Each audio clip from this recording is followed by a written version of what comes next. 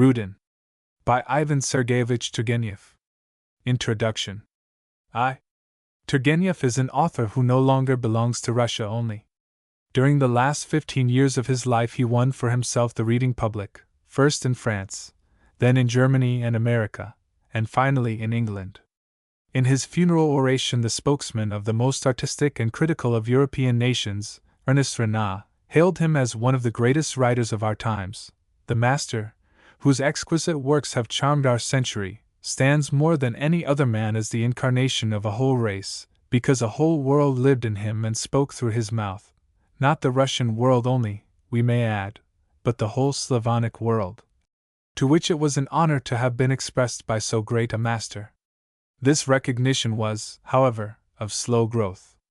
It had nothing in it of the sudden wave of curiosity and gushing enthusiasm which in a few years lifted Count Tolstoy to worldwide fame. Neither in the personality of Turgenev, nor in his talent, was there anything to strike and carry away popular imagination. By the fecundity of his creative talent, Turgenev stands with the greatest authors of all times.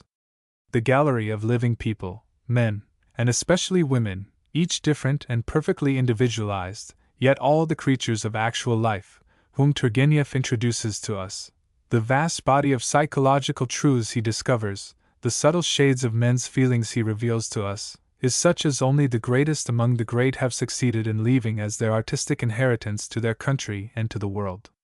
As regards his method of dealing with his material and shaping it into mold, he stands even higher than as a pure creator. Tolstoy is more plastical, and certainly as deep and original and rich in creative power as Turgenev, and Dostoevsky is more intense, fervid, and dramatic. But as an artist, as master of the combination of details into a harmonious whole, as an architect of imaginative work, he surpasses all the prose writers of his country, and has but few equals among the great novelists of other lands. 25 years ago, on reading the translation of one of his short stories, Assia, George Sand, who was then at the apogee of her fame, wrote to him, "Master, all of us have to go to study at your school." This was, indeed, a generous compliment, coming from the representative of French literature which is so eminently artistic. But it was not flattery. As an artist, Turgenev in reality stands with the classics who may be studied and admired for their perfect form long after the interest of their subject has disappeared. But it seems that in his very devotion to art and beauty he has purposely restricted the range of his creations. To one familiar with all Turgenev's works it is evident that he possessed the keys of all human emotions, all human feelings, the highest and the lowest, the noble as well as the base. From the height of his superiority he saw all, understood all, nature and men had no secrets hidden from his calm, penetrating eyes.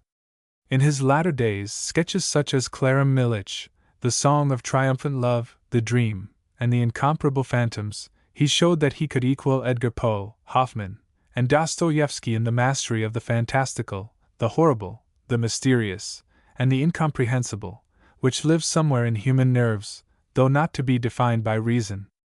But there was in him such a love of light, sunshine, and living human poetry, such an organic aversion for all that is ugly, or coarse and discordant, that he made himself almost exclusively the poet of the gentler side of human nature. On the fringe of his pictures or in their background, just for the sake of contrast, he will show us the vices, the cruelties, even the mire of life. But he cannot stay in these gloomy regions, and he hastens back to the realms of the sun and flowers, or to the poetical moonlight of melancholy, which he loves best because in it he can find expression for his own great sorrowing heart. Even jealousy, which is the black shadow of the most poetical of human feelings, is avoided by the gentle artist. He hardly ever describes it, only alluding to it cursorily. But there is no novelist who gives so much room to the pure, crystalline, eternally youthful feeling of love. We may say that the description of love is Turgenev's speciality. What Francesco Petrarca did for one kind of love, the romantic, artificial, hothouse love of the times of chivalry, Turgenev did for the natural, spontaneous, modern love in all its variety of forms, kinds, and manifestations, the slow and gradual as well as the sudden and instantaneous, the spiritual, the admiring and inspiring, as well as the life-poisoning, terrible kind of love, which infects a man as a prolonged disease. There is something prodigious in Turgenev's insight into, and his inexhaustible richness, truthfulness, and freshness in the rendering of those emotions which have been the theme of all poets and novelists for 2,000 years. In the well-known memoirs of Caroline Bauer one comes across a curious legend about Paganini. She tells that the great enchanter owed his unique command over the emotions of his audiences to a peculiar use of one single string, G, which he made sing and whisper, cry and thunder, at the touch of his marvelous bow. There is something of this in Turgenev's description of love. He has many other strings at his harp, but his greatest effect he obtains in touching this one. His stories are not love poems. He only prefers to present his people in the light of that feeling in which a man's soul gathers up all its highest energies, and melts as in a crucible, showing its dross and its pure metal. Turgenev began his literary career and won an enormous popularity in Russia by his sketches from peasant life. His Diary of a Sportsman contains some of the best of his short stories, and his Country Inn, written a few years later, in the maturity of his talent, is as good as Tolstoy's little masterpiece, Pavlikushka. He was certainly able to paint all classes and conditions of Russian people. But in his greater works Turgenev lays the action exclusively with one class of Russian people. There is nothing of the enormous canvas of Count Tolstoy, in which the whole of Russia seems to pass in review before the readers. In Turgenev's novels we see only educated Russia, or rather the more advanced thinking part of it, which he knew best, because he was a part of it himself. We are far from regretting this specialization. Quality can sometimes hold its own against quantity. Although small numerically, the section of Russian society which Turgenev represents is enormously interesting, because it is the brain of the nation, the living ferment which alone can leaven the huge unformed masses. It is upon them that depend the destinies of their country. Besides, the artistic value of his works could only be enhanced by his concentrating his genius upon a field so familiar to him, and engrossing so completely his mind and his sympathies. What he loses in dimensions he gains in correctness, depth, wonderful subtlety and effectiveness of every minute detail, and the surpassing beauty of the whole. The jewels of art he left us are like those which nations store in the sanctuaries of their museums and galleries to be admired, the longer they are studied. But we must look to Tolstoy for the huge and towering monuments, hewn in massive granite, to be put upon some crossway of nations as an object of wonder and admiration for all who come from the four winds of heaven. Turgenev did not write for the masses but for the elite among men. The fact that he has won such a fame among foreigners, and that the number of his readers is widening every year, proves that great art is international, and also, I may say, that artistic taste and understanding is growing everywhere. 2. It is written that no man is a prophet in his own country, and from time immemorial all the unsuccessful aspirants to the profession have found their consolation in this proverbial truth. But for aught we know this hard limitation has never been applied to artists. Indeed, it seems absurd on the face of it that the artist's countrymen, for whom and about whom he writes, should be less fit to recognize him than strangers. Yet in certain special and peculiar conditions, the most unlikely things will sometimes occur, as is proved in the case of Turgenev. The fact is that as an artist he was appreciated to his full value first by foreigners. The Russians have begun to understand him, and to assign to him his right place in this respect only now, after his death, whilst in his lifetime his artistic genius was comparatively little cared for, save by a handful of his personal friends. This supreme art told upon the Russian public unconsciously, as it was bound to tell upon a nation so richly endowed with natural artistic instinct. Turgenev was always the most widely read of Russian authors, not excepting Tolstoy, who came to the front only after his death. But full recognition he had not, because he happened to produce his works in a troubled epoch of political and social strife, when the best men were absorbed in other interests and pursuits, and could not, and would not appreciate and enjoy pure art. This was the painful, almost tragic, position of an artist, who lived in a most inartistic epoch, and whose highest aspirations and noblest efforts wounded and irritated those among his countrymen whom he was most devoted to, and whom he desired most ardently to serve. This strife embittered Turgenev's life. At one crucial epoch of his literary career, the conflict became so vehement, and the outcry against him, set in motion by his very artistic truthfulness and objectiveness, became so loud and unanimous, that he contemplated giving up literature altogether. He could not possibly have held to this resolution. But it is surely an open question whether, sensitive and modest as he was, and prone to despondency and diffidence, he would have done so much for the literature of his country without the enthusiastic encouragement of various great foreign novelists, who were his friends and admirers: George Sand, Gustave Flaubert, in France; Auerbach, in Germany; W. D. Howells, in America; George Eliot, in England. We will tell the story of his troubled life piece by piece as far as space will allow, as his works appear in succession. Here we will only give a few biographical traits which bear particularly upon the novel before us, and account for his peculiar hold over the minds of his countrymen. Turgenev, who was born in 1818, belonged to a set of Russians very small in his time, who had received a thoroughly European education in no way inferior to that of the best favored young German or Englishman. It happened, moreover, that his paternal uncle, Nicholas Turgenev, the famous Decembrist, after the failure of that first attempt, December 14, 1825, to gain by force of arms a constitutional government for Russia, succeeded in escaping the vengeance of the Tsar Nicholas I, and settled in France, where he published in French the first vindication of Russian Revolution. Whilst studying philosophy in the Berlin University, Turgenev paid short visits to his uncle, who initiated him in the ideas of liberty, from which he never swerved throughout his long life. In the 60s, when Alexander Herzen, one of the most gifted writers of our land, a sparkling, witty, pathetic, and powerful journalist and brilliant essayist, started in London his Kolokol, a revolutionary, or rather radical paper, which had a great influence in Russia, Turgenev became one of his most active contributors and advisors, almost a member of the editorial staff. This fact has been revealed a few years ago by the publication, which we owed to Professor Dragomanov, of the private correspondence between Turgenev and Herzen. This most interesting little volume throws quite a new light upon Turgenev, showing that our great novelist was at the same time one of the strongest, perhaps the strongest, and most clear-sighted political thinkers of his time.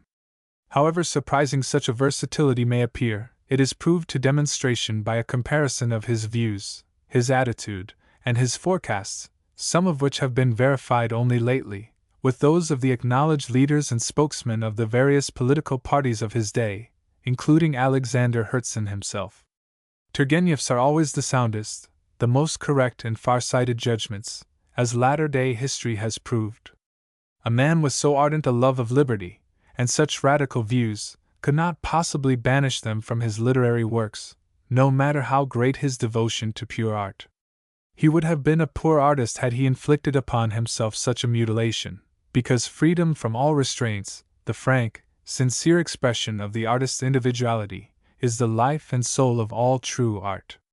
Turgenev gave to his country the whole of himself, the best of his mind and of his creative fancy. He appeared at the same time as a teacher, a prophet of new ideas, and as a poet and artist. But his own countrymen hailed him in the first capacity, remaining for a long time obtuse to the latter and greater. Thus, during one of the most important and interesting periods of our national history, Turgenev was the standard-bearer and inspirer of the liberal, the thinking Russia. Although the two men stand at diametrically opposite poles, Turgenev's position can be compared to that of Count Tolstoy nowadays, with a difference, this time in favor of the author of Dmitry Rudin. With Turgenev, the thinker and the artist are not at war, spoiling and sometimes contradicting each other's efforts. They go hand in hand because he never preaches any doctrine whatever, but gives us, with an unimpeachable, artistic objectiveness, the living men and women in whom certain ideas, doctrines, and aspirations were embodied. And he never evolves these ideas and doctrines from his inner consciousness, but takes them from real life, catching with his unfailing artistic instinct an incipient movement just at the moment when it was to become a historic feature of the time. Thus his novels are a sort of artistic epitome of the intellectual history of modern Russia, and also a powerful instrument of her intellectual progress. 3. Rudin is the first of Turgenev's social novels, and is a sort of artistic introduction to those that follow, because it refers to the epoch anterior to that when the present social and political movements began. This epoch is being fast forgotten, and without his novel it would be difficult for us to fully realize it, but it is well worth studying, because we find in it the germ of future growths. It was a gloomy time. The ferocious despotism of Nicholas I. Overweighing the country like the stone lid of a coffin, crushed every word, every thought, which did not fit with its narrow conceptions. But this was not the worst. The worst was that progressive Russia was represented by a mere handful of men, who were so immensely in advance of their surroundings, that in their own country they felt more isolated, helpless, and out of touch with the realities of life than if they had lived among strangers. But men must have some outlet for their spiritual energies, and these men, unable to take part in the sordid or petty pursuits of those around them, created for themselves artificial life, artificial pursuits and interests. The isolation in which they lived drew them naturally together. The circle, something between an informal club and a debating society, became the form in which these cravings of mind or heart could be satisfied. These people met and talked. That was all they were able to do. The passage in which one of the heroes, Lesniov, tells the woman he loves about the circle of which Dmitri Rudin and himself were members, is historically one of the most suggestive. It refers to a circle of young students. But it has a wider application. All prominent men of the epoch, Stankovich, who served as model to the poetic and touching figure of Pokorsky, Alexander Herzen, and the great critic, Belinsky, all had their circles, or their small chapels, in which these enthusiasts met to offer worship to the goddess of truth, art, and morality. They were the best men of their time, full of high aspirations and knowledge, and their disinterested search after truth was certainly a noble pursuit. They had full right to look down upon their neighbors wallowing in the mire of sordid and selfish materialism. But by living in that spiritual hothouse of dreams, philosophical speculations, and abstractions, these men unfitted themselves only the more completely for participation in real life, the absorption in interests having nothing to do with the life of their own country, estranged them still more from it. The overwhelming stream of words drained them of the natural sources of spontaneous emotion, and these men almost grew out of feeling by dint of constantly analyzing their feelings. Dmitri Rudin is the typical man of that generation, both the victim and the hero of his time, a man who is almost a Titan in word and a pygmy in deed. He is eloquent as a young Demosthenes. An irresistible debater, he carries everything before him the moment he appears. But he fails ignominiously when put to the hard test of action. Yet he is not an impostor. His enthusiasm is contagious because it is sincere, and his eloquence is convincing because devotion to his ideals is an absorbing passion with him. He would die for them, and what is more rare, he would not swerve a hair's breadth from them for any worldly advantage, or for fear of any hardship. Only this passion and this enthusiasm spring with him entirely from the head. The heart, the deep emotional power of human love and pity, lay dormant in him. Humanity, which he would serve to the last drop of his blood, is for him a body of foreigners, French, English, Germans, whom he has studied from books, and whom he has met only in hotels and watering places during his foreign travels as a student or as a tourist. Towards such an abstract, alien humanity, a man cannot feel any real attachment. With all his outward ardor, Rudin is cold as ice at the bottom of his heart. His is an enthusiasm which glows without warmth, like the aurora borealis of the polar regions. A poor substitute for the bountiful Sunday, but what would have become of a god-forsaken land if the Arctic nights were deprived of that substitute? With all their weaknesses, Rudin and the men of his stamp, in other words, the men of the generation of 1840, have rendered an heroic service to their country. They inculcated in it the religion of the ideal.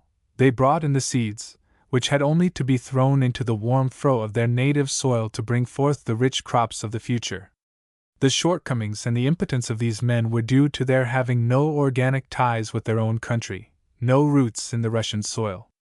They hardly knew the Russian people, who appeared to them as nothing more than an historic abstraction. They were really cosmopolitan, as a poor makeshift for something better, and Turgenev, in making his hero die on a French barricade, was true to life as well as to art.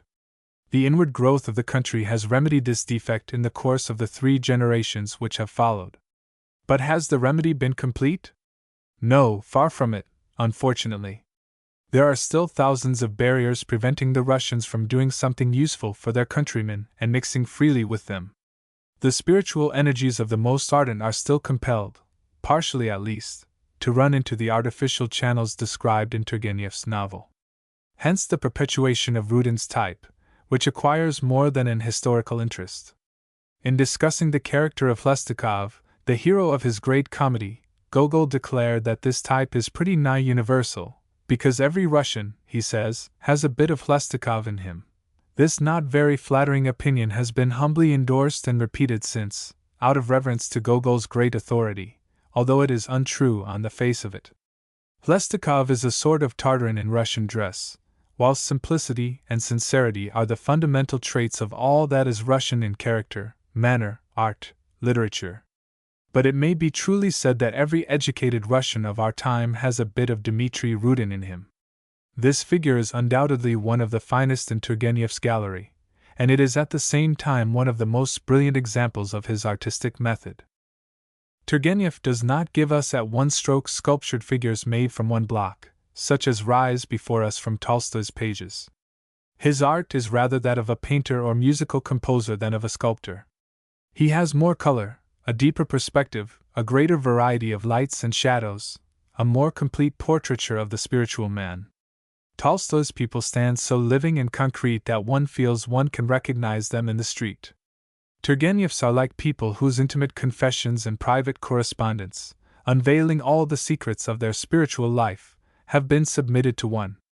Every scene, almost every line, opens up new deep horizons, throwing upon his people some new unexpected light. The extremely complex and difficult character of the hero of this story shows at its highest this subtle psychological many-sidedness. Dmitry Rudin is built up of contradictions, yet not for a moment does he cease to be perfectly real, living, and concrete. Hardly less remarkable is the character of the heroine, Natalia, the quiet, sober, matter-of-fact girl, who at the bottom is an enthusiastic and heroic nature. She is but a child fresh to all impressions of life, and as yet undeveloped. To have used the searching, analytical method in painting her would have spoiled this beautiful creation. Turgenev describes her synthetically by a few masterly lines, which show us, however, the secrets of her spirit, revealing what she is and also what she might have become under other circumstances. This character deserves more attention than we can give it here. Turgenev, like George Meredith, is a master in painting women, and his Natalia is the first poetical revelation of a very striking fact in modern Russian history: the appearance of women possessing a strength of mind more finely masculine than that of the men of their time. By the side of weak, irresolute, though highly intellectual men, we see in his first 3 novels energetic, earnest, impassioned women, who take the lead in action, whilst they are but the man's modest pupils in the domain of ideas. Only later on, in Fathers and Children, does Turgenev show us in Bazarov a man essentially masculine. But of this interesting peculiarity of Russian intellectual life, in the years 1840 to 1860, I will speak more fully when analyzing another of Turgenev's novels in which this contrast is most conspicuous. I will say nothing of the minor characters of the story before us: Lesniov, Pigasov, Madame Lasunsky, Pandalevsky, who are all excellent examples of what may be called miniature painting. As to the novel as a whole, I will make here only one observation, not to forestall the reader's own impressions. Turgenev is a realist in the sense that he keeps close to reality, truth, and nature. But in the pursuit of photographic faithfulness to life, he never allows himself to be tedious and dull, as some of the best representatives of the school think it incumbent upon them to be. His descriptions are never overburdened with wearisome details. His action is rapid. The events are never to be foreseen 100 pages beforehand. He keeps his readers in constant suspense. And it seems to me in so doing he shows himself a better realist than the gifted representatives of the orthodox realism in France, England, and America. Life is not dull. Life is full of the unforeseen, full of suspense. A novelist, however natural and logical, must contrive to have it in his novels if he is not to sacrifice the soul of art for the merest show of fidelity. The plot of Dmitri Rudin is so exceedingly simple that an English novel reader would say that there is hardly any plot at all. Turgenev disdained the tricks of the sensational novelists.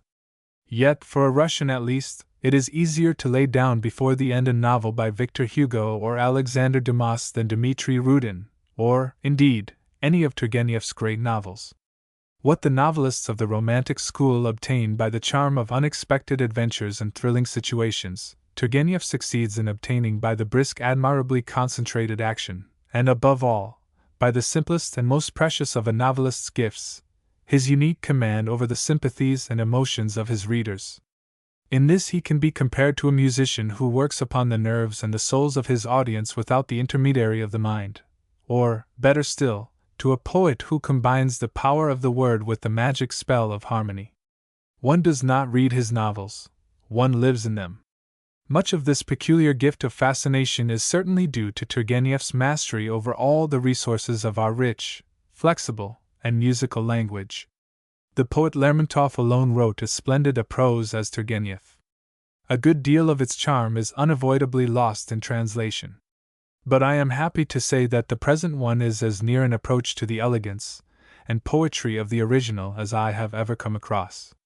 The names of the characters in the book: Dmitry Nikolaich Rudin, Daria Mihailovna Lesuinskaya, Natalia Alexeyevna, Mihailo Mihailich Luziechnev, Misha, Alexandra Pavlovna Lipin, Sasha, Sergei Pavlich Volientisev, Syriza, Konstantin Diamidich Pandelvyesky, African Semenich Pigesovi, Basistov, Mli, Boncourt.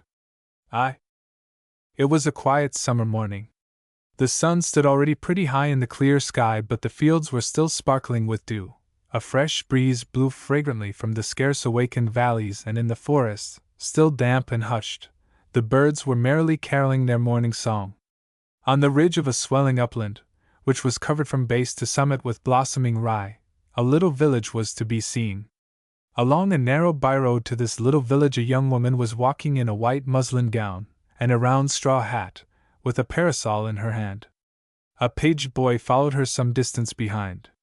She moved without haste, and as though she were enjoying the walk, the high nodding rye all round her moved in long, softly rustling waves, taking here a shade of silvery green and there a ripple of red. The larks were trilling overhead. The young woman had come from her own estate, which was not more than a mile from the village to which she was turning her steps. Her name was Alexandra Pavlovna Lipin. She was a widow, childless, and fairly well off, and lived with her brother, a retired cavalry officer, Sergei Pavlich Volintsev. He was unmarried and looked after her property. Alexandra Pavlovna reached the village, and, stopping at the last hut, a very old and low one, she called up the boy and told him to go in and ask after the health of its mistress. He quickly came back accompanied by a decrepit old peasant with a white beard. "Well, how is she?" asked Alexandra Pavlovna. "Well, she is still alive," began the old man. "Can I go in?" "Of course, yes." Alexandra Pavlovna went into the hut. It was narrow, stifling, and smoky inside. Someone stirred and began to moan on the stove which formed the bed. Alexandra Pavlovna looked round and discerned in the half-darkness the yellow wrinkled face of the old woman tied up in a checked handkerchief. Covered to the very throat with a heavy overcoat, she was breathing with difficulty, and her wasted hands were twitching. Alexandra Pavlovna went close up to the old woman and laid her fingers on her forehead. It was burning hot. "How do you feel, Matrona?" she inquired, bending over the bed. Oh, groaned the old woman, trying to make her out. "Bad, very bad, my dear. My last hour has come, my darling. God is merciful, Matrona. Perhaps you will be better soon. Did you take the medicine I sent you?" The old woman groaned painfully, and did not answer. She had hardly heard the question. "She has taken it," said the old man who was standing at the door. Alexandra Pavlovna turned to him. "Is there no one with her but you?" she inquired. "There is the girl, her granddaughter, but she always keeps away. She won't sit with her, she's such a gadabout." To give the old woman a drink of water is too much trouble for her. And I am old, what use can I be? Shouldn't she be taken to me, to the hospital? No, why take her to the hospital? She would die just the same. She has lived her life, its gods will now seemingly. She will never get up again. How could she go to the hospital? If they tried to lift her up, she would die. Oh, moaned the sick woman, my pretty lady, don't abandon my little orphan. Our master is far away, but you. She could not go on, she had spent all her strength in saying so much. Do not worry yourself, replied Alexandra Pavlovna, everything shall be done. Here is some tea and sugar I have brought you. If you can fancy it, you must drink some. Have you a samovar, I wonder? She added, looking at the old man. A samovar? We haven't a samovar, but we could get one. Then get one, or I will send you one. And tell your granddaughter not to leave her like this. Tell her it's shameful. The old man made no answer but took the parcel of tea and sugar with both hands. Well, goodbye, Matrona, said Alexandra Pavlovna, I will come and see you again, and you must not lose heart but take your medicine regularly. The old woman raised her head and drew herself a little towards Alexandra Pavlovna. Give me your little hand, dear lady, she muttered. Alexandra Pavlovna did not give her hand, she bent over her and kissed her on the forehead. Take care now, she said to the old man as she went out, and give her the medicine without fail, as it is written down, and give her some tea to drink. Again the old man made no reply, but only bowed. Alexandra Pavlovna breathed more freely when she came out into the fresh air. She put up her parasol and was about to start homewards, when suddenly there appeared round the corner of a little hut a man about 30, driving a low racing droshky and wearing an old overcoat of grey linen, and a foraging cap of the same. Catching sight of Alexandra Pavlovna, he at once stopped his horse and turned round towards her. His broad and colorless face with its small light gray eyes and almost white mustache seemed all in the same tone of color as his clothes. Good morning, he began, with a lazy smile. What are you doing here, if I may ask? I have been visiting a sick woman. And where have you come from, Mihailo Mihailitch? The man addressed as Mihailo Mihailitch looked into her eyes and smiled again. You do well, he said, to visit the sick, but wouldn't it be better for you to take her into the hospital? She is too weak, impossible to move her. But don't you intend to give up your hospital? Give it up? Why? Oh, I thought so. What a strange notion. What put such an idea into your head? Oh, you are always with Madame Lesunsky now, you know, and seem to be under her influence. And in her words, hospitals, schools, and all that sort of things, are mere waste of time, useless fads. Philanthropy ought to be entirely personal, and education too, all that is the soul's work, that's how she expresses herself, I believe. From whom did she pick up that opinion, I should like to know? Alexandra Pavlovna laughed. Darya Mihailovna is a clever woman, I like and esteem her very much, but she may make mistakes, and I don't put faith in everything she says. And it's a very good thing you don't, rejoined Mihailo Mihailitch, who all the while remained sitting in his droshky, for she doesn't put much faith in what she says herself. I'm very glad I met you. Why? That's a nice question. As though it wasn't always delightful to meet you? Today you look as bright and fresh as this morning. Alexandra Pavlovna laughed again. What are you laughing at? What, indeed? If you could see with what a cold and indifferent face you brought out your compliment. I wonder you didn't yawn over the last word. A cold face. You always want fire, but fire is of no use at all.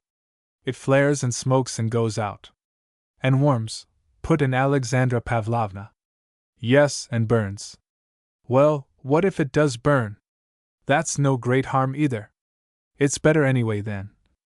Well, we shall see what you will say when you do get nicely burnt one day. Mihailo Mihailitch interrupted her in a tone of vexation and made a cut at the horse with the reins. Goodbye. Mihailo Mihailitch, stop a minute, cried Alexandra Pavlovna. When are you coming to see us? Tomorrow. My greetings to your brother. And the droshky rolled away. Alexandra Pavlovna looked after Mihailo Mihailitch. What a sack, she thought. Sitting huddled up and covered with dust, his cap on the back of his head and tufts of flaxen hair straggling from beneath it. He looked strikingly like a huge sack of flour. Alexandra Pavlovna turned tranquilly back along the path homewards. She was walking with downcast eyes. The tramp of a horse near made her stop and raise her head. Her brother had come on horseback to meet her. Beside him was walking a young man of medium height, wearing a light open coat, a light tie, and a light gray hat, and carrying a cane in his hand. He had been smiling for a long time at Alexandra Pavlovna, even though he saw that she was absorbed in thought and noticing nothing, and when she stopped he went up to her and in a tone of delight, almost of emotion, cried, "Good morning, Alexandra Pavlovna, good morning." "Ah, Konstantin Diamiditch." "Good morning," she replied. "You have come from Darya Mihailovna?" Precisely so, rejoined the young man with a radiant face, "from Darya Mihailovna. Darya Mihailovna sent me to you. I preferred to walk, it's such a glorious morning, and the distance is only 3 miles. When I arrived, you were not at home. Your brother told me you had gone to Semenovka, and he was just going out to the fields, so you see I walked with him to meet you." "Yes, yes. How very delightful." The young man spoke Russian accurately and grammatically but with a foreign accent, though it was difficult to determine exactly what accent it was. In his features there was something Asiatic. His long hook nose, his large expressionless prominent eyes, his thick red lips, and retreating forehead, and his jet black hair, everything about him suggested an Oriental extraction. But the young man gave his surname as Pandalevsky and spoke of Odessa as his birthplace, though he was brought up somewhere in White Russia at the expense of a rich and benevolent widow. Another widow had obtained a government post for him. Middle-aged ladies were generally ready to befriend Konstantin Diamiditch. He knew well how to court them and was successful in coming across them. He was at this very time living with a rich lady, a landowner, Darya Mihailovna Lasunsky, in a position between that of a guest and of a dependent. He was very polite and obliging, full of sensibility and secretly given to sensuality. He had a pleasant voice, played well on the piano, and had the habit of gazing intently into the eyes of any one he was speaking to. He dressed very neatly, and wore his clothes a very long time, shaved his broad chin carefully, and arranged his hair curl by curl. Alexandra Pavlovna heard his speech to the end and turned to her brother. "I keep meeting people today. I have just been talking to Lesniov." "Oh, Lesniov! Was he driving somewhere?" "Yes, and fancy, he was in a racing droshky, and dressed in a kind of linen sack, all covered with dust. What a queer creature he is!" "Perhaps so, but he's a capital fellow." "Who? Mr. Lesniov?" inquired Pandalevsky, as though he were surprised. "Yes, Mihailo Mihailitch Lesniov," replied Volintsev. "Well, goodbye. It's time I was off to the field. They are sowing near buckwheat. Mr. Pandalevsky will escort you home." And Volintsev rode off at a trot. "With the greatest of pleasure," cried Konstantin Diamiditch, offering Alexandra Pavlovna his arm. She took it, and they both turned along the path to her house. Walking with Alexandra Pavlovna on his arm seemed to afford Konstantin Diamiditch great delight. He moved with little steps, smiling, and his oriental eyes were even bedimmed by a slight moisture. Though this indeed was no rare occurrence with them, it did not mean much for Konstantin Diamiditch to be moved and dissolve into tears. And who would not have been pleased to have on his arm a pretty, young and graceful woman? Of Alexandra Pavlovna the whole of her district was unanimous in declaring that she was charming, and the district was not wrong. Her straight, ever so slightly tilted nose would have been enough alone to drive any man out of his senses, to say nothing of her velvety dark eyes, her golden brown hair, the dimples in her smoothly curved cheeks, and her other beauties. But best of all was the sweet expression of her face, confiding, good and gentle. It touched and attracted at the same time. Alexandra Pavlovna had the glance and the smile of a child. Other ladies found her a little simple. Could one wish for anything more? "Darya Mihailovna sent you to me, did you say?" she asked Pandalevsky. "Yes, she sent me," he answered, pronouncing the letter S like the English th. She particularly wishes and told me to beg you very urgently to be so good as to dine with her today. She is expecting a new guest whom she particularly wishes you to meet. Who is it?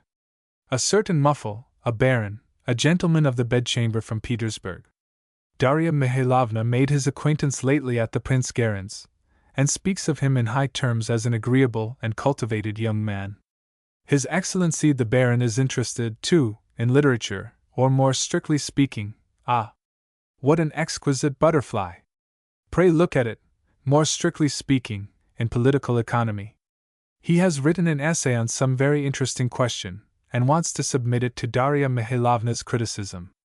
An article on political economy? From the literary point of view, Alexandra Pavlovna, from the literary point of view. You are well aware, I suppose, that in that line Darya Mihailovna is an authority. Zhukovsky used to ask her advice, and my benefactor, who lives at Odessa, that benevolent old man, Roxalin Medyorovich Ksandrika. No doubt you know the name of that eminent man? No, I have never heard of him. You never heard of such a man? Surprising. I was going to say that Roxalin Medyorovich always had the very highest opinion of Darya Mihailovna's knowledge of Russian. Is this baron a pedant then? Asked Alexandra Pavlovna. Not in the very least. Darya Mihailovna says, on the contrary, that you see that he belongs to the best society at once. He spoke of Beethoven with such eloquence that even the old prince was quite delighted by it. That, I own, I should like to have heard. You know that is in my line. Allow me to offer you this lovely wild flower. Alexandra Pavlovna took the flower, and when she had walked a few steps farther, let it drop on the path.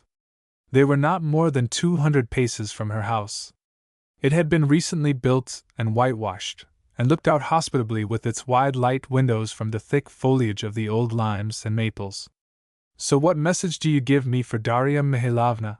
Began Pandalevsky, slightly hurt at the fate of the flower he had given her. Will you come to dinner? She invites your brother too. Yes, we will come, most certainly. And how is Natasha? Natalia Alexeyevna is well, I am glad to say. But we have already passed the road that turns off to Darya Mihailovna's. Allow me to bid you good-bye. Alexandra Pavlovna stopped. But won't you come in? She said in a hesitating voice. I should like to, indeed, but I am afraid it is late. Darya Mihailovna wishes to hear a new etude of Thalberg's, so I must practice and have it ready. Besides, I am doubtful, I must confess, whether my visit could afford you any pleasure. Oh no! Why? Pandalevsky sighed and dropped his eyes expressively. Goodbye, Alexandra Pavlovna, he said after a slight pause. Then he bowed and turned back. Alexandra Pavlovna turned round and went home. Konstantin Diamiditch, too, walked homewards. All softness had vanished at once from his face. A self-confident, almost hard expression came into it. Even his walk was changed. His steps were longer, and he trod more heavily. He had walked about 2 miles, carelessly swinging his cane, when all at once he began to smile again. He saw by the roadside a young, rather pretty peasant girl, who was driving some calves out of an oat field. Konstantin Diamiditch approached the girl as warily as a cat, and began to speak to her. She said nothing at first, only blushed and laughed, but at last she hid her face in her sleeve, turned away, and muttered, Go away, sir, upon my word. Konstantin Diamiditch shook his finger at her, and told her to bring him some cornflowers. What do you want with cornflowers? To make a wreath? Replied the girl. Come now, go along then. Stop a minute, my pretty little dear, Konstantin Diamiditch was beginning. There now, go along, the girl interrupted him, there are the young gentlemen coming. Konstantin Diamiditch looked round. There really were Vanya and Petya, Darya Mihailovna's sons, running along the road. After them walked their tutor Basistov, a young man of 22, who had only just left college. Basistov was a well-grown youth, with a simple face, a large nose, thick lips, and small pig's eyes, plain and awkward, but kind, good, and upright. He dressed untidily and wore his hair long, not from affectation, but from laziness. He liked eating and he liked sleeping, but he also liked a good book, and an earnest conversation, and he hated Pandalevsky from the depths of his soul. Darya Mihailovna's children worshipped Basistov, and yet were not in the least afraid of him. He was on a friendly footing with all the rest of the household, a fact which was not altogether pleasing to its mistress, though she was fond of declaring that for her social prejudices did not exist. "Good morning, my dears," began Konstantin Diamiditch. "How early you have come for your walk today! But I," he added, turning to Basistov, "have been out a long while already. It's my passion to enjoy nature." "We saw how you were enjoying nature," muttered Basistov. "You are a materialist, God knows what you are imagining." "I know you." When Pandalevsky spoke to Basistov or people like him, he grew slightly irritated, and pronounced the letter S quite clearly, even with a slight hiss. "Why were you asking your way of that girl, am I to suppose?" said Basistov, shifting his eyes to right and to left. He felt that Pandalevsky was looking him straight in the face, and this fact was exceedingly unpleasant to him. "I repeat, a materialist and nothing more. You certainly prefer to see only the prosaic side in everything." "Boys," cried Basistov suddenly, "do you see that willow at the corner? Let's see who can get to it first. 1, 2, 3, and away!" The boys set off at full speed to the willow. Basistov rushed after them. "What a lout," thought Pandalevsky, "he is spoiling those boys. A perfect peasant." And looking with satisfaction at his own neat and elegant figure, Konstantin Diamiditch struck his coat sleeve twice with his open hand, pulled up his collar, and went on his way. When he had reached his own room, he put on an old dressing gown and sat down with an anxious face to the piano. 2. Darya Mihailovna's house was regarded as almost the first in the whole province. It was a huge stone mansion, built after designs of Rastrelli in the taste of last century, and in a commanding position on the summit of a hill, at whose base flowed one of the principal rivers of central Russia. Darya Mihailovna herself was a wealthy and distinguished lady, the widow of a privy councillor. Pandalevsky said of her that she knew all Europe and all Europe knew her. However, Europe knew her very little. Even at Petersburg she had not played a very prominent part, but on the other hand at Moscow every one knew her and visited her. She belonged to the highest society, and was spoken of as a rather eccentric woman, not wholly good-natured, but excessively clever. In her youth she had been very pretty. Poets had written verses to her, young men had been in love with her, distinguished men had paid her homage. But 25 or 30 years had passed since those days, and not a trace of her former charms remained. Every one who saw her now for the first time was impelled to ask himself if this woman, skinny, sharp-nosed, and yellow-faced, though still not old in years, could once have been a beauty, if she was really the same woman who had been the inspiration of poets. And every one marveled inwardly at the mutability of earthly things.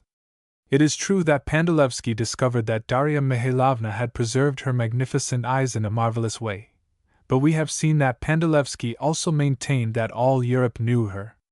Darya Mihailovna went every summer to her country place with her children. She had 3, a daughter of 17, Natalia, and 2 sons of 9 and 10 years old.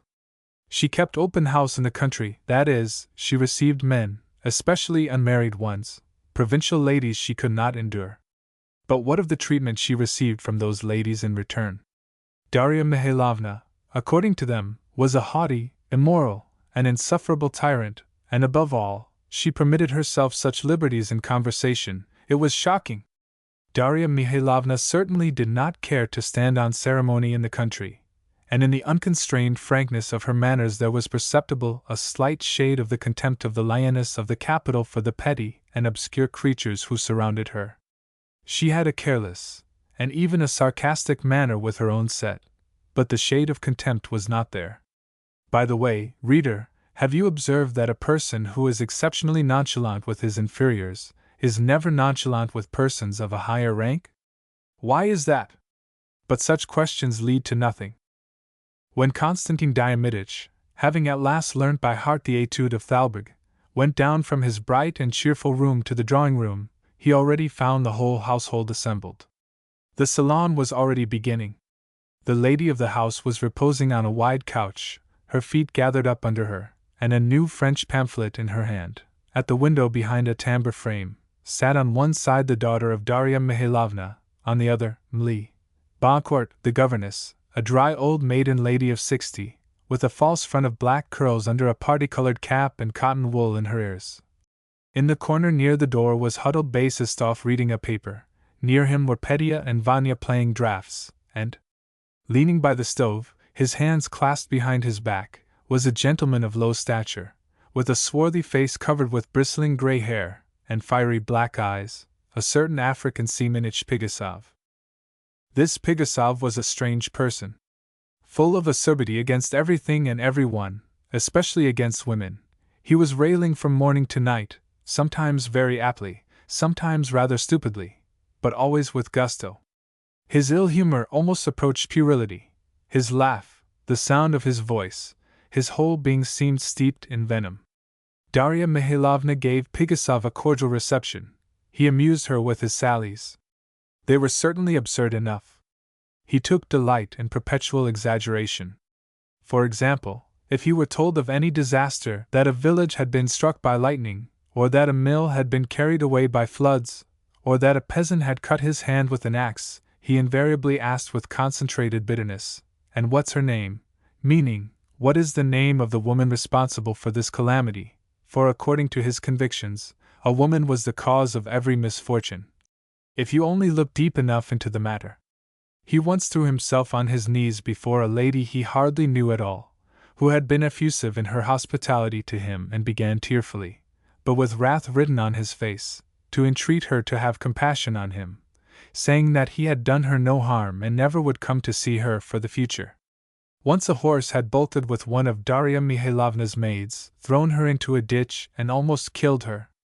From that time Pigasov never spoke of that horse except as the good horse, and he even came to regard the hill and the ditch as specially picturesque spots. Pigasov had failed in life and had adopted this whimsical craze. He came of poor parents. His father had filled various petty posts, and could scarcely read and write, and did not trouble himself about his son's education. He fed and clothed him and nothing more. His mother spoiled him, but she died early. Pigasov educated himself, sent himself to the district school and then to the gymnasium, taught himself French, German, and even Latin, and leaving the gymnasiums with an excellent certificate, went to Dorpat, where he maintained a perpetual struggle with poverty, but succeeded in completing his 3 years' course. Pigasov's abilities did not rise above the level of mediocrity. Patience and perseverance were his strong points, but the most powerful sentiment in him was ambition, the desire to get into good society, not to be inferior to others in spite of fortune.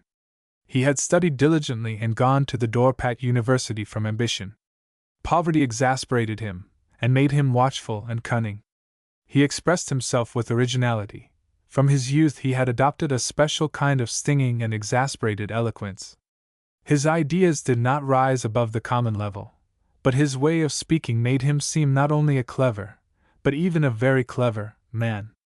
Having taken his degree as candidate, Pigasov decided to devote himself to the scholastic profession. He understood that in any other career he could not possibly be the equal of his associates. He tried to select them from a higher rank and knew how to gain their good graces, even by flattery, though he was always abusing them. But to do this he had not, to speak plainly, enough raw material. Having educated himself through no love for study, Pigasov knew very little thoroughly. He broke down miserably in the public disputation, while another student who had shared the same room with him, and who was constantly the subject of his ridicule, a man of very limited ability who had received a careful and solid education, gained a complete triumph. Pigasov was infuriated by this failure. He threw all his books and manuscripts into the fire, and went into a government office. At first he did not get on badly. He made a fair official, not very active, extremely self-confident and bold, however. But he wanted to make his way more quickly. He made a false step, got into trouble, and was obliged to retire from the service. He spent 3 years on the property he had bought himself and suddenly married a wealthy half-educated woman who was captivated by his unceremonious and sarcastic manners. But Pigasov's character had become so soured and irritable that family life was unendurable to him. After living with him a few years, his wife went off secretly to Moscow and sold her estate to an enterprising speculator. Pigasov had only just finished building a house on it. Utterly crushed by this last blow, Pigasov began a lawsuit with his wife, but gained nothing by it. After this he lived in solitude, and went to see his neighbors, whom he abused behind their backs and even to their faces, and who welcomed him with a kind of constrained half-laugh, though he did not inspire them with any serious dread. He never took a book in his hand. He had about 100 serfs. His peasants were not badly off. "Ah, Constantine," said Darya Mihailovna, when Pandalevsky came into the drawing-room, "is Alexandrin coming?" "Alexandra Pavlovna asked me to thank you, and they will be extremely delighted," replied Konstantin Diamiditch, bowing affably in all directions, and running his plump white hand with its triangular cut nails through his faultlessly arranged hair. "And is Volintsev coming too?" "Yes." "So, according to you, African Semenich," continued Darya Mihailovna, turning to Pigasov, "all young ladies are affected?" Pigasov's mouth twitched, and he plucked nervously at his elbow. "I say," he began in a measured voice. In his most violent moods of exasperation he always spoke slowly and precisely. "I say that young ladies, in general, of present company, of course, I say nothing. But that does not prevent your thinking of them," put in Darya Mihailovna. "I say nothing of them," repeated Pigasov. "All young ladies, in general, are affected to the most extreme point, affected in the expression of their feelings. If a young lady is frightened, for instance, or pleased with anything, or distressed, she is certain first to throw her person into some such elegant attitude," and Pigasov threw his figure into an unbecoming pose and spread out his hands, "and then she shrieks. Ah! Or she laughs or cries. I did once though," and here Pigasov smiled complacently, "succeed in eliciting a genuine, unaffected expression of emotion from a remarkably affected young lady." "How did you do that?" Pigasov's eyes sparkled. "I poked her in the side with an aspen stake, from behind. She did shriek, and I said to her, 'Bravo, bravo! That's the voice of nature, that was a genuine shriek. Always do like that for the future.'" Every one in the room laughed. "What nonsense you talk, African Semenich," cried Darya Mihailovna. "Am I to believe that you would poke a girl in the side with a stake?" "Yes, indeed, with a stake, a very big stake, like those that are used in the defense of a fort." "Mais c'est un horreur ce que vous dites là, monsieur," cried Mli Boncourt, looking angrily at the boys, who were in fits of laughter. "Oh, you mustn't believe him," said Darya Mihailovna. "Don't you know him?" But the offended French lady could not be pacified for a long while, and kept muttering something to herself. "You need not believe me," continued Pigasov coolly, "but I assure you I told the simple truth. Who should know if not I? After that perhaps you won't believe that our neighbor, Madame Chapuz, Elena Antonovna, told me herself, mind herself, that she had murdered her nephew? What an invention! Wait a minute, wait a minute! Listen and judge for yourselves. Mind, I don't want to slander her, I even like her as far as one can like a woman.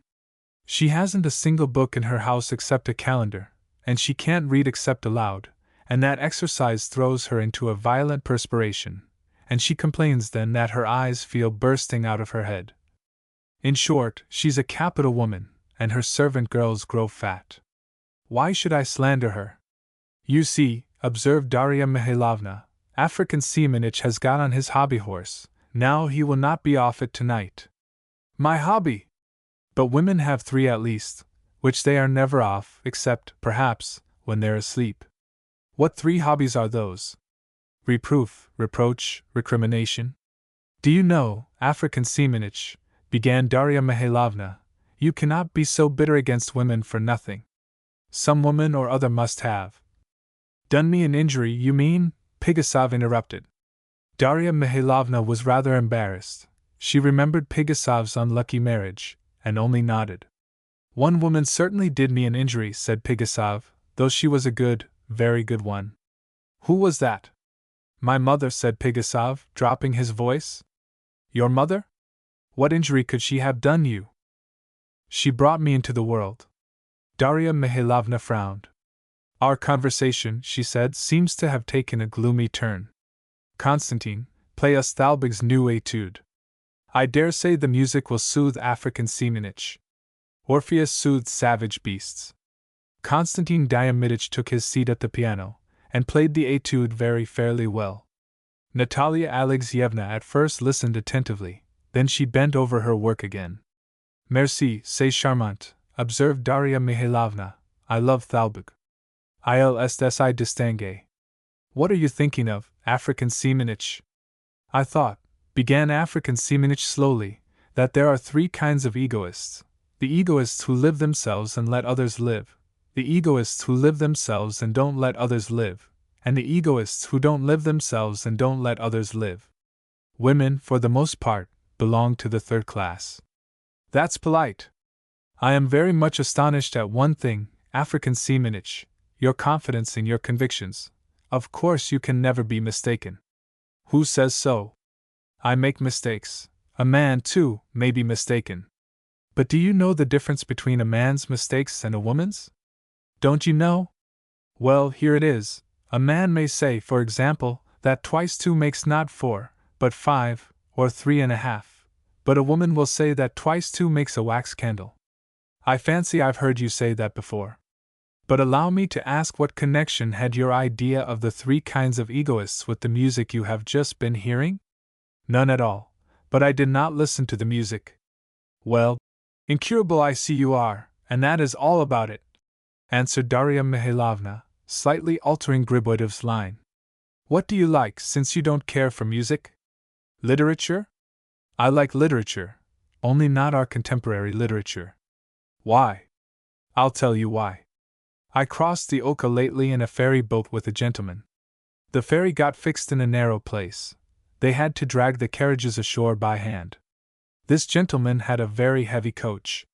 While the ferrymen were straining themselves to drag the coach onto the bank, the gentleman groaned so, standing in the ferry, that one felt quite sorry for him. Well, I thought, here's a fresh illustration of the system of division of labor. That's just like our modern literature. Other people do the work, and it does the groaning. Darya Mihailovna smiled. And that is called expressing contemporary life, continued Pigasov indefatigably. Profound sympathy with the social question and so on. Oh, how I hate those grand words. Well, the women you attack so, they at least don't use grand words. Pigasov shrugged his shoulders. They don't use them because they don't understand them. Darya Mihailovna flushed slightly. You are beginning to be impertinent, African seamanage, she remarked with a forced smile. There was complete stillness in the room. Where is Zolotonosha? Asked one of the boys suddenly of Basistov. In the province of Poltava, my dear boy, replied Pigasov, in the center of Little Russia. He was glad of an opportunity of changing the conversation. We were talking of literature, he continued. If I had money to spare, I would at once become a Little Russian poet. What next? A fine poet you would make, retorted Darya Mihailovna. Do you know Little Russian? Not a bit, but it isn't necessary. Not necessary? Oh no, it's not necessary. You need only take a sheet of paper and write at the top a ballad, then begin like this. Hago, alack, my destiny! Or, the Cossack Nalivayko was sitting on a hill and then on the mountain, under the green tree the birds are singing, Gray, Veropi, GOP, GOP, or something of that kind. And the thing's done. Print it and publish it. The Little Russian will read it, drop his head into his hands and infallibly burst into tears. He is such a sensitive soul. Good heavens, cried Basistov. What are you saying? It's too absurd for anything. I have lived in Little Russia, I love it, and know the language. Gray Veropi is absolute nonsense. It may be, but the Little Russian will weep all the same. You speak of the language? But is there a Little Russian language? Is it a language, in your opinion? An independent language? I would pound my best friend in a mortar before I'd agree to that. Basistov was about to retort. Leave him alone, said Darya Mihailovna. You know that you will hear nothing but paradoxes from him. Pigasov smiled ironically. A footman came in and announced the arrival of Alexandra Pavlovna and her brother. Darya Mihailovna rose to meet her guests. "How do you do, Alexandrine?" she began, going up to her. "How good of you to come." "How are you, Sergei Pavlich?" Volintsev shook hands with Darya Mihailovna and went up to Natalia Alexeyevna. "But how about that Baron, your new acquaintance, is he coming today?" asked Pigasov. "Yes, he is coming. He is a great philosopher, they say. He is just brimming over with Hegel, I suppose?" Darya Mihailovna made no reply, and making Alexandra Pavlovna sit down on the sofa, established herself near her. "Philosophies," continued Pigasov, "are elevated points of view. That's another abomination of mine, these elevated points of view. And what can one see from above? Upon my soul, if you want to buy a horse, you don't look at it from a steeple." "This Baron was going to bring you an essay," said Alexandra Pavlovna. "Yes, an essay," replied Darya Mihailovna, with exaggerated carelessness, "on the relation of commerce to manufactures in Russia. But don't be afraid, we will not read it here. I did not invite you for that. Le Baron est aussi aimable que savant. And he speaks Russian beautifully. C'est un vrai torrent, il vous entraîne. He speaks Russian so beautifully," grumbled Pigasov, "that he deserves a eulogy in French." "You may grumble as you please, African Semenich. It's in keeping with your ruffled locks. I wonder, though, why he does not come. Do you know what, Messrs. Et Mesdames," added Darya Mihailovna, looking round, "we will go into the garden. There is still nearly an hour to dinner time, and the weather is glorious." All the company rose and went into the garden. Darya Mihailovna's garden stretched right down to the river. There were many alleys of old lime trees in it, full of sunlight and shade and fragrance, and glimpses of emerald green at the ends of the walks, and many arbors of acacias and lilacs. Volintsev turned into the thickest part of the garden with Natalia and Mli Boncourt. He walked beside Natalia in silence. Mli Boncourt followed a little behind. "What have you been doing today?" asked Volintsev at last, pulling the ends of his handsome dark brown mustache. In features he resembled his sister strikingly, but there was less movement and life in his expression, and his soft, beautiful eyes had a melancholy look. "Oh, nothing," answered Natalia. "I have been listening to Pigasov's sarcasms, I have done some embroidery on canvas, and I've been reading." "And what have you been reading?" "Oh, I read A History of the Crusades," said Natalia, with some hesitation. Volintsev looked at her. "Ah," he ejaculated at last, "that must be interesting." He picked a twig and began to twirl it in the air. They walked another 20 paces. "What is this Baron whom your mother has made acquaintance with?" began Volintsev again. "A gentleman of the bedchamber, a new arrival. Maman speaks very highly of him." "Your mother is quick to take fancies to people." "That shows that her heart is still young," observed Natalia. "Yes. I shall soon bring you your mare. She is almost quite broken in now. I want to teach her to gallop, and I shall manage it soon." "Merci. But I'm quite ashamed. You are breaking her in yourself, and they say it's so hard. To give you the least pleasure, you know, Natalia Alexeyevna, I am ready, not in such trifles." Volintsev grew confused. Natalia looked at him with friendly encouragement, and again said merci. "You know," continued Sergei Pavlich after a long pause, "that not such things. But why am I saying this? You know everything, of course." At that instant a bell rang in the house. "Ah! La cloche du diner!" cried Mli Boncourt, rentrance. "Quelle dommage," thought the old French lady to herself as she mounted the balcony steps behind Volintsev and Natalia. "Quelle dommage que si charmant garçon ait si peu de ressources dans la conversation," which may be translated, "You are a good fellow, my dear boy, but rather a fool." The Baron did not arrive to dinner. They waited half an hour for him. Conversation flagged at the table. Sergei Pavlich did nothing but gaze at Natalia, near whom he was sitting, and zealously filled up her glass with water. Pandalevsky tried in vain to entertain his neighbor, Alexandra Pavlovna. He was bubbling over with sweetness, but she hardly refrained from yawning. Basistov was rolling up pellets of bread and thinking of nothing at all. Even Pigasov was silent, and when Darya Mihailovna remarked to him that he had not been very polite today, he replied crossly, "When am I polite? That's not in my line," and smiling grimly he added, "Have a little patience. I am only kvass, you know, do simple Russian kvass, but you're gentleman of the bedchamber." "Bravo!" cried Darya Mihailovna. "Pigasov is jealous, he is jealous already." But Pigasov made her no rejoinder, and only gave her a rather cross look. 7 o'clock struck, and they were all assembled again in the drawing-room. "He is not coming, clearly," said Darya Mihailovna. But behold, the rumble of a carriage was heard, a small tarantus drove into the court, and a few instants later a footman entered the drawing-room and gave Darya Mihailovna a note on a silver salver. She glanced through it, and turning to the footman asked, "But where is the gentleman who brought this letter?" "He is sitting in the carriage." "Shall I ask him to come up?" "Ask him to do so." The man went out. "Fancy, how vexatious," continued Darya Mihailovna. "The Baron has received a summons to return at once to Petersburg. He has sent me his essay by a certain Mr. Rudin, a friend of his. The Baron wanted to introduce him to me. He speaks very highly of him. But how vexatious it is! I had hoped the Baron would stay here for some time." "Dmitri Nikolaich Rudin," announced the servant. 3. A man of about 35 entered, of a tall, somewhat stooping figure, with crisp curly hair and swarthy complexion, an irregular but expressive and intelligent face, a liquid brilliance in his quick, dark blue eyes, a straight, broad nose, and well-curved lips. His clothes were not new, and were somewhat small, as though he had outgrown them. He walked quickly up to Darya Mihailovna, and with a slight bow told her that he had long wished to have the honor of an introduction to her, and that his friend the Baron greatly regretted that he could not take leave of her in person.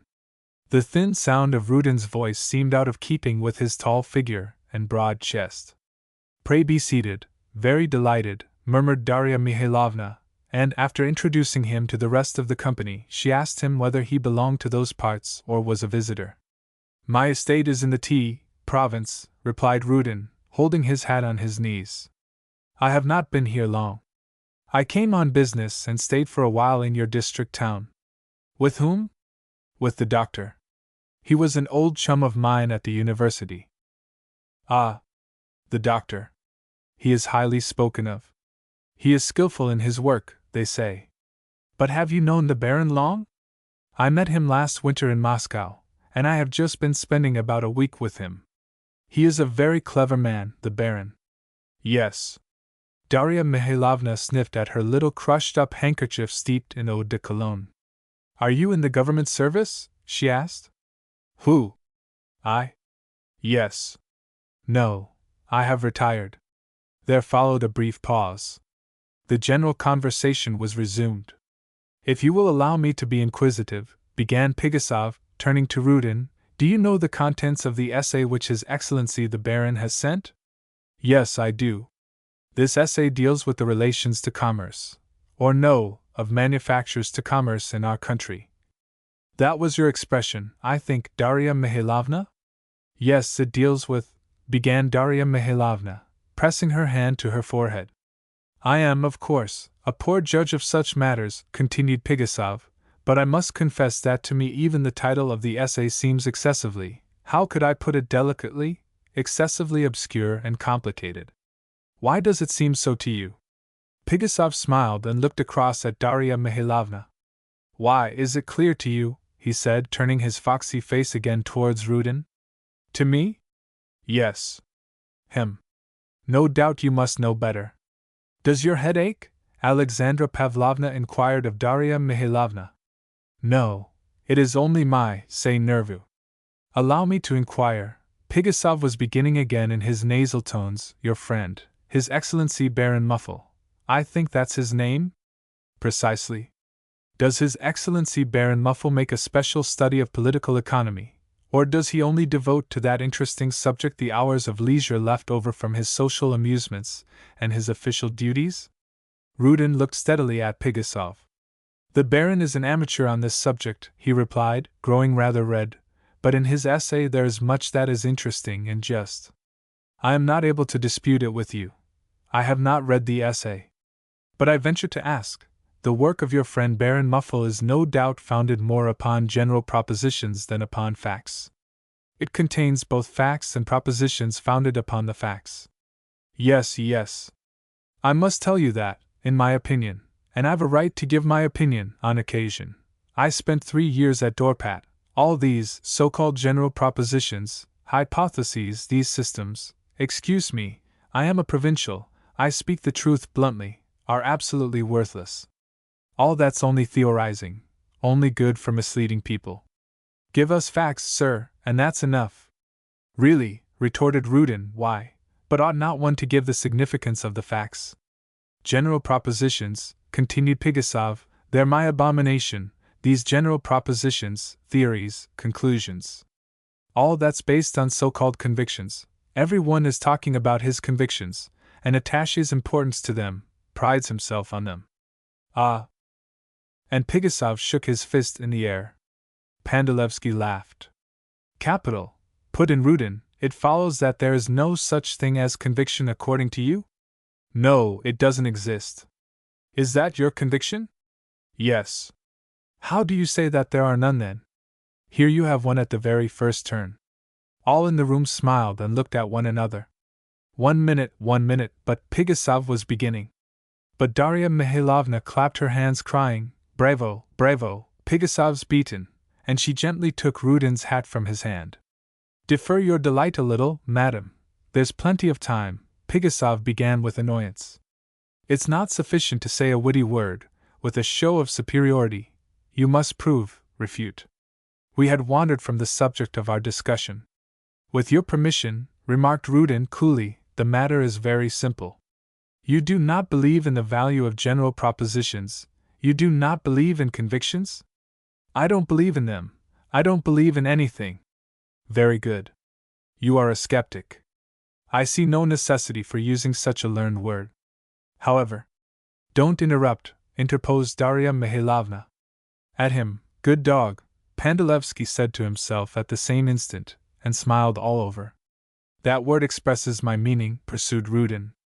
You understand it, why not make use of it? You don't believe in anything. Why do you believe in facts? Why? That's good.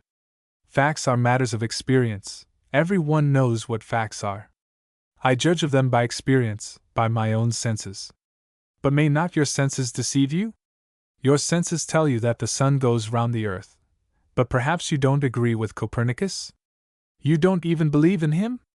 Again a smile passed over everyone's face, and all eyes were fastened on Rudin. He's by no means a fool, everyone was thinking. You are pleased to keep on joking, said Pigasov. Of course that's very original, but it's not to the point. In what I have said hitherto, rejoined Rudin, there is, unfortunately, too little that's original. All that has been well known a very long time, and has been said 1,000 times. That is not the pith of the matter. What is then? Asked Pigasov, not without insolence. In discussions he always first bantered his opponent, then grew cross, and finally sulked and was silent. Here it is, continued Rudin. I cannot help, I own, feeling sincere regret when I hear sensible people attack systems, interposed Pigasov. Yes, with your leave, even systems. What frightens you so much in that word? Every system is founded on a knowledge of fundamental laws, the principles of life. But there is no knowing them, no discovering them. 1 minute. Doubtless they are not easy for everyone to get at, and to make mistakes is natural to man. However, you will certainly agree with me that Newton, for example, discovered some at least of these fundamental laws? He was a genius, we grant you, but the grandeur of the discoveries of genius is that they become the heritage of all. The effort to discover universal principles in the multiplicity of phenomena is one of the radical characteristics of human thought, and all our civilization. That's what you're driving at, Pigasov broke in a drawling tone. I am a practical man, and all these metaphysical subtleties I don't enter into and don't want to enter into. Very good. That's as you prefer. But take note that your very desire to be exclusively a practical man is itself your sort of system, your theory. Civilization you talk about, blurted in Pigasov, that's another admirable notion of yours. Much use in it, this vaunted civilization. I would not give a brass farthing for your civilization. But what a poor sort of argument, African seamanage, observed Darya Mihailovna, inwardly much pleased by the calmness and perfect good breeding of her new acquaintance. C'est un homme comme il faut, she thought, looking with well-disposed scrutiny at Rudin. We must be nice to him. Those last words she mentally pronounced in Russian. I will not champion civilization, continued Rudin after a short pause. It does not need my championship. You don't like it, every one to his own taste. Besides, that would take us too far. Allow me only to remind you of the old saying. Jupiter, you are angry, therefore you are in the wrong. I meant to say that all those onslaughts upon systems, general propositions, are especially distressing, because together with these systems men repudiate knowledge in general, and all science and faith in it, and consequently also faith in themselves, in their own powers. But this faith is essential to men. They cannot exist by their sensations alone. They are wrong to fear ideas and not to trust in them. Skepticism is always characterized by barrenness and impotence. That's all words, muttered Pigasov. Perhaps so. But allow me to point out to you that when we say, that's all words, we often wish ourselves to avoid the necessity of saying anything more substantial than mere words.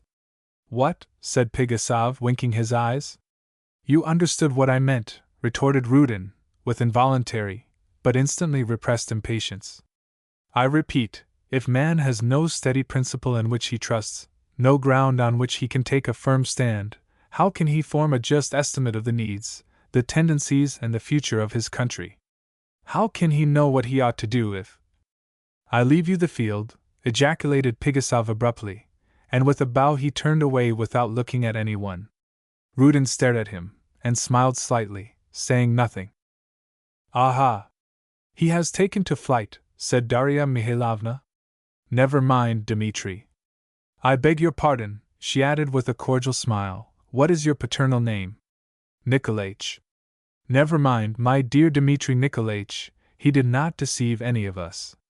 He wants to make a show of not wishing to argue any more. He is conscious that he cannot argue with you. But you had better sit nearer to us and let us have a little talk. Rudin moved his chair up. How is it we have not met till now? Was Darya Mihailovna's question. That is what surprises me. Have you read this book? C'est de Tocqueville vous saves? And Darya Mihailovna held out the French pamphlet to Rudin. Rudin took the thin volume in his hand, turned over a few pages of it, and laying it down on the table, replied that he had not read that particular work of M. de Tocqueville, but that he had often reflected on the question treated by him. A conversation began to spring up. Rudin seemed uncertain at first, and not disposed to speak out freely. His words did not come readily, but at last he grew warm and began to speak. In a quarter of an hour his voice was the only sound in the room. All were crowding in a circle round him. Only Pigasov remained aloof, in a corner by the fireplace. Rudin spoke with intelligence, with fire and with judgment. He showed much learning, wide reading. No one had expected to find in him a remarkable man. His clothes were so shabby, so little was known of him. Every one felt it strange and incomprehensible that such a clever man should have suddenly made his appearance in the country. He seemed all the more wonderful and, one may even say, fascinating to all of them, beginning with Darya Mihailovna. She was pluming herself on having discovered him, and already at this early date was dreaming of how she would introduce Rudin into the world. In her quickness to receive impressions there was much that was almost childish, in spite of her years. Alexandra Pavlovna, to tell the truth, understood little of all that Rudin said, but was full of wonder and delight. Her brother too was admiring him. Pandalevsky was watching Darya Mihailovna and was filled with envy. Pigasov thought, if I have to give 500 rubles I will get a nightingale to sing better than that. But the most impressed of all the party were Basistov and Natalia. Scarcely a breath escaped Basistov. He sat the whole time with open mouth and round eyes and listened, listened as he had never listened to anyone in his life, while Natalia's face was suffused by a crimson flush, and her eyes, fastened unwaveringly on Rudin, were both dimmed and shining. "What splendid eyes he has," Volintsev whispered to her. "Yes, they are. It's only a pity his hands are so big and red." Natalia made no reply. Tea was brought in. The conversation became more general, but still by the sudden unanimity with which every one was silent, directly Rudin opened his mouth, one could judge of the strength of the impression he had produced. Darya Mihailovna suddenly felt inclined to tease Pigasov. She went up to him and said in an undertone, "Why don't you speak instead of doing nothing but smile sarcastically? Make an effort, challenge him again," and without waiting for him to answer, she beckoned to Rudin. "There's one thing more you don't know about him," she said to him, with a gesture towards Pigasov. "He is a terrible hater of women, he is always attacking them. Pray, show him the true path." Rudin involuntarily looked down upon Pigasov. He was a head and shoulders taller. Pigasov almost withered up with fury, and his sour face grew pale. "Darya Mihailovna is mistaken," he said in an unsteady voice. "I do not only attack women. I am not a great admirer of the whole human species." "What can have given you such a poor opinion of them?" inquired Rudin. Pigasov looked him straight in the face. "The study of my own heart, no doubt, in which I find every day more and more that is base. I judge of others by myself. Possibly this too is erroneous, and I am far worse than others, but what am I to do? It's a habit." "I understand you and sympathize with you," was Rudin's rejoinder. "What generous soul has not experienced a yearning for self-humiliation? But one ought not to remain in that condition from which there is no outlet beyond. I am deeply indebted for the certificate of generosity you confer on my soul," retorted Pigasov. "As for my condition, there's not much amiss with it, so that even if there were an outlet from it, it might go to the deuce. I shouldn't look for it. But that means, pardon the expression, to prefer the gratification of your own pride to the desire to be and live in the truth." "Undoubtedly," cried Pigasov, "pride, that I understand, and you, I expect, understand, and every one understands. But truth, what is truth? Where is it, this truth?" "You are repeating yourself, let me warn you," remarked Darya Mihailovna. Pigasov shrugged his shoulders. "Well, where's the harm if I do? I ask, where is truth? Even the philosophers don't know what it is. Kant says it is one thing, but Hegel, no, you're wrong, it's something else." "And do you know what Hegel says of it?" asked Rudin, without raising his voice. "I repeat," continued Pigasov, flying into a passion, "that I cannot understand what truth means. According to my idea, it doesn't exist at all in the world, that is to say, the word exists but not the thing itself." "Fie, fie," cried Darya Mihailovna, "I wonder you're not ashamed to say so, you old sinner! No truth? What is there to live for in the world after that?" "Well, I go so far as to think, Darya Mihailovna," retorted Pigasov, in a tone of annoyance, "that it would be much easier for you, in any case, to live without truth than without your cook Stepan, who is such a master hand at soups. And what do you want with truth, kindly tell me? You can't trim a bonnet with it." "A joke is not an argument," observed Darya Mihailovna, "especially when you descend to personal insult." "I don't know about truth, but I see speaking it does not answer," muttered Pigasov, and he turned angrily away. And Rudin began to speak of pride, and he spoke well. He showed that man without pride is worthless, that pride is the lever by which the earth can be moved from its foundations, but that at the same time he alone deserves the name of man who knows how to control his pride, as the rider does his horse, who offers up his own personality as a sacrifice to the general good. Egoism, so he ended, is suicide. The egoist withers like a solitary barren tree, but pride, ambition, as the active effort after perfection, is the source of all that is great. Yes. A man must prune away the stubborn egoism of his personality to give it the right of self-expression. "Can you lend me a pencil?" Pigasov asked Basistov. Basistov did not at once understand what Pigasov had asked him. "What do you want a pencil for?" he said at last. "I want to write down Mr. Rudin's last sentence." If one doesn't write it down, one might forget it, I'm afraid. But you will own, a sentence like that is such a handful of trumps. There are things which it is a shame to laugh at and make fun of, African seamanage, said Basistov warmly, turning away from Pigasov. Meanwhile Rudin had approached Natalia. She got up. Her face expressed her confusion. Volintsev, who was sitting near her, got up too. I see a piano, began Rudin, with the gentle courtesy of a traveling prince. Don't you play on it? Yes, I play, replied Natalia, but not very well. Here is Konstantin Diamidich plays much better than I do. Pandalevsky put himself forward with a simper. You should not say that, Natalia Alexeyevna. Your playing is not at all inferior to mine. Do you know Schubert's Erlkönig? Asked Rudin. He knows it, interposed Darya Mihailovna. Sit down, Konstantin. You are fond of music, Dmitri Nikolaich?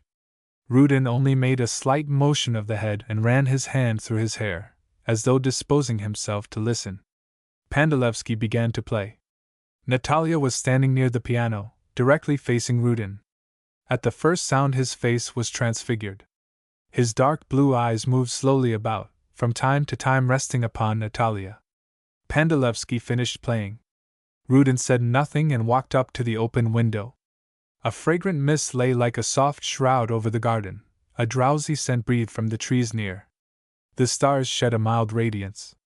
The summer night was soft, and softened all. Rudin gazed into the dark garden, and looked round. That music and this night, he began, reminded me of my student days in Germany, our meetings, our serenades. You have been in Germany then, said Darya Mihailovna. I spent a year at Heidelberg, and nearly a year at Berlin. And did you dress as a student? They say they wear a special dress there. At Heidelberg I wore high boots with spurs, and a hussar's jacket with braid on it, and I let my hair grow to my shoulders.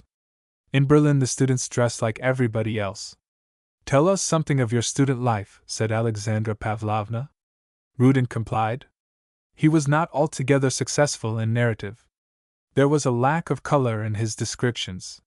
He did not know how to be humorous. However, from relating his own adventures abroad, Rudin soon passed to general themes, the special value of education and science, universities, and university life generally.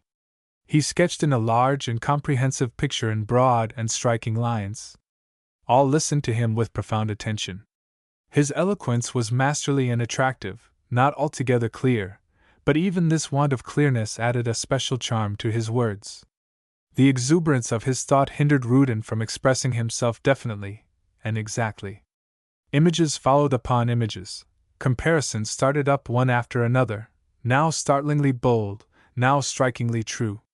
It was not the complacent effort of the practiced speaker, but the very breath of inspiration that was felt in his impatient improvising. He did not seek out his words.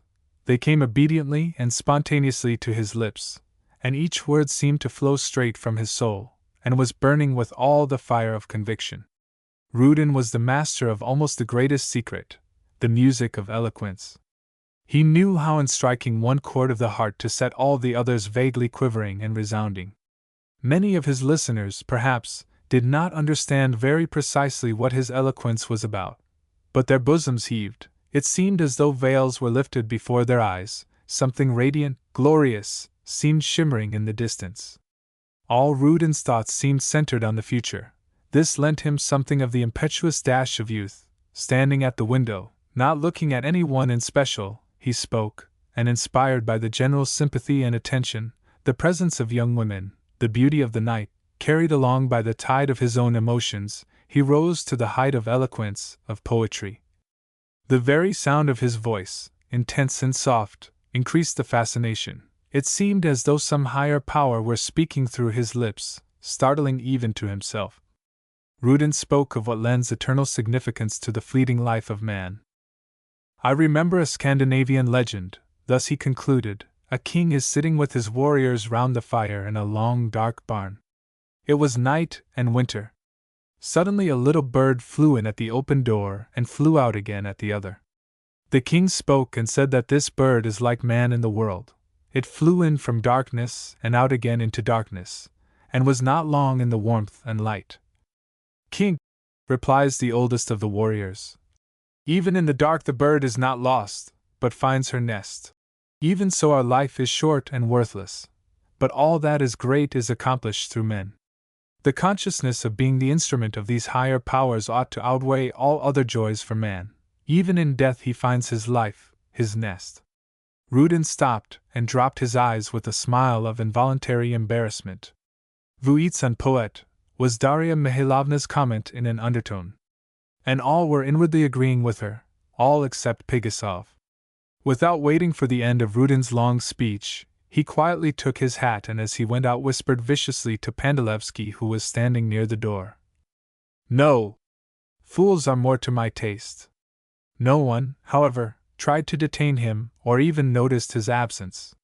The servants brought in supper, and half an hour later, all had taken leave and separated. Darya Mihailovna begged Rudin to remain the night. Alexandra Pavlovna, as she went home in the carriage with her brother, several times fell to exclaiming and marveling at the extraordinary cleverness of Rudin. Volintsev agreed with her, though he observed that he sometimes expressed himself somewhat obscurely, that is to say, not altogether intelligibly. He added, wishing, no doubt, to make his own thought clear, but his face was gloomy, and his eyes, fixed on a corner of the carriage, seemed even more melancholy than usual. Pandalevsky went to bed, and as he took off his daintily embroidered braces, he said aloud, a very smart fellow, and suddenly, looking harshly at his page, ordered him out of the room. Basistov did not sleep the whole night and did not undress. He was writing till morning a letter to a comrade of his in Moscow, and Natalia, too, though she undressed and lay down in her bed, had not an instant's sleep and never closed her eyes. With her head propped on her arm, she gazed fixedly into the darkness. Her veins were throbbing feverishly and her bosom often heaved with a deep sigh. 4. The next morning Rudin had only just finished dressing when a servant came to him with an invitation from Darya Mihailovna to come to her boudoir and drink tea with her. Rudin found her alone. She greeted him very cordially, inquired whether he had passed a good night, poured him out a cup of tea with her own hands, asked him whether there was sugar enough in it, offered him a cigarette, and twice again repeated that she was surprised that she had not met him long before. Rudin was about to take a seat some distance away, but Darya Mihailovna motioned him to an easy chair, which stood near her lounge, and bending a little towards him began to question him about his family, his plans and intentions. Darya Mihailovna spoke carelessly and listened with an air of indifference, but it was perfectly evident to Rudin that she was laying herself out to please him, even to flatter him. It was not for nothing that she had arranged this morning interview, and had dressed so simply yet elegantly a la Madame Recamier. But Darya Mihailovna soon left off questioning him. She began to tell him about herself, her youth, and the people she had known.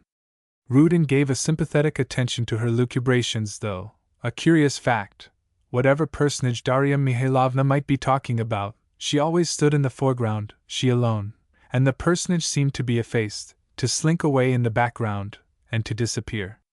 But to make up for that, Rudin learnt in full detail precisely what Darya Mihailovna had said to a certain distinguished statesman, and what influence she had had on such and such a celebrated poet.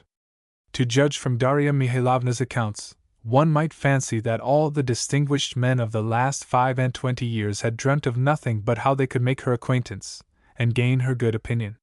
She spoke of them simply, without particular enthusiasm or admiration, as though they were her daily associates, calling some of them queer fellows.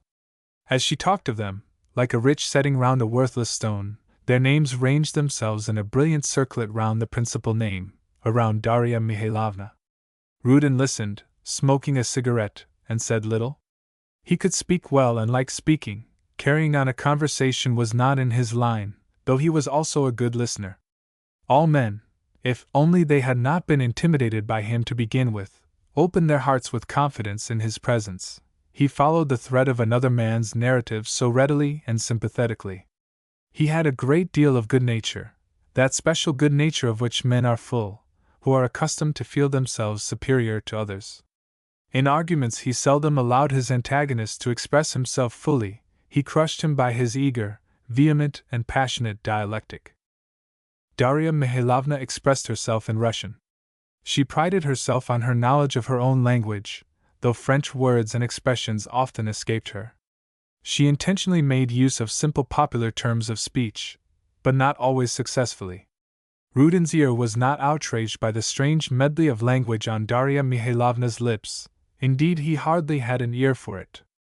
Darya Mihailovna was exhausted at last, and letting her head fall on the cushions of her easy-chair she fixed her eyes on Rudin, and was silent. "I understand now," began Rudin, speaking slowly, "I understand why you come every summer into the country. This period of rest is essential for you. The peace of the country after your life in the capital refreshes and strengthens you. I am convinced that you must be profoundly sensitive to the beauties of nature." Darya Mihailovna gave Rudin a sidelong look. "Nature, yes, yes, of course. I am passionately fond of it. But do you know, Dmitri Nikolaich, even in the country one cannot do without society. And here there is practically none. Pigasov is the most intelligent person here." "The cross old gentleman who was here last night?" inquired Rudin. "Yes. In the country, though, even he is of use. He sometimes makes one laugh." "He is by no means stupid," returned Rudin, "but he is on the wrong path. I don't know whether you will agree with me, Darya Mihailovna, but in negation, in complete and universal negation, there is no salvation to be found? Deny everything and you will easily pass for a man of ability. It's a well-known trick. Simple-hearted people are quite ready to conclude that you are worth more than what you deny. And that's often an error. In the first place, you can pick holes in anything, and secondly, even if you are right in what you say, it's the worse for you. Your intellect, directed by simple negation, grows colorless and withers up. While you gratify your vanity, you are deprived of the true consolations of thought. Life, the essence of life, evades your petty and jaundiced criticism, and you end by scolding and becoming ridiculous. Only one who loves has the right to censure and find fault." "Voila, Monsieur Pigasov, observed Darya Mihailovna. "What a genius you have for defining a man! But Pigasov certainly would not have even understood you. He loves nothing but his own individuality. And he finds fault with that so as to have the right to find fault with others," Rudin put in. Darya Mihailovna laughed. "He judges the sound, as the saying is? The sound by the sick. By the way, what do you think of the Baron?" "The Baron? He is an excellent man, with a good heart and a knowledge, but he has no character, and he will remain all his life half a savant, half a man of the world, that is to say, a dilettante, that is to say, to speak plainly, either one thing nor the other. But it's a pity." "That was my own idea," observed Darya Mihailovna. "I read his article. Entre nous, cela says peu de fond." "Who else have you here?" asked Rudin, after a pause. Darya Mihailovna knocked off the ash of her cigarette with her little finger. "Oh, there is hardly anyone else. Madame Lipin, Alexandra Pavlovna, whom you saw yesterday, she is very sweet, but that is all. Her brother is also a capital fellow, un parfait honnête. The Prince Garin, you know. Those are all. There are 2 or 3 neighbors besides, but they are really good for nothing. They either give themselves airs or are unsociable, or else quite unsuitably free and easy. The ladies, as you know, I see nothing of. There is one other of our neighbors said to be a very cultivated, even a learned, man, but a dreadfully queer creature, a whimsical character. Alexandra knows him, and I fancy is not indifferent to him. Come, you ought to talk to her, Dmitri Nikolaich, she's a sweet creature. She only wants developing." "I liked her very much," remarked Rudin. "A perfect child, Dmitri Nikolaich, an absolute baby. She has been married, mais c'est tout comme. If I were a man, I should only fall in love with women like that." "Really?" "Certainly. Such women are at least fresh, and freshness cannot be put on." "And can everything else?" Rudin asked, and he laughed, a thing which rarely happened with him. When he laughed his face assumed a strange, almost aged appearance, his eyes disappeared, his nose was wrinkled up. "And who is this queer creature, as you call him, to whom Madame Lipin is not indifferent?" he asked. "A certain Lesniov, Mihailo Mihailych, a landowner here. Rudin seemed astonished. He raised his head. Lesnyov, Mihailo Mihailych? He questioned. Is he a neighbor of yours? Yes. Do you know him? Rudin did not speak for a minute. I used to know him long ago. He is a rich man, I suppose? He added, pulling the fringe on his chair. Yes, he is rich, though he dresses shockingly, and drives in a racing droshky like a bailiff. I have been anxious to get him to come here. He is spoken of as clever. I have some business with him. You know I manage my property myself. Rudin bowed assent.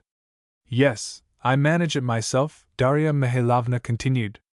I don't introduce any foreign crazes, but prefer what is our own, what is Russian, and, as you see, things don't seem to do badly, she added, with a wave of her hand. I have always been persuaded, observed Rudin urbanely, of the absolutely mistaken position of those people who refuse to admit the practical intelligence of women. Darya Mihailovna smiled affably. You are very good to us, was her comment, but what was I going to say? What were we speaking of? Oh, yes, Lesnyov, I have some business with him about a boundary. I have several times invited him here, and even today I am expecting him. But there's no knowing whether he'll come, he's such a strange creature. The curtain before the door was softly moved aside and the steward came in, a tall man, grey and bald, in a black coat, a white cravat, and a white waistcoat. What is it? Inquired Darya Mihailovna, and turning a little towards Rudin, she added in a low voice, Ne sais pas, comme il ressemble à Canning. Mihailo Mihailych Lesnyov is here, announced the steward. Will you see him? Good heavens, exclaimed Darya Mihailovna, speak of the devil, ask him up. The steward went away. He's such an awkward creature. Now he has come, it's at the wrong moment. He has interrupted our talk. Rudin got up from his seat, but Darya Mihailovna stopped him. Where are you going? We can discuss the matter as well before you. And I want you to analyze him too, as you did Pigasov. When you talk, vous graves comme avec un burin. Please stay. Rudin was going to protest, but after a moment's thought he sat down. Mihailo Mihailych, whom the reader already knows, came into the room. He wore the same grey overcoat, and in his sunburned hands he carried the same old foraging cap. He bowed tranquilly to Darya Mihailovna, and came up to the tea-table. At last you have favored me with a visit, Monsieur Lesnyov, began Darya Mihailovna. Pray sit down. You are already acquainted, I hear, she continued, with a gesture in Rudin's direction. Lesnyov looked at Rudin and smiled rather queerly. I know Mr. Rudin, he assented, with a slight bow. We were together at the university, observed Rudin in a low voice, dropping his eyes. And we met afterwards also, remarked Lesnyov coldly. Darya Mihailovna looked at both in some perplexity, and asked Lesnyov to sit down. He sat down. You wanted to see me, he began, on the subject of the boundary? Yes, about the boundary. But I also wished to see you in any case. We are near neighbors, you know, and all but relations. I am much obliged to you, returned Lesnyov. As regards the boundary, we have perfectly arranged that matter with your manager. I have agreed to all his proposals. I knew that. But he told me that the contract could not be signed without a personal interview with you. Yes, that is my rule. By the way, allow me to ask, all your peasants, I believe, pay rent? Just so. And you trouble yourself about boundaries. That's very praiseworthy. Lesnyov did not speak for a minute. Well, I have come for a personal interview, he said at last. Darya Mihailovna smiled. I see you have come. You say that in such a tone. You could not have been very anxious to come to see me. I never go anywhere, rejoined Lesnyov phlegmatically. Not anywhere? But you go to see Alexandra Pavlovna. I am an old friend of her brother's. Her brother's. However, I never wished to force anyone. But pardon me, Mihailo Mihailych, I am older than you, and I may be allowed to give you advice. What charm do you find in such an unsociable way of living? Or is my house in particular displeasing to you? You dislike me? I don't know you, Darya Mihailovna, and so I can't dislike you. You have a splendid house. But I will confess to you frankly I don't like to have to stand on ceremony. And I haven't a respectable suit, I haven't any gloves, and I don't belong to your set. By birth, by education, you belong to it, Mihailo Mihailych. Vous êtes de notres. Birth and education are all very well, Darya Mihailovna, that's not the question. A man ought to live with his fellows, Mihailo Mihailych. What pleasure is there in sitting like Diogenes in his tub? Well, to begin with, he was very well off there, and besides, how do you know I don't live with my fellows? Darya Mihailovna bit her lip. That's a different matter. It only remains for me to express my regret that I have not the honor of being included in the number of your friends.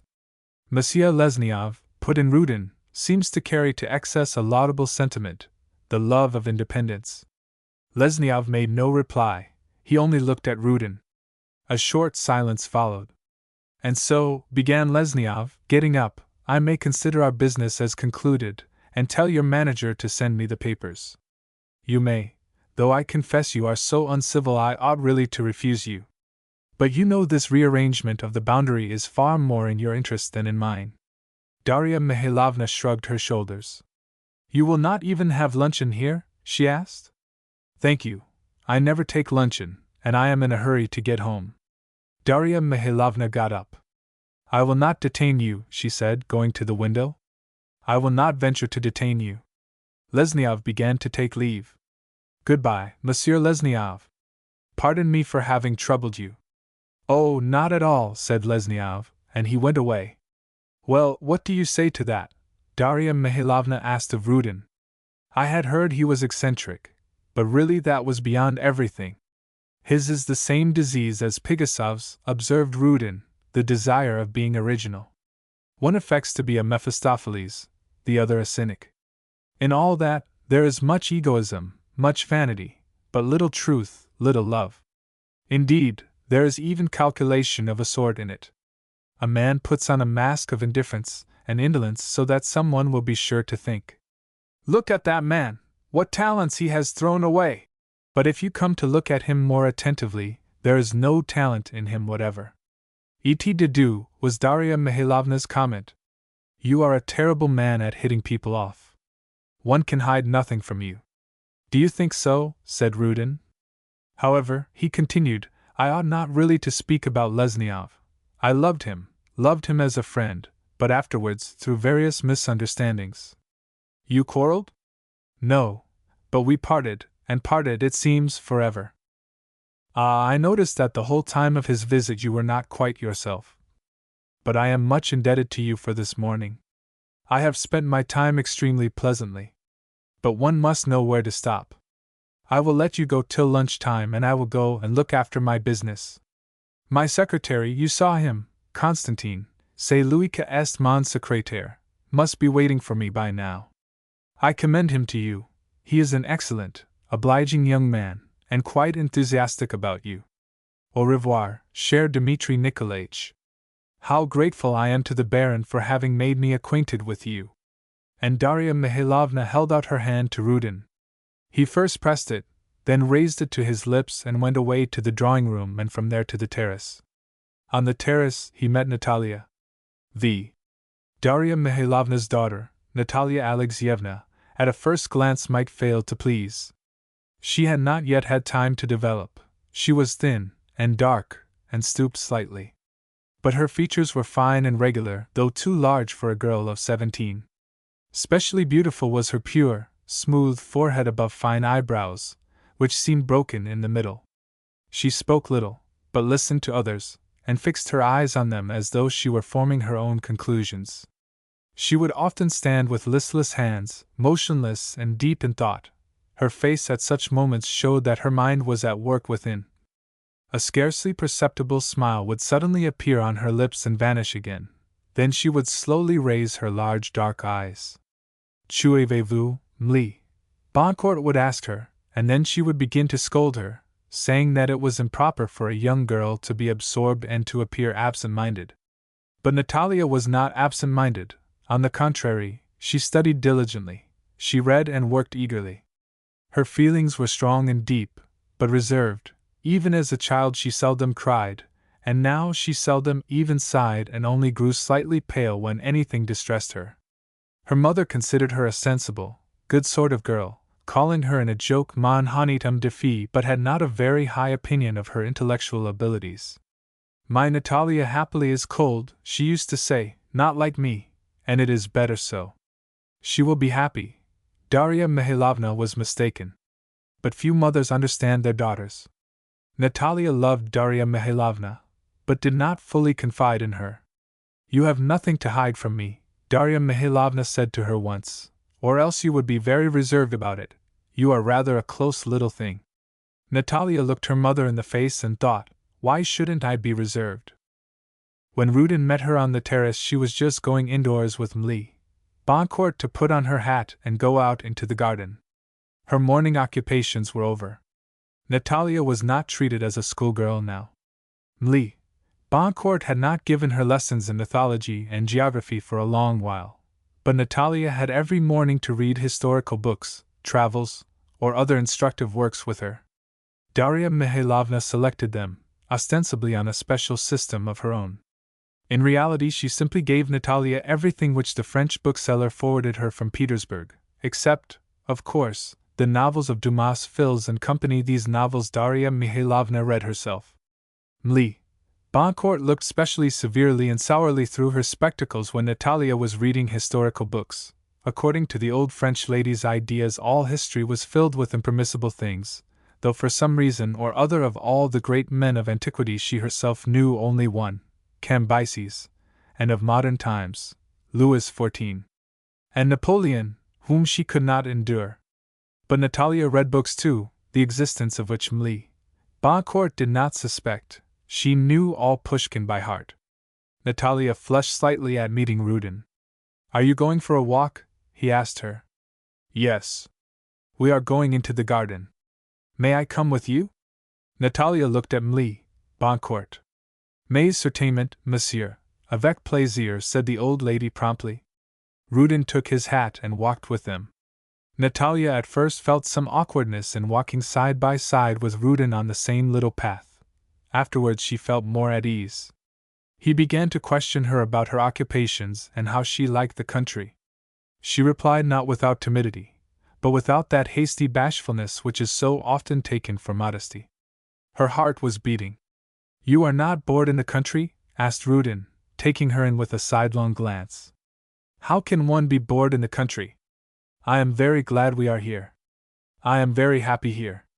You are happy, that is a great word. However, one can understand it, you are young. Rudin pronounced this last phrase rather strangely. Either he envied Natalia or he was sorry for her. Yes. Youth, he continued, the whole aim of science is to reach consciously what is bestowed on youth for nothing. Natalia looked attentively at Rudin. She did not understand him. I have been talking all this morning with your mother, he went on. She is an extraordinary woman.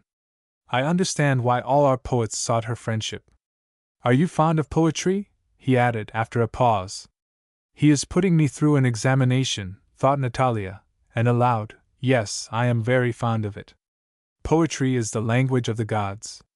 I love poems myself. But poetry is not only in poems, it is diffused everywhere, it is around us. Look at those trees, that sky, on all sides there is the breath of beauty, and of life. And where there is life and beauty, there is poetry also.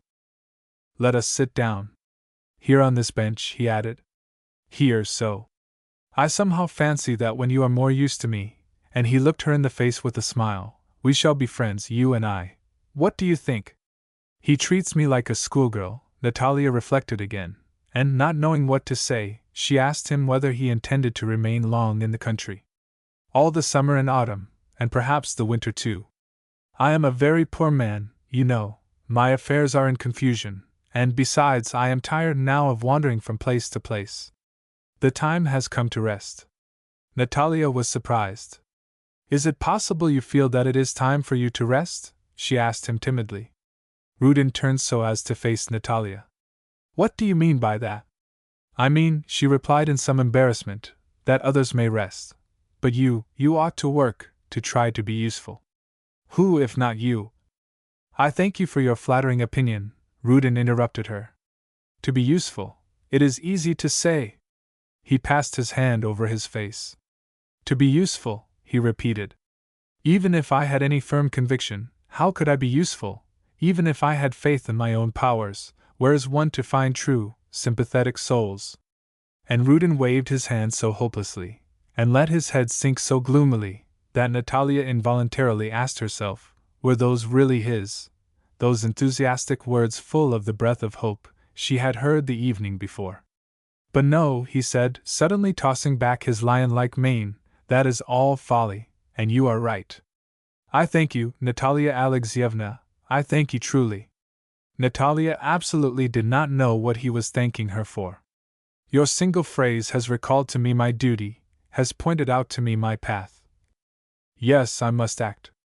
I must not bury my talent, if I have any. I must not squander my powers on talk alone, empty, profitless talk, on mere words, and his words flowed in a stream.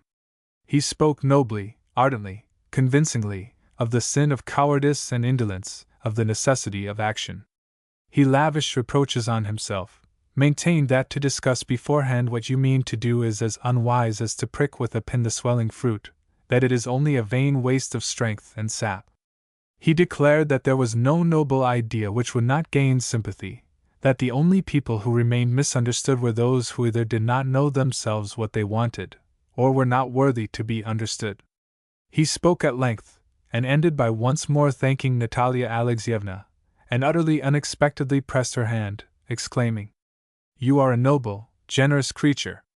This outburst horrified Marie Boncourt, who in spite of her 40 years' residence in Russia understood Russian with difficulty, and was only moved to admiration by the splendid rapidity and flow of words on Rudin's lips. In her eyes, however, he was something of the nature of a virtuoso or artist, and from people of that kind, according to her notions, it was impossible to demand a strict adherence to propriety. She got up and drew her skirts with a jerk around her, observed to Natalia that it was time to go in, especially as M. Volentsov, so she spoke of Volintsev, was to be there to lunch. And here he is, she added, looking up one of the avenues which led to the house, and in fact Volintsev appeared not far off. He came up with a hesitating step, greeted all of them from a distance, and with an expression of pain on his face he turned to Natalia and said, Oh, you are having a walk? Yes, answered Natalia, we were just going home. Ah, was Volintsev's reply. Well, let us go, and they all walked towards the house. How is your sister? Rudin inquired, in a specially cordial tone, of Volintsev. The evening before, too, he had been very gracious to him. Thank you, she is quite well. She will perhaps be here today. I think you were discussing something when I came up. Yes, I have had a conversation with Natalia Alexeyevna. She said one thing to me which affected me strongly. Volintsev did not ask what the one thing was, and in profound silence they all returned to Darya Mihailovna's house. Before dinner the party was again assembled in the drawing-room. Pigasov, however, did not come. Rudin was not at his best. He did nothing but press Pandalevsky to play Beethoven. Volintsev was silent and stared at the floor. Natalia did not leave her mother's side, and was at times lost in thought, and then bent over her work. Basistov did not take his eyes off Rudin, constantly on the alert for him to say something brilliant. About 3 hours were passed in this way rather monotonously. Alexandra Pavlovna did not come to dinner, and when they rose from table Volintsev at once ordered his carriage to be ready, and slipped away without saying good-bye to anyone. His heart was heavy. He had long loved Natalia, and was repeatedly resolving to make her an offer. She was kindly disposed to him, but her heart remained unmoved. He saw that clearly. He did not hope to inspire in her a tenderer sentiment, and was only waiting for the time when she should be perfectly at home with him and intimate with him.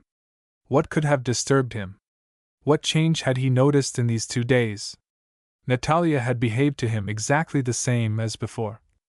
Whether it was that some idea had come upon him that he perhaps did not know Natalia's character at all, that she was more a stranger to him than he had thought, or jealousy had begun to work in him, or he had some dim presentiment of ill, anyway, he suffered, though he tried to reason with himself. When he came into his sister's room, Lesniov was sitting with her. "Why have you come back so early?" asked Alexandra Pavlovna. "Oh, I was bored." "Was Rudin there?" "Yes." Volintsev flung down his cap and sat down. Alexandra Pavlovna turned eagerly to him. "Please, Syriza, help me to convince this obstinate man," she signified Lesniov, "that Rudin is extraordinarily clever and eloquent." Volintsev muttered something. "But I am not disputing at all with you," Lesniov began.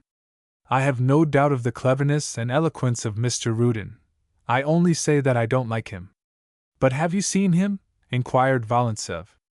"I saw him this morning at Darya Mihailovna's. You know he is her first favorite now. The time will come when she will part with him. Pandalevsky is the only man she will never part with. But now he is supreme. I saw him, to be sure. He was sitting there, and she showed me off to him. 'See, my good friend, what queer fish we have here!' But I am not a prize horse, to be trotted out on show, so I took myself off." "But how did you come to be there?" "About a boundary. But that was all nonsense. She simply wanted to have a look at my physiognomy. She's a fine lady, that's explanation enough." "His superiority is what offends you, that's what it is," began Alexandra Pavlovna warmly, "that's what you can't forgive. But I am convinced that besides his cleverness he must have an excellent heart as well. You should see his eyes when he 'of purity exalted speaks,'" quoted Lesniov. "You make me angry, and I shall cry. I am heartily sorry I did not go to Darya Mihailovna's, but stopped with you. You don't deserve it. Leave off teasing me," she added, in an appealing voice. "You had much better tell me about his youth." "Rudin's youth?" "Yes, of course." "Didn't you tell me you knew him well, and had known him a long time?" Lesniov got up and walked up and down the room. "Yes," he began, "I do know him well." "You want me to tell you about his youth? Very well. He was born in T, and was the son of a poor landowner, who died soon after. He was left alone with his mother. She was a very good woman, and she idolized him. She lived on nothing but oatmeal, and every penny she had she spent on him. He was educated in Moscow, first at the expense of some uncle, and afterwards, when he was grown up and fully fledged, at the expense of a rich prince whose favor he had courted. There, I beg your pardon, I won't do it again, with whom he had made friends. Then he went to the university. At the university I got to know him, and we became intimate friends. I will tell you about our life in those days some other time, I can't now. Then he went abroad." Lesniov continued to walk up and down the room. Alexandra Pavlovna followed him with her eyes.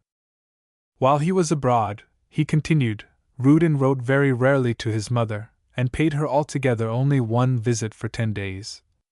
The old lady died without him, cared for by strangers, but up to her death she never took her eyes off his portrait. I went to see her when I was staying in T. She was a kind and hospitable woman. She always used to feast me on cherry jam. She loved her Mitya devotedly. People of the Petrin type tell us that we always love those who are least capable of feeling love themselves. But it's my idea that all mothers love their children, especially when they are absent. Afterwards I met Rudin abroad. Then he was connected with a lady, one of our countrywomen, a bluestocking, no longer young, and plain, as a bluestocking is bound to be. He lived a good while with her, and at last threw her over. Or no, I beg pardon, she threw him over. It was then that I too threw him over. That's all." Lesniov ceased speaking, passed his hand over his brow, and dropped into a chair as if he were exhausted. "Do you know, Mihailo Mihailitch," began Alexandra Pavlovna, "you are a spiteful person, I see. Indeed you are no better than Pigasov. I am convinced that all you have told me is true, that you have not made up anything, and yet in what an unfavorable light you have put it all. The poor old mother, her devotion, her solitary death, and that lady, what does it all amount to? You know that it's easy to put the life of the best of men in such colors, and without adding anything, observe, that every one would be shocked. But that too is slander of a kind." Lesniov got up and again walked about the room. "I did not want to shock you at all, Alexandra Pavlovna," he brought out at last. I am not given to slander. However, he added, after a moment's thought, in reality there is a foundation of fact in what you said. I did not mean to slander Rudin, but, who knows? Very likely he has had time to change since those days. Very possibly I am unjust to him. Ah! You see. So promise me that you will renew your acquaintance with him, and will get to know him thoroughly, and then report your final opinion of him to me. As you please. But why are you so quiet, Sergei Pavlovich? Volintsev started and raised his head, as though he had just waked up. What can I say? I don't know him. Besides, my head aches today. Yes, you look rather pale this evening, remarked Alexandra Pavlovna. Are you unwell? My head aches, repeated Volintsev, and he went away.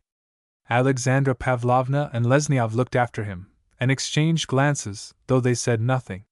What was passing in Volintsev's heart was no mystery to either of them. 6. More than 2 months had passed. During the whole of that period Rudin had scarcely been away from Darya Mihailovna's house. She could not get on without him. To talk to him about herself and to listen to his eloquence became a necessity for her. He would have taken his leave on one occasion, on the ground that all his money was spent. She gave him 500 rubles. He borrowed 200 rubles more from Volintsev. Pigasov visited Darya Mihailovna much less frequently than before. Rudin crushed him by his presence. And indeed it was not only Pigasov who was conscious of an oppression. I don't like that prig, Pigasov used to say, he expresses himself so effectively like a hero of a romance. If he says, I, he stops in rapt admiration. Yes, I. And the phrases he uses are all so drawn out. If you sneeze, he will begin at once to explain to you exactly why you sneezed and did not cough. If he praises you, it's just as if he were creating you a prince. If he begins to abuse himself, he humbles himself into the dust. Come, one thinks, he will never dare to face the light of day after that. Not a bit of it. It only cheers him up, as if he treated himself to a glass of grog. Pandalevsky was a little afraid of Rudin, and cautiously tried to win his favor. Volintsev had got on to curious terms with him. Rudin called him a knight-errant, and sang his praises to his face and behind his back. But Volintsev could not bring himself to like him and always felt an involuntary impatience and annoyance when Rudin devoted himself to enlarging on his good points in his presence. Is he making fun of me? He thought, and he felt a throb of hatred in his heart. He tried to keep his feelings in check, but in vain. He was jealous of him on Natalia's account.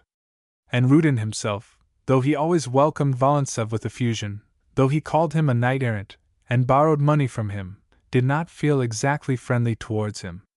It would be difficult to define the feelings of these two men when they pressed each other's hands like friends and looked into each other's eyes. Basistov continued to adore Rudin, and to hang on every word he uttered. Rudin paid him very little attention. Once he spent a whole morning with him, discussing the weightiest problems of life, and awakening his keenest enthusiasm, but afterwards he took no further notice of him. Evidently it was only a phrase when he said that he was seeking for pure and devoted souls. With Lesniov, who began to be a frequent visitor at the house, Rudin did not enter into discussion. He seemed even to avoid him. Lesniov, on his part, too, treated him coldly. He did not, however, report his final conclusions about him, which somewhat disquieted Alexandra Pavlovna. She was fascinated by Rudin, but she had confidence in Lesniov. Every one in Darya Mihailovna's house humored Rudin's fancies. His slightest preferences were carried out. He determined the plans for the day. Not a single party de plaisir was arranged without his cooperation. He was not, however, very fond of any kind of impromptu excursion or picnic, and took part in them rather as grown-up people take part in children's games, with an air of kindly, but rather wearied, friendliness. He took interest in everything else, however. He discussed with Darya Mihailovna her plans for the estate, the education of her children, her domestic arrangements, and her affairs generally. He listened to her schemes, and was not bored by petty details, and in his turn, proposed reforms and made suggestions. Darya Mihailovna agreed to them in words, and that was all. In matters of business she was really guided by the advice of her bailiff, an elderly, one-eyed little Russian, a good-natured and crafty old rogue. "What is old is fat, what is new is thin," he used to say, with a quiet smile, winking his solitary eye. Next to Darya Mihailovna, it was Natalia to whom Rudin used to talk most often and at most length. He used privately to give her books, to confide his plans to her, and to read her the first pages of the essays and other works he had in his mind. Natalia did not always fully grasp the significance of them. But Rudin did not seem to care much about her understanding, so long as she listened to him. His intimacy with Natalia was not altogether pleasing to Darya Mihailovna. However, she thought, let her chatter away with him in the country. She amuses him as a little girl now. There is no great harm in it, and, at any rate, it will improve her mind. At Petersburg I will soon put a stop to it. Darya Mihailovna was mistaken. Natalia did not chatter to Rudin like a schoolgirl. She eagerly drank in his words, she tried to penetrate to their full significance, she submitted her thoughts, her doubts to him. He became her leader, her guide. So far, it was only the brain that was stirred, but in the young the brain is not long stirred alone. What sweet moments Natalia passed when at times in the garden on the seat, in the transparent shade of the aspen tree, Rudin began to read Goethe's Faust, Hoffmann, or Bettina's letters, or Novalis, constantly stopping and explaining what seemed obscure to her. Like almost all Russian girls, she spoke German badly, but she understood it well, and Rudin was thoroughly imbued with German poetry, German romanticism and philosophy, and he drew her after him into these forbidden lands. Unimagined splendors were revealed there to her earnest eyes from the pages of the book which Rudin held on his knee. A stream of divine visions, of new, illuminating ideas, seemed to flow in rhythmic music into her soul, and in her heart, moved with the high delight of noble feeling, slowly was kindled and fanned into a flame the holy spark of enthusiasm. "Tell me, Dmitri Nikolaich," she began one day, sitting by the window at her embroidery frame, "shall you be in Petersburg in the winter?" "I don't know," replied Rudin, as he let the book he had been glancing through fall upon his knee. "If I can find the means, I shall go." He spoke dejectedly. He felt tired, and had done nothing all day. "I think you are sure to find the means." Rudin shook his head. "You think so?" And he looked away expressively. Natalia was on the point of replying, but she checked herself. "Look," began Rudin, with a gesture towards the window, "do you see that apple tree? It is broken by the weight and abundance of its own fruit. True emblem of genius. It is broken because it had no support," replied Natalia. "I understand you, Natalia Alexyevna, but it is not so easy for a man to find such a support. I should think the sympathy of others, in any case isolation always." Natalia was rather confused, and flushed a little. "And what will you do in the country in the winter?" she added hurriedly. "What shall I do? I shall finish my larger essay, you know it, on Tragedy in Life and in Art. I described to you the outline of it the day before yesterday, and shall send it to you." "And you will publish it?" "No. No? For whose sake will you work then? And if it were for you?" Natalia dropped her eyes. "It would be far above me." "What, may I ask, is the subject of the essay?" Basistov inquired modestly. He was sitting a little distance away. "Tragedy in Life and in Art," repeated Rudin. "Mr. Basistov too will read it. But I have not altogether settled on the fundamental motive. I have not so far worked out for myself the tragic significance of love." Rudin liked to talk of love, and frequently did so. At first, at the word love, Boncourt started, and pricked up her eyes like an old war-horse at the sound of the trumpet. But afterwards she had grown used to it, and now only pursed up her lips and took snuff at intervals. "It seems to me," said Natalia timidly, "that the tragic in love is unrequited love." "Not at all," replied Rudin. "That is rather the comic side of love. The question must be put in an altogether different way, one must attack it more deeply. Love," he pursued, "all is mystery in love, how it comes, how it develops, how it passes away. Sometimes it comes all at once, undoubting, glad as day, Sometimes it smolders like fire under ashes, and only bursts into a flame in the heart when all is over. Sometimes it winds its way into the heart like a serpent, and suddenly slips out of it again. Yes, it is the great problem. But who does love in our days? Who is so bold as to love? And Rudin grew pensive. Why is it we have not seen Sergei Pavlovich for so long? He asked suddenly. Natalia blushed, and bent her head over her embroidery frame. I don't know, she murmured. What a splendid, generous fellow he is, Rudin declared, standing up. It is one of the best types of a Russian gentleman. Mli. Boncourt gave him a sidelong look out of her little French eyes. Rudin walked up and down the room. Have you noticed, he began, turning sharply round on his heels, that on the oak? And the oak is a strong tree. The old leaves only fall off when the new leaves begin to grow? Yes, answered Natalia slowly, I have noticed it. That is what happens to an old love in a strong heart. It is dead already, but still it holds its place. Only another new love can drive it out. Natalia made no reply. What does that mean? She was thinking. Rudin stood still, tossed his hair back, and walked away. Natalia went to her own room. She sat a long while on her little bed in perplexity, pondering over Rudin's last words. All at once she clasped her hands and began to weep bitterly. What she was weeping for, who can tell? She herself could not tell why her tears were falling so fast. She dried them, but they flowed afresh, like water from a long pent-up source. On this same day Alexandra Pavlovna had a conversation with Lesniov about Rudin. At first he bore all her attacks in silence, but at last she succeeded in rousing him into talk. I see, she said to him, you dislike Dmitri Nikolaich, as you did before. I purposely refrained from questioning you till now, but now you have had time to make up your mind whether there is any change in him, and I want to know why you don't like him.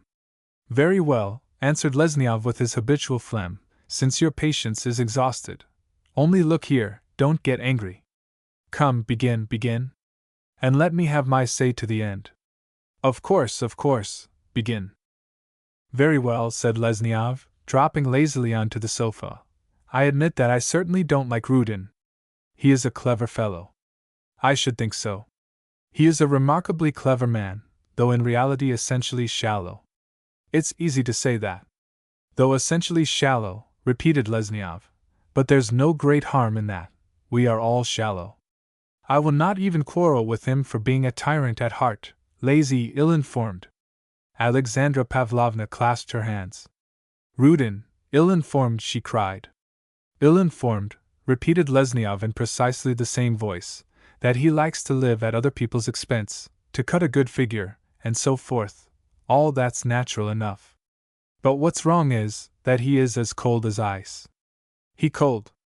That fiery so cold, interrupted Alexandra Pavlovna. Yes, cold as ice, and he knows it, and pretends to be fiery. What's bad, pursued Lesniov, gradually growing warm, he is playing a dangerous game, not dangerous for him, of course, he does not risk a farthing, not a straw on it, but others stake their soul. Whom and what are you talking of? I don't understand you, said Alexandra Pavlovna. What's bad? He isn't honest. He's a clever man, certainly.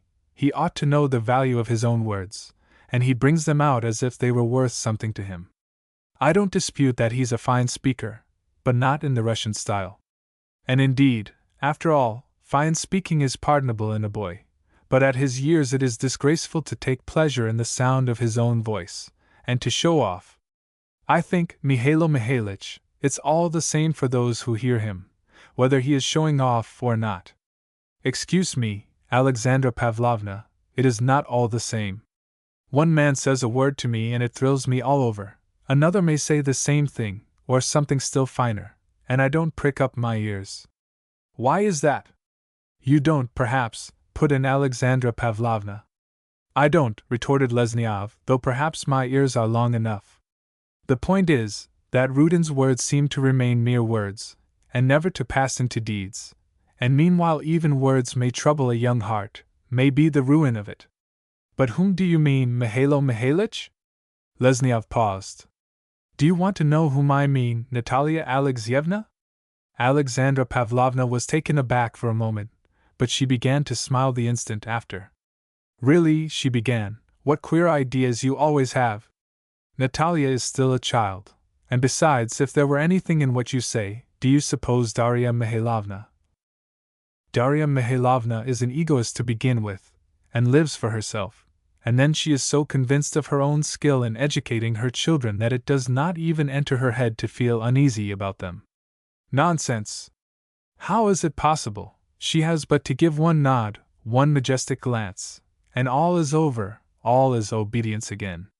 That's what that lady imagines. She fancies herself a female Maecenas, a learned woman, and God knows what, but in fact she is nothing more than a silly, worldly old woman. But Natalia is not a baby. Believe me, she thinks more, and more profoundly too, than you and I do.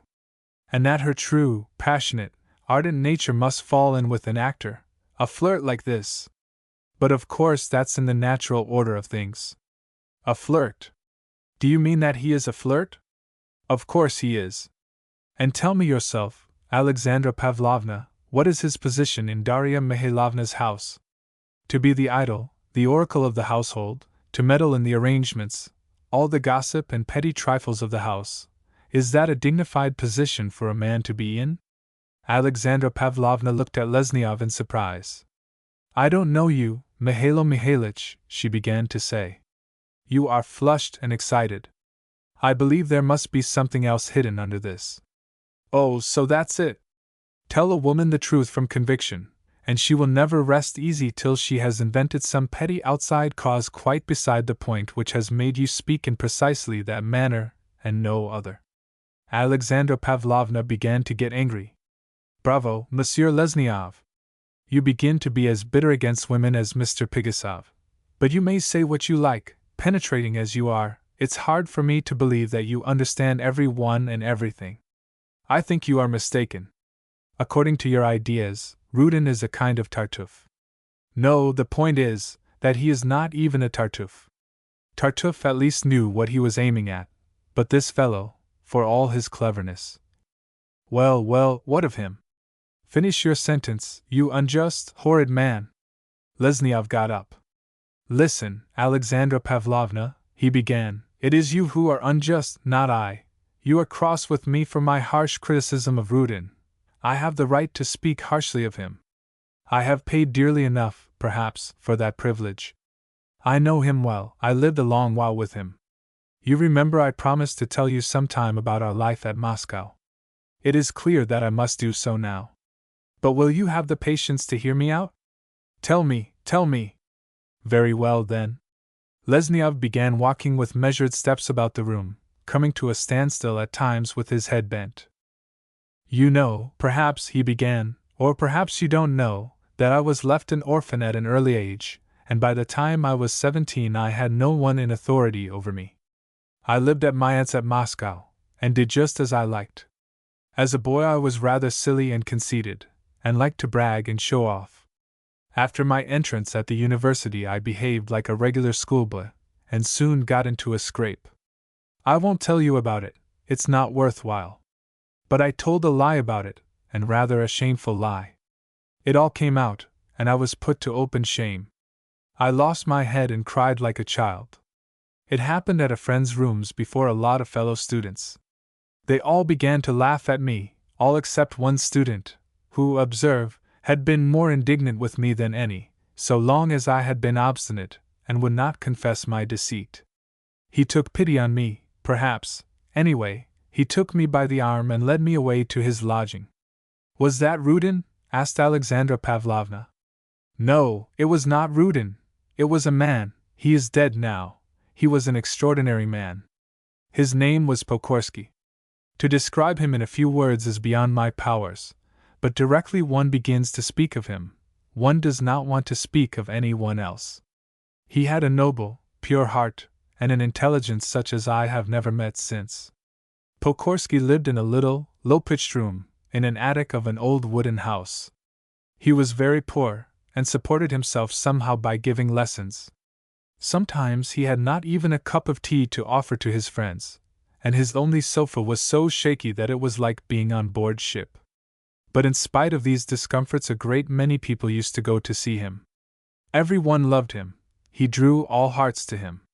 You would not believe what sweetness and happiness there was in sitting in his poor little room. It was in his room I met Rudin. He had already parted from his prince before then. What was there so exceptional in this Pokorsky? Asked Alexandra Pavlovna. How can I tell you? Poetry and truth, that was what drew all of us to him. For all his clear, broad intellect, he was as sweet and simple as a child. Even now I have his bright laugh ringing in my ears, and at the same time he, as a dear half-cracked fellow, the poet of our set, expressed it. And how did he talk? Alexandra Pavlovna questioned again. He talked well when he was in the mood, but not remarkably so. Rudin even then was 20 times as eloquent as he. Lesniov stood still and folded his arms. Pokorsky and Rudin were very unlike. There was more flash and brilliance about Rudin, more fluency, and perhaps more enthusiasm. He appeared far more gifted than Pokorsky, and yet all the while he was a poor creature by comparison. Rudin was excellent at developing any idea, he was capital in argument, but his ideas did not come from his own brain, he borrowed them from others, especially from Pokorsky. Pokorsky was quiet and soft, even weak in appearance, and he was fond of women to distraction, and fond of dissipation, and he would never take an insult from anyone. Rudin seemed full of fire, and courage, and life, but at heart he was cold and almost a coward, until his vanity was touched, then he would not stop at anything. He always tried to get an ascendancy over people, but he got it in the name of general principles and ideas, and certainly had a great influence over many. To tell the truth, no one loved him. I was the only one, perhaps, who was attached to him.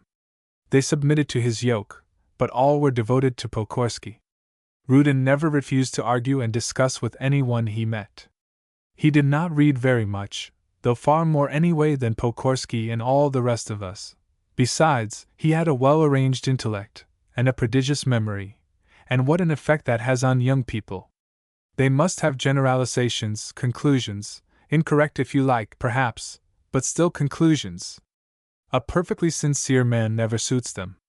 Try to tell young people that you cannot give them the whole truth, and they will not listen to you. But you mustn't deceive them either. You want to half believe yourself that you are in possession of the truth.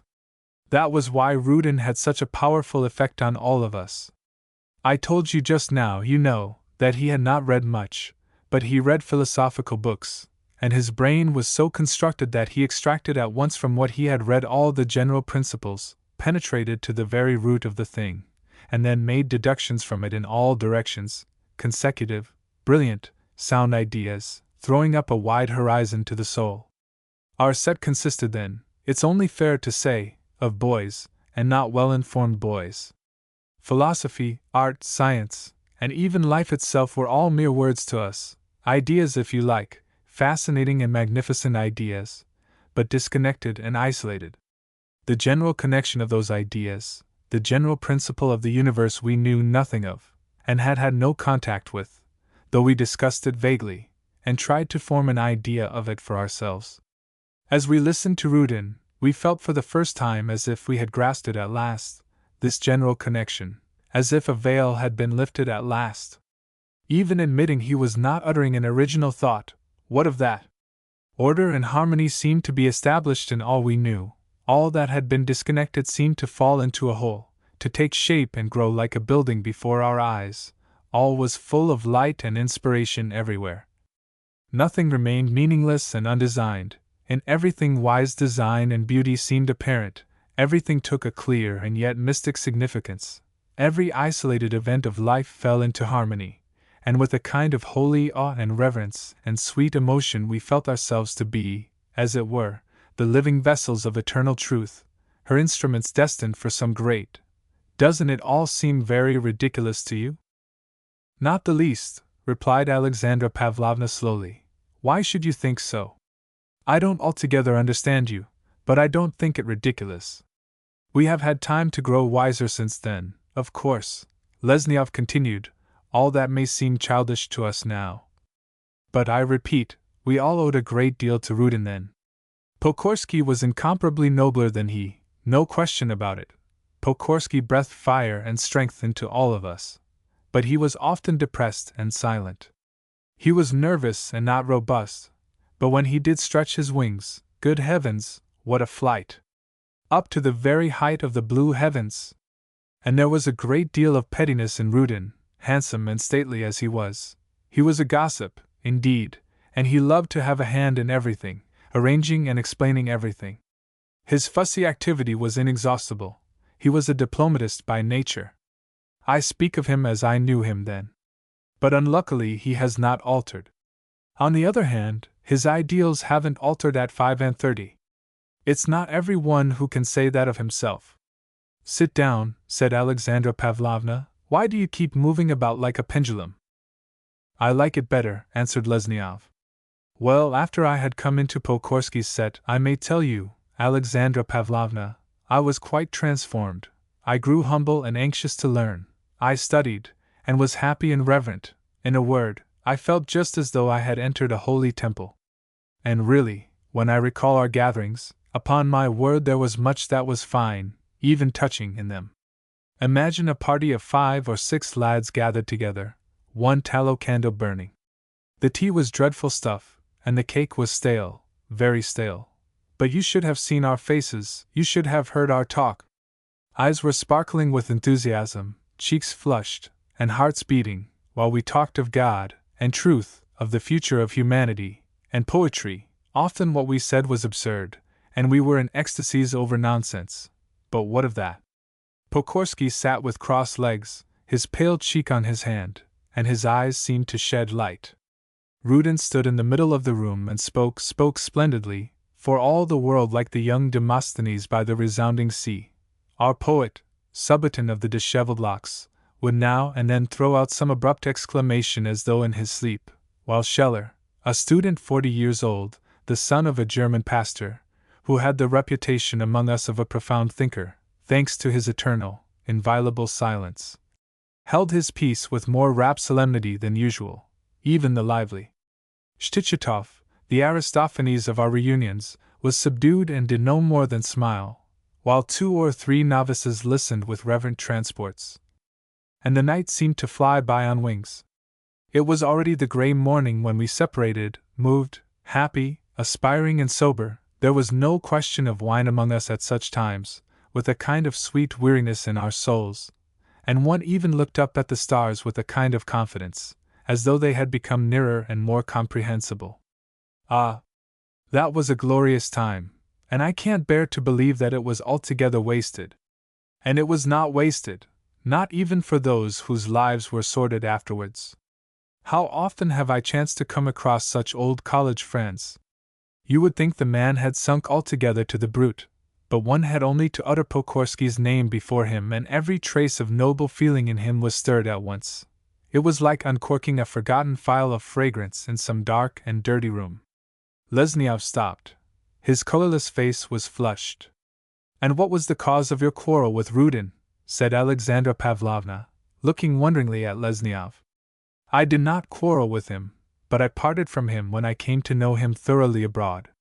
But I might well have quarreled with him in Moscow. He did me a bad turn there. What was that? It was like this. How can I tell you? It does not accord very well with my appearance, but I was always much given to falling in love. You? Yes, I was indeed. That's a curious idea, isn't it? But anyway, it was so. Well, so I fell in love in those days with a very pretty young girl. But why do you look at me like that? I could tell you something about myself a great deal more extraordinary than that. And what is that something, if I may know? Oh, just this. In those Moscow days I used to have a tryst at nights. With whom, would you imagine?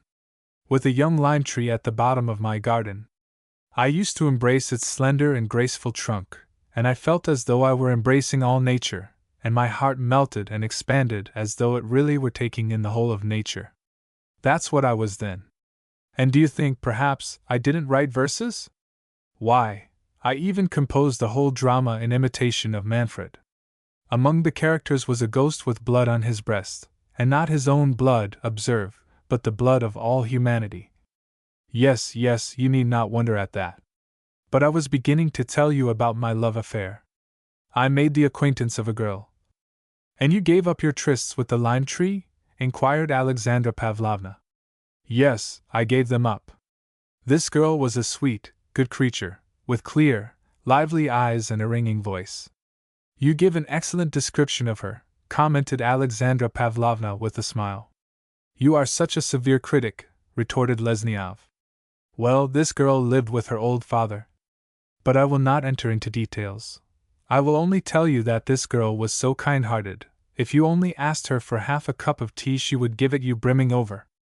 2 days after first meeting her I was wild over her, and on the 7th day I could hold out no longer, and confessed it in full to Rudin. At that time I was completely under his influence, and his influence, I will tell you frankly, was beneficial in many things. He was the first person who did not treat me with contempt, but tried to lick me into shape. I loved Pokorsky passionately, and felt a kind of awe before his purity of soul, but I came closer to Rudin. When he heard about my love, he fell into an indescribable ecstasy, congratulated me, embraced me, and at once fell to disserting and enlarging upon all the dignity of my new position. I pricked up my ears. Well, you know how he can talk. His words had an extraordinary effect on me. I at once assumed an amazing consequence in my own eyes, and I put on a serious exterior and left off laughing. I remember I used even to go about at that time with a kind of circumspection, as though I had a sacred chalice within me, full of a priceless liquid, which I was afraid of spilling over. I was very happy, especially as I found favor in her eyes. Rudin wanted to make my beloved's acquaintance, and I myself almost insisted on presenting him. Ah! I see now what it is, interrupted Alexandra Pavlovna. Rudin cut you out with your charmer, and you have never been able to forgive him. I am ready to take a wager I am right. You would lose your wager, Alexandra Pavlovna. You are wrong. Rudin did not cut me out. He did not even try to cut me out. But all the same, he put an end to my happiness, though, looking at it in cool blood, I am ready to thank him for it now. But I nearly went out of my mind at the time. Rudin did not in the least wish to injure me, quite the contrary. But through his cursed habit of pinning every emotion, his own and other people's, with a phrase, as one pins butterflies in a case, he set to making clear to ourselves our relations to one another, and how we ought to treat each other, and arbitrarily compelled us to take stock of our feelings and ideas, praised us and blamed us, even entered into a correspondence with us. Fancy! Well, he succeeded in completely disconcerting us. I should hardly, even then, have married the young lady. I had so much sense still left, but, at least, we might have spent some months happily à la Paul et Virginie. But now came strained relations, misunderstandings of every kind. It ended by Rudin, one fine morning, arriving at the conviction that it was his sacred duty as a friend to acquaint the old father with everything, and he did so. Is it possible? Cried Alexandra Pavlovna. Yes, and did it with my consent, observe. That's where the wonder comes in. I remember even now what a chaos my brain was in. Everything was simply turning round. Things looked as they do in a camera obscura. White seemed black and black white. Falsehood was truth, and a whim was duty. Ah! Even now I feel shame at the recollection of it. Rudin, he never flagged, not a bit of it. He soared through all sorts of misunderstandings and perplexities, like a swallow over a pond. And so you parted from the girl? Asked Alexandra Pavlovna, naively bending her head on one side, and raising her eyebrows. We parted, and it was a horrible parting, outrageously awkward and public, quite unnecessarily public. I wept myself, and she wept, and I don't know what passed. It seemed as though a kind of Gordian knot had been tied. It had to be cut, but it was painful. However, everything in the world is ordered for the best. She has married an excellent man, and is well off now. But confess you have never been able to forgive Rudin. All the same, Alexandra Pavlovna was beginning. Not at all, interposed Lesniov. Why, I cried like a child when he was going abroad. Still, to tell the truth, even then there was the germ in my heart. And when I met him later abroad, Well, by that time I had grown older. Rudin struck me in his true light. What was it exactly you discovered in him? Why, all I have been telling you the last hour. But enough of him. Perhaps everything will turn out all right. I only wanted to show you that, if I do judge him hardly, it is not because I don't know him. As far as concerns Natalia Alexeyevna, I won't say any more, but you should observe your brother. My brother! Why? Why, look at him. Do you really notice nothing? Alexandra Pavlovna looked down. You are right, she assented. Certainly, my brother, for some time he has not been himself. But do you really think? Hush! I think he is coming, whispered Lesniov. But Natalia is not a child, believe me, though unluckily she is as inexperienced as a child. You will see, that girl will astonish us all. In what way? Oh, in this way. Do you know it's precisely girls like that who drown themselves, take poison, and so forth? Don't be misled by her looking so calm. Her passions are strong, and her character, my goodness! Come! I think you are indulging in a flight of fancy now. To a phlegmatic person like you, I suppose even I seem a volcano? Oh, no, answered Lesniov with a smile. And as for character, you have no character at all, thank God. What impertinence is that? That? It's the highest compliment, believe me.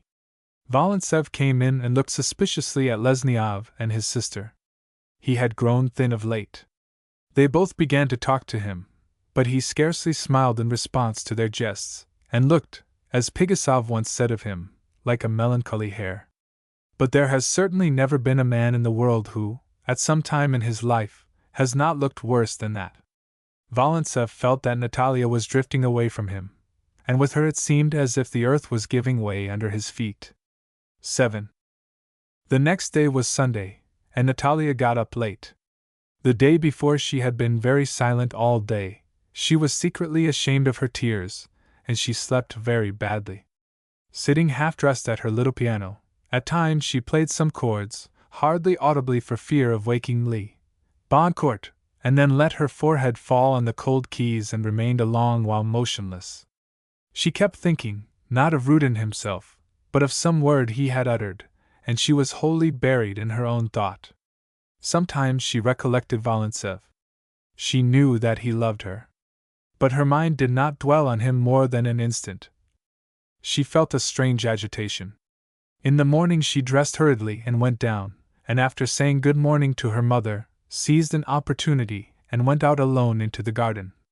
It was a hot day, bright and sunny in spite of occasional showers of rain. Slight vapory clouds sailed smoothly over the clear sky, scarcely obscuring the sun, and at times a downpour of rain fell suddenly in sheets, and was as quickly over. The thickly falling drops, flashing like diamonds, fell swiftly with a kind of dull thud. The sunshine glistened through their sparkling drops. The grass, that had been rustling in the wind, was still, thirstily drinking in the moisture. The drenched trees were languidly shaking all their leaves. The birds were busily singing, and it was pleasant to hear their twittering chatter mingling with the fresh gurgle and murmur of the running rain-water. The dusty roads were steaming and slightly spotted by the smart strokes of the thick drops. Then the clouds passed over, a slight breeze began to stir, and the grass began to take tints of emerald and gold. The trees seemed more transparent with their wet leaves clinging together. A strong scent arose from all around. The sky was almost cloudless again when Natalia came into the garden. It was full of sweetness and peace, that soothing, blissful peace in which the heart of man is stirred by a sweet languor of undefined desire and secret emotion. Natalia walked along a long line of silver poplars beside the pond. Suddenly, as if he had sprung out of the earth, Rudin stood before her.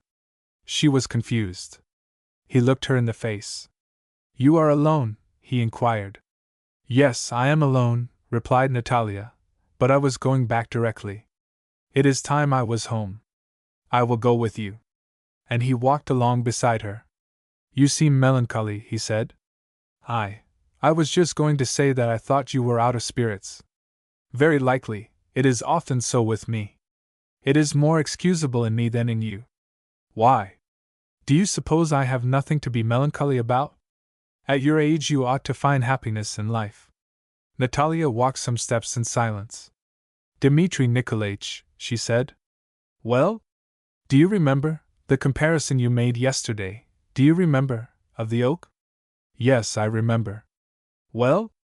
Natalia stole a look at Rudin. What did you mean by that comparison? Rudin bent his head and fastened his eyes on the distance. Natalia Alexeyevna, he began with the intense and pregnant intonation peculiar to him, which always made the listener believe that Rudin was not expressing even the 10th part of what he held locked in his heart. Natalia Alexeyevna, you may have noticed that I speak little of my own past. There are some chords which I do not touch upon at all. My heart, who need know what has passed in it? To expose that to view has always seemed sacrilege to me. But with you I cast aside reserve. You win my confidence. I cannot conceal from you that I too have loved and have suffered like all men. When and how?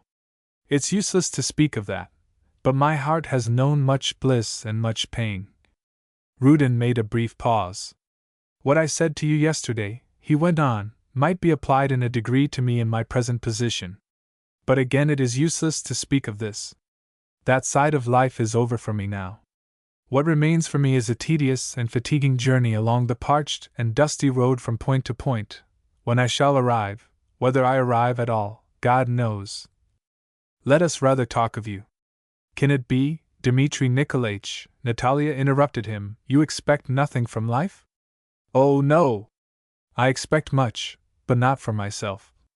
Usefulness, the content that comes from activity, I shall never renounce. But I have renounced happiness. My hopes, my dreams, and my own happiness have nothing in common. Love. At this word he shrugged his shoulders. Love is not for me. I am not worthy of it. A woman who loves has a right to demand the whole of a man, and I can never now give the whole of myself. Besides, it is for youth to win love. I am too old. How could I turn anyone's head? God grant I keep my own head on my shoulders. I understand, said Natalia, that one who is bent on a lofty aim must not think of himself. But cannot a woman be capable of appreciating such a man? I should have thought, on the contrary, that a woman would be sooner repelled by an egoist. All young men, the youth you speak of, all are egoists. They are all occupied only with themselves, even when they love. Believe me, a woman is not only able to value self-sacrifice, she can sacrifice herself. Natalia's cheeks were slightly flushed and her eyes shining. Before her friendship with Rudin she would never have succeeded in uttering such a long and ardent speech. You have heard my views on woman's mission more than once, replied Rudin with a condescending smile. You know that I consider that Joan of Arc alone could have saved France. But that's not the point. I wanted to speak of you.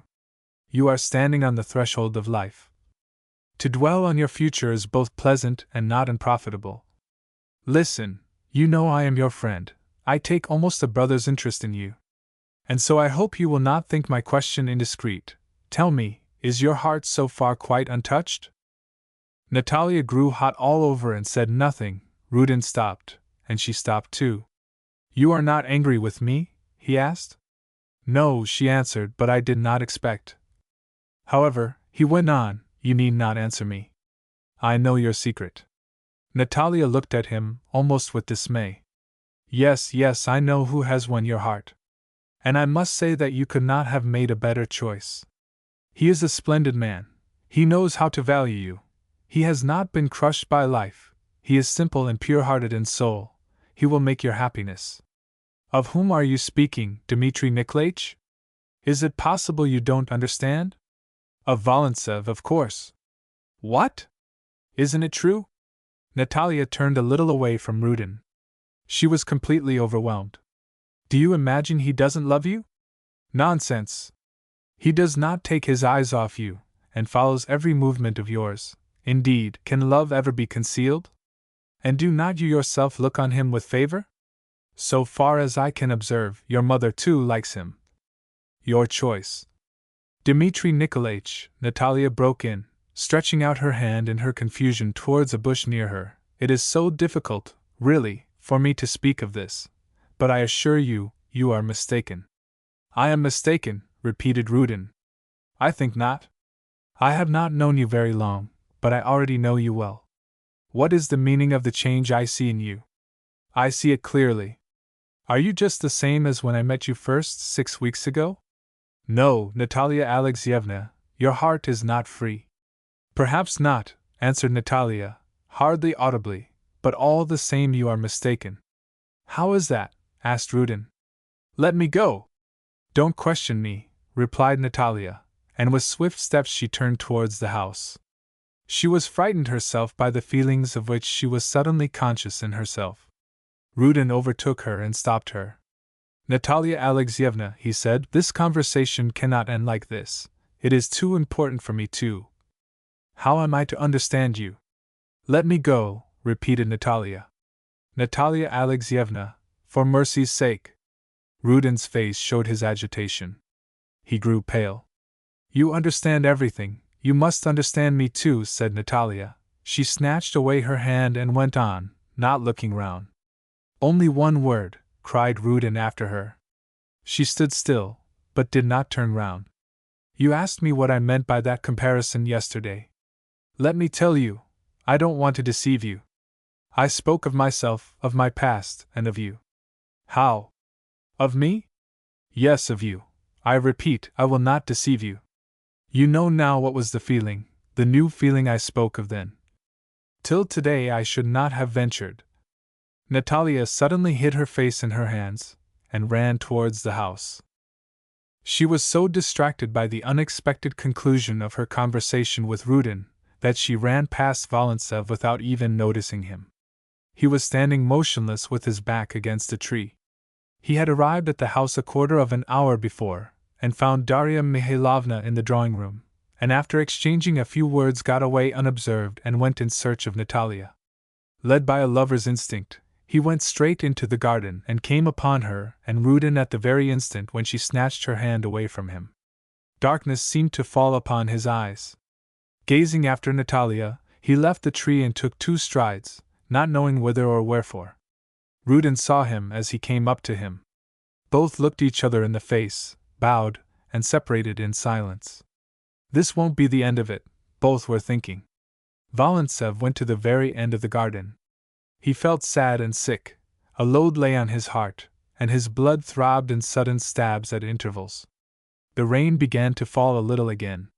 Rudin turned into his own room. He too was disturbed, his thoughts were in a whirl. The trustful, unexpected contact of a young true heart is agitating for anyone. At table everything went somehow wrong.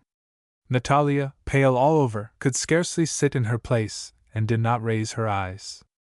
Volintsev sat as usual next her, and from time to time began to talk in a constrained way to her. It happened that Pigasov was dining at Darya Mihailovna's that day. He talked more than anyone at table. Among other things he began to maintain that men, like dogs, can be divided into the short-tailed and the long-tailed. People are short-tailed, he said, either from birth or through their own fault. The short-tailed are in a sorry plight. Nothing succeeds with them. They have no confidence in themselves. But the man who has a long furry tail is happy. He may be weaker and inferior to the short-tailed, but he believes in himself, he displays his tail and every one admires it. And this is a fit subject for wonder. The tail, of course, is a perfectly useless part of the body, you admit. Of what use can a tail be? But all judge of their abilities by their tail. I myself, he concluded with a sigh, belong to the number of the short-tailed, and what is most annoying, I cropped my tail myself. By which you mean to say, commented Rudin carelessly, what La Rochefoucauld said long before you, believe in yourself and others will believe in you. Why the tail was brought in, I failed to understand. Let every one, Volintsev began sharply and with flashing eyes, let every one express himself according to his fancy. Talk of despotism, I consider there is none worse than the despotism of so-called clever men. Confound them! Everyone was astonished at this outbreak from Volintsev. It was received in silence.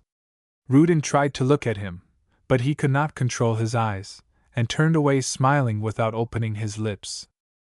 Aha! So you too have lost your tail, thought Pigasov, and Natalia's heart sank in terror. Darya Mihailovna gave Volintsev a long puzzled stare and at last was the first to speak. She began to describe an extraordinary dog belonging to a minister so-and-so. Volintsev went away soon after dinner. As he bade Natalia goodbye, he could not resist saying to her, "Why are you confused, as though you had done wrong? You cannot have done wrong to anyone." Natalia did not understand at all, and could only gaze after him. Before tea, Rudin went up to her, and bending over the table as though he were examining the papers, whispered, "It is all like a dream, isn't it? I absolutely must see you alone, if only for a minute." He turned to Mlle Boncourt. "Here," he said to her, "this is the article you were looking for," and again bending towards Natalia, he added in a whisper, "Try to be near the terrace in the lilac arbor about 10 o'clock. I will wait for you." Pigasov was the hero of the evening. Rudin left him in possession of the field. He afforded Darya Mihailovna much entertainment. First, he told the story of one of his neighbors who, having been henpecked by his wife for 30 years, had grown so womanish that one day in crossing a little puddle when Pigasov was present, he put out his hand and picked up the skirt of his coat, as women do with their petticoats. Then he turned to another gentleman who to begin with had been a Freemason, then a hypochondriac, and then wanted to be a banker. "How were you a Freemason, Philip Stepanitch?" Pigasov asked him. "You know how. I wore the nail of my little finger long." But what most diverted Darya Mihailovna was when Pigasov set off on a dissertation upon love, and maintained that even he had been sighed for, that one ardent German lady had even given him the nickname of her dainty little African and her horse Little Crow. Darya Mihailovna laughed, but Pigasov spoke the truth. He really was in a position to boast of his conquests. He maintained that nothing could be easier than to make any woman you chose fall in love with you. You only need repeat to her for 10 days in succession that heaven is on her lips and bliss in her eyes, and that the rest of womankind are all simply ragbags beside her, and on the 11th day she will be ready to say herself that there is heaven on her lips and bliss in her eyes, and will be in love with you. Everything comes to pass in the world, so who knows, perhaps Pigasov was right? At 9:30 Rudin was already in the arbor. The stars had come out in the pale, distant depths of the heaven. There was still a red glow where the sun had set, and there the horizon seemed brighter and clearer. A semicircular moon shone golden through the black network of the weeping birch tree. The other trees stood like grim giants, with thousands of chinks looking like eyes, or fell into compact masses of darkness. Not a leaf was stirring. The topmost branches of the lilacs and acacias seemed to stretch upwards into the warm air, as though listening for something. The house was a dark mass now. Patches of red light showed where the long windows were lighted up. It was a soft and peaceful evening, but under this peace was felt the secret breath of passion. Rudin stood, his arms folded on his breast, and listened with strained attention. His heart beat violently, and involuntarily he held his breath. At last he caught the sound of light, hurrying footsteps, and Natalia came into the arbor. Rudin rushed up to her, and took her hands. They were cold as ice. "Natalia Alexeyevna," he began, in an agitated whisper, "I wanted to see you. I could not wait till tomorrow. I must tell you what I did not suspect, what I did not realize even this morning. I love you." Natalia's hands trembled feebly in his. "I love you," he repeated, "and how could I have deceived myself so long? How was it I did not guess long ago that I love you? And you? Natalia Alexeyevna, tell me." Natalia could scarcely draw her breath. "You see I have come here," she uttered at last. "No, say that you love me." "I think yes," she whispered. Rudin pressed her hands still more warmly, and tried to draw her to him. Natalia looked quickly round. "Let me go, I am frightened. I think someone is listening to us. For God's sake, be on your guard. Volintsev suspects. Never mind him. You saw I did not even answer him today. Ah, Natalia Alexeyevna, how happy I am! Nothing shall sever us now." Natalia looked into his eyes. "Let me go," she whispered. "It's time." "One instant," began Rudin. "No, let me go, let me go. You seem afraid of me." "No, but it's time." "Repeat, then, at least once more." "You say you are happy?" asked Natalia. No man in the world is happier than I am. Can you doubt it? Natalia lifted up her head. Very beautiful was her pale, noble, young face, transformed by passion, in the mysterious shadows of the arbor, in the faint light reflected from the evening sky. I tell you then, she said, I will be yours. Oh my God, cried Rudin. But Natalia made her escape, and was gone. Rudin stood still a little while, then walked slowly out of the arbor. The moon threw a light on his face. There was a smile on his lips. I am happy, he uttered in a half-whisper. Yes, I am happy, he repeated, as though he wanted to convince himself. He straightened his tall figure, shook back his locks, and walked quickly into the garden, with a happy gesture of his hands. Meanwhile the bushes of the lilac arbor moved apart, and Pandalevsky appeared. He looked around warily, shook his head, pursed up his mouth, and said significantly, So that's how it is. That must be brought to Darya Mihailovna's knowledge, and he vanished. 8. On his return home, Volintsev was so gloomy and dejected, he gave his sister such listless answers, and so quickly locked himself up in his room, that she decided to send a messenger to Lesniov. She always had recourse to him in times of difficulty. Lesniov sent her word that he would come in the next day. Volintsev was no more cheerful in the morning. After tea he was starting to superintend the work on the estate, but he stayed at home instead, lay on the sofa, and took up a book, a thing he did not often do. Volintsev had no taste for literature, and poetry simply alarmed him. This is as incomprehensible as poetry, he used to say, and in confirmation of his words, he used to quote the following lines from a Russian poet. Alexandra Pavlovna kept looking uneasily at her brother, but she did not worry him with questions. A carriage drew up at the steps. Ah, she thought, Lesniov, thank goodness! A servant came in and announced the arrival of Rudin. Volintsev flung his book on the floor, and raised his head. Who has come? He asked. Rudin, Dmitri Nikolaich, repeated the man. Volintsev got up. Ask him in, he said, and you, sister, he added, turning to Alexandra Pavlovna, leave us alone. But why? She was beginning. I have a good reason, he interrupted, passionately. I beg you to leave us. Rudin entered. Volintsev, standing in the middle of the room, received him with a chilly bow, without offering his hand. Confess you did not expect me, began Rudin, and he laid his hat down by the window. His lips were slightly twitching. He was ill at ease, but tried to conceal his embarrassment. I did not expect you, certainly, replied Volintsev, after yesterday. I should have more readily expected someone with a special message from you. I understand what you mean, said Rudin, taking a seat, and am very grateful for your frankness. It is far better so. I have come myself to you, as to a man of honor. Cannot we dispense with compliments? Observed Volintsev. I want to explain to you why I have come. We are acquainted, why should you not come? Besides, this is not the first time you have honored me with a visit. I came to you as one man of honor to another, repeated Rudin, and I want now to appeal to your sense of justice. I have complete confidence in you. What is the matter? Said Volintsev, who all this time was still standing in his original position, staring sullenly at Rudin, and sometimes pulling the ends of his mustache. If you would kindly, I came here to make an explanation, certainly, but all the same it cannot be done offhand. Why not? A third person is involved in this matter. What third person? Sergei Pavlich, you understand me? Dmitri Nikolaich, I don't understand you in the least. You prefer? I prefer you should speak plainly, broke in Volintsev. He was beginning to be angry in earnest. Rudin frowned.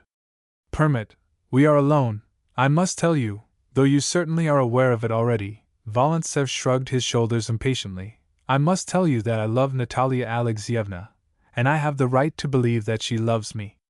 Volintsev turned white, but made no reply. He walked to the window and stood with his back turned. You understand, Sergei Pavlich, continued Rudin, that if I were not convinced. Upon my word, interrupted Volintsev, I don't doubt it in the least. Well, so be it. Good luck to you. Only I wonder what the devil induced you to come with this news to me. What have I to do with it? What is it to me whom you love, or who loves you? It simply passes my comprehension. Volintsev continued to stare out of the window. His voice sounded choked. Rudin got up. I will tell you, Sergei Pavlovich, why I decided to come to you, why I did not even think I had the right to hide from you our mutual feelings. I have too profound an esteem for you, that is why I have come. I did not want, we both did not wish to play a part before you. Your feeling for Natalia Alexeyevna was known to me. Believe me, I have no illusions about myself. I know how little I deserve to supplant you in her heart, but if it was fated this should be, is it made any better by pretense, hypocrisy, and deceit? Is it any better to expose ourselves to misunderstandings, or even to the possibilities of such a scene as took place yesterday at dinner? Sergei Pavlovich, tell me yourself, is it? Volintsev folded his arms on his chest, as though he were trying to hold himself in. Sergei Pavlovich, Rudin continued, I have given you pain, I feel it, but understand us, understand that we had no other means of proving our respect to you, of proving that we know how to value your honor and uprightness. Openness, complete openness with any other man would have been misplaced, but with you it took the form of duty. We are happy to think our secret is in your hands. Volintsev gave vent to a forced laugh. Many thanks for your confidence in me, he exclaimed, though, pray observe, I neither wish to know your secret, nor to tell you mine, though you treat it as if it were your property. But excuse me, you speak as though for two. Does it follow I am to suppose that Natalia Alexeyevna knows of your visit, and the object of it? Rudin was a little taken aback. No, I did not communicate my intention to Natalia Alexeyevna, but I know she would share my views. That's all very fine indeed, Volintsev began after a short pause, drumming on the window pane with his fingers, though I must confess it would have been far better if you had had rather less respect for me. I don't care a hang for your respect, to tell you the truth, but what do you want of me now? I want nothing, or no! I want one thing. I want you not to regard me as treacherous or hypocritical, to understand me. I hope that now you cannot doubt of my sincerity. I want us, Sergei Pavlovich, to part as friends, you to give me your hand as you once did. And Rudin went up to Volintsev. Excuse me, my good sir, said Volintsev, turning round and stepping back a few paces, I am ready to do full justice to your intentions. All that's very fine, I admit, very exalted, but we are simple people, we do not gild our gingerbread, we are not capable of following the flight of great minds like yours. What you think sincere, we regard as impertinent and disingenuous and indiscreet. What is clear and simple to you, is involved and obscure to us. You boast of what we conceal. How are we to understand you? Excuse me, I can neither regard you as a friend, nor will I give you my hand. That is petty, perhaps, but I am only a petty person. Rudin took his hat from the window seat. Sergei Pavlovich, he said sorrowfully, goodbye. I was mistaken in my expectations. My visit certainly was rather a strange one, but I had hoped that you. Volintsev made a movement of impatience. Excuse me, I will say no more of this. Reflecting upon it all, I see indeed, you are right, you could not have behaved otherwise. Goodbye, and allow me, at least once more, for the last time, to assure you of the purity of my intentions. I am convinced of your discretion. That is too much, cried Volintsev, shaking with anger. I never asked for your confidence, and so you have no right whatever to reckon on my discretion. Rudin was about to say something, but he only waved his hands, bowed and went away, and Volintsev flung himself on the sofa and turned his face to the wall. May I come in? Alexandra Pavlovna's voice was heard saying at the door. Volintsev did not answer at once, and stealthily passed his hand over his face. No, Sasha, he said, in a slightly altered voice, wait a little longer. Half an hour later, Alexandra Pavlovna again came to the door. Mihailo Mihailitch is here, she said, will you see him? Yes, answered Volintsev, let them show him up here. Lesniov came in. What, aren't you well? He asked, seating himself in a chair near the sofa.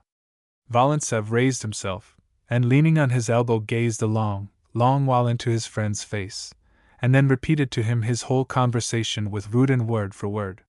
He had never before given Lesniov a hint of his sentiments towards Natalia, though he guessed they were no secret to him. "Well, brother, you have surprised me," Lesniov said, as soon as Volintsev had finished his story. "I expected many strange things from him, but this is, still I can see him in it." "Upon my honor," cried Volintsev, in great excitement, "it is simply insolence. Why, I almost threw him out of the window. Did he want to boast to me, or was he afraid? What was the object of it? How could he make up his mind to come to a man?" Volintsev clasped his hands over his head and was speechless. "No, brother, that's not it," replied Lesniov tranquilly. "You won't believe me, but he really did it from a good motive. Yes, indeed. It was generous, do you see, and candid, to be sure, and it would offer an opportunity of speechifying and giving vent to his fine talk, and of course, that's what he wants, what he can't live without. Ah! His tongue is his enemy. Though it's a good servant to him, too. With what solemnity he came in and talked, you can't imagine. Well, he can't do anything without that. He buttons his great coat as if he were fulfilling a sacred duty. I should like to put him on a desert island and look round a corner to see how he would behave there. And he discourses on simplicity. But tell me, my dear fellow, asked Volintsev, what is it, philosophy or what? How can I tell you? On one side it is philosophy, I dare say, and on the other something altogether different. It is not right to put every folly down to philosophy. Volintsev looked at him. Wasn't he lying then, do you imagine? No, my son, he wasn't lying. But do you know, we've talked enough of this. Let's light our pipes and call Alexandra Pavlovna in here. It's easier to talk when she's with us and easier to be silent. She shall make us some tea. Very well, replied Volintsev. Sasha, come in, he cried aloud. Alexandra Pavlovna came in. He grasped her hand and pressed it warmly to his lips. Rudin returned in a curious and mingled frame of mind. He was annoyed with himself, he reproached himself for his unpardonable precipitancy, his boyish impulsiveness. Someone has justly said, there is nothing more painful than the consciousness of having just done something stupid. Rudin was devoured by regret. What evil genius drove me, he muttered between his teeth, to call on that squire. What an idea it was! Only to expose myself to insolence. But in Darya Mihailovna's house something extraordinary had been happening. The lady herself did not appear the whole morning, and did not come in to dinner. She had a headache, declared Pandalevsky, the only person who had been admitted to her room. Natalia, too, Rudin scarcely got a glimpse of. She sat in her room with Mli Boncourt. When she met him at the dinner table, she looked at him so mournfully that his heart sank. Her face was changed as though a load of sorrow had descended upon her since the day before. Rudin began to be oppressed by a vague presentiment of trouble. In order to distract his mind in some way, he occupied himself with Basistov, had much conversation with him, and found him an ardent, eager lad, full of enthusiastic hopes and still untarnished faith. In the evening Darya Mihailovna appeared for a couple of hours in the drawing-room. She was polite to Rudin, but kept him somehow at a distance, and smiled and frowned, talking through her nose, and in hints more than ever. Everything about her had the air of the society lady of the court. She had seemed of late rather cooler to Rudin. What is the secret of it? He thought, with a sidelong look at her haughtily lifted head. He had not long to wait for the solution of the enigma. As he was returning at 12 o'clock at night to his room, along a dark corridor, someone suddenly thrust a note into his hand. He looked round. A girl was hurrying away in the distance, Natalia's maid, he fancied. He went into his room, dismissed the servant, tore open the letter, and read the following lines in Natalia's handwriting. Come tomorrow at 7 o'clock in the morning, not later, to Avdahin Pond, beyond the oak copse. Any other time will be impossible. It will be our last meeting, all will be over unless come. We must make our decision. P.S. If I don't come, it will mean we shall not see each other again, then I will let you know. Rudin turned the letter over in his hands, musing upon it, then laid it under his pillow, undressed, and lay down.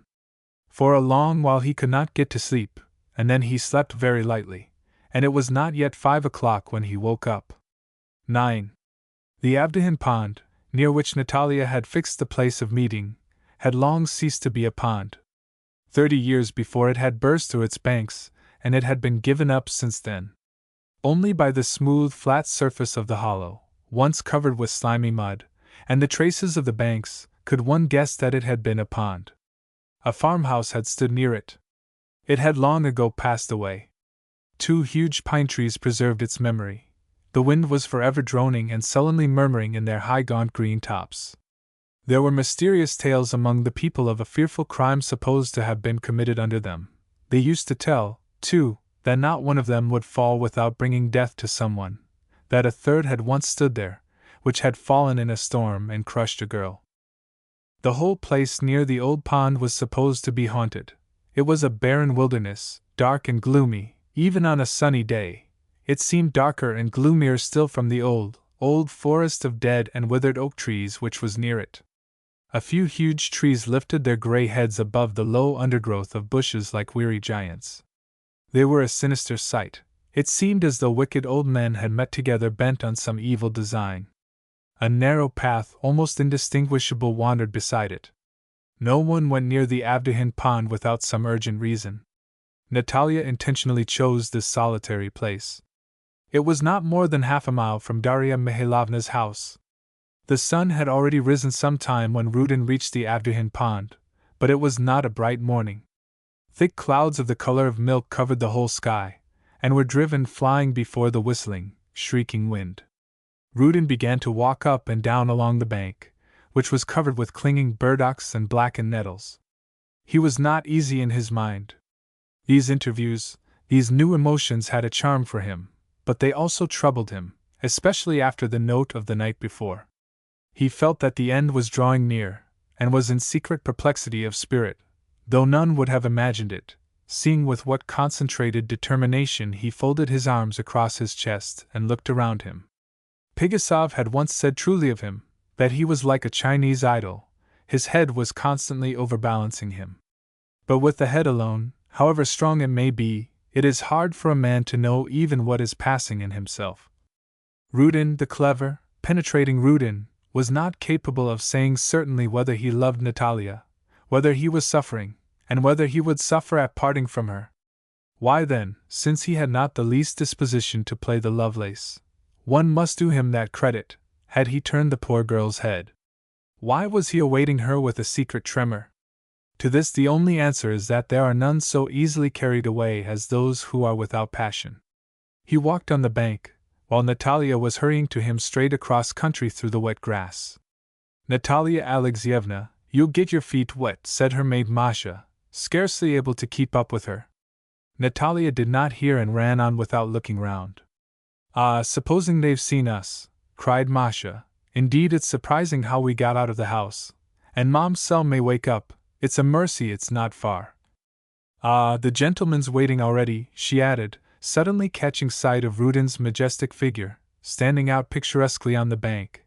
"But what does he want to stand on that mound for? He ought to have kept in the hollow." Natalia stopped. "Wait here, Masha, by the pines," she said, and went on to the pond. Rudin went up to her. He stopped short in amazement. He had never seen such an expression on her face before. Her brows were contracted, her lips set, her eyes looked sternly straight before her. "Dmitri Nikolaich," she began, "we have no time to lose. I have come for 5 minutes.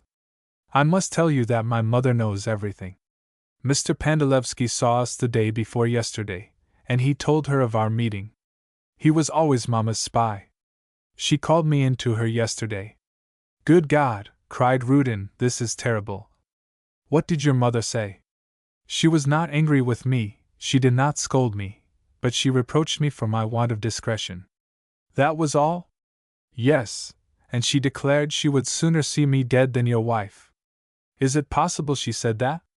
"Yes, and she said too that you yourself did not want to marry me at all, that you had only been flirting with me because you were bored, and that she had not expected this of you, but that she herself was to blame for having allowed me to see so much of you, that she relied on my good sense, that I had very much surprised her, and I don't remember now all she said to me. Natalia uttered all this in an even, almost expressionless voice. And you, Natalia Alexeyevna, what did you answer? Asked Rudin. What did I answer? Repeated Natalia. What do you intend to do now? Good God, replied Rudin, it is cruel. So soon, such a sudden blow. And is your mother in such indignation? Yes, she will not hear of you. It is terrible. You mean there is no hope? None.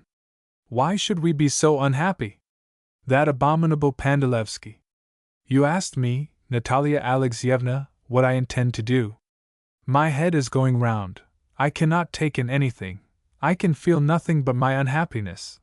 I am amazed that you can preserve such self-possession. Do you think it is easy for me? Said Natalia. Rudin began to walk along the bank. Natalia did not take her eyes off him. Your mother did not question you, he said at last. She asked me whether I love you. Well, and you? Natalia was silent a moment. I told the truth. Rudin took her hand. Always, in all things generous, noble-hearted. Oh, the heart of a girl, it's pure gold. But did your mother really declare her decision so absolutely on the impossibility of our marriage? Yes, absolutely. I have told you already, she is convinced that you yourself don't think of marrying me. Then she regards me as a traitor. What have I done to deserve it? And Rudin clutched his head in his hands. Dmitri Nikolaich, said Natalia, we are losing our time. Remember, I am seeing you for the last time. I came here not to weep and lament. You see, I am not crying. I came for advice. And what advice can I give you, Natalia Alexeyevna? What advice? You are a man. I am used to trusting to you. I shall trust you to the end. Tell me, what are your plans? My plans? Your mother certainly will turn me out of the house. Perhaps. She told me yesterday that she must break off all acquaintance with you. But you do not answer my question? What question? What do you think we must do now?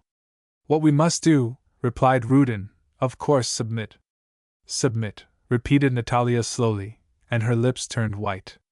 Submit to destiny, continued Rudin. What is to be done? I know very well how bitter it is, how painful, how unendurable. But consider yourself, Natalia Alexeyevna, I am poor. It is true I could work, but even if I were a rich man, could you bear a violent separation from your family, your mother's anger? No, Natalia Alexeyevna, it is useless even to think of it. It is clear it was not fated for us to live together, and the happiness of which I dreamed is not for me. All at once Natalia hid her face in her hands and began to weep. Rudin went up to her. Natalia Alexeyevna.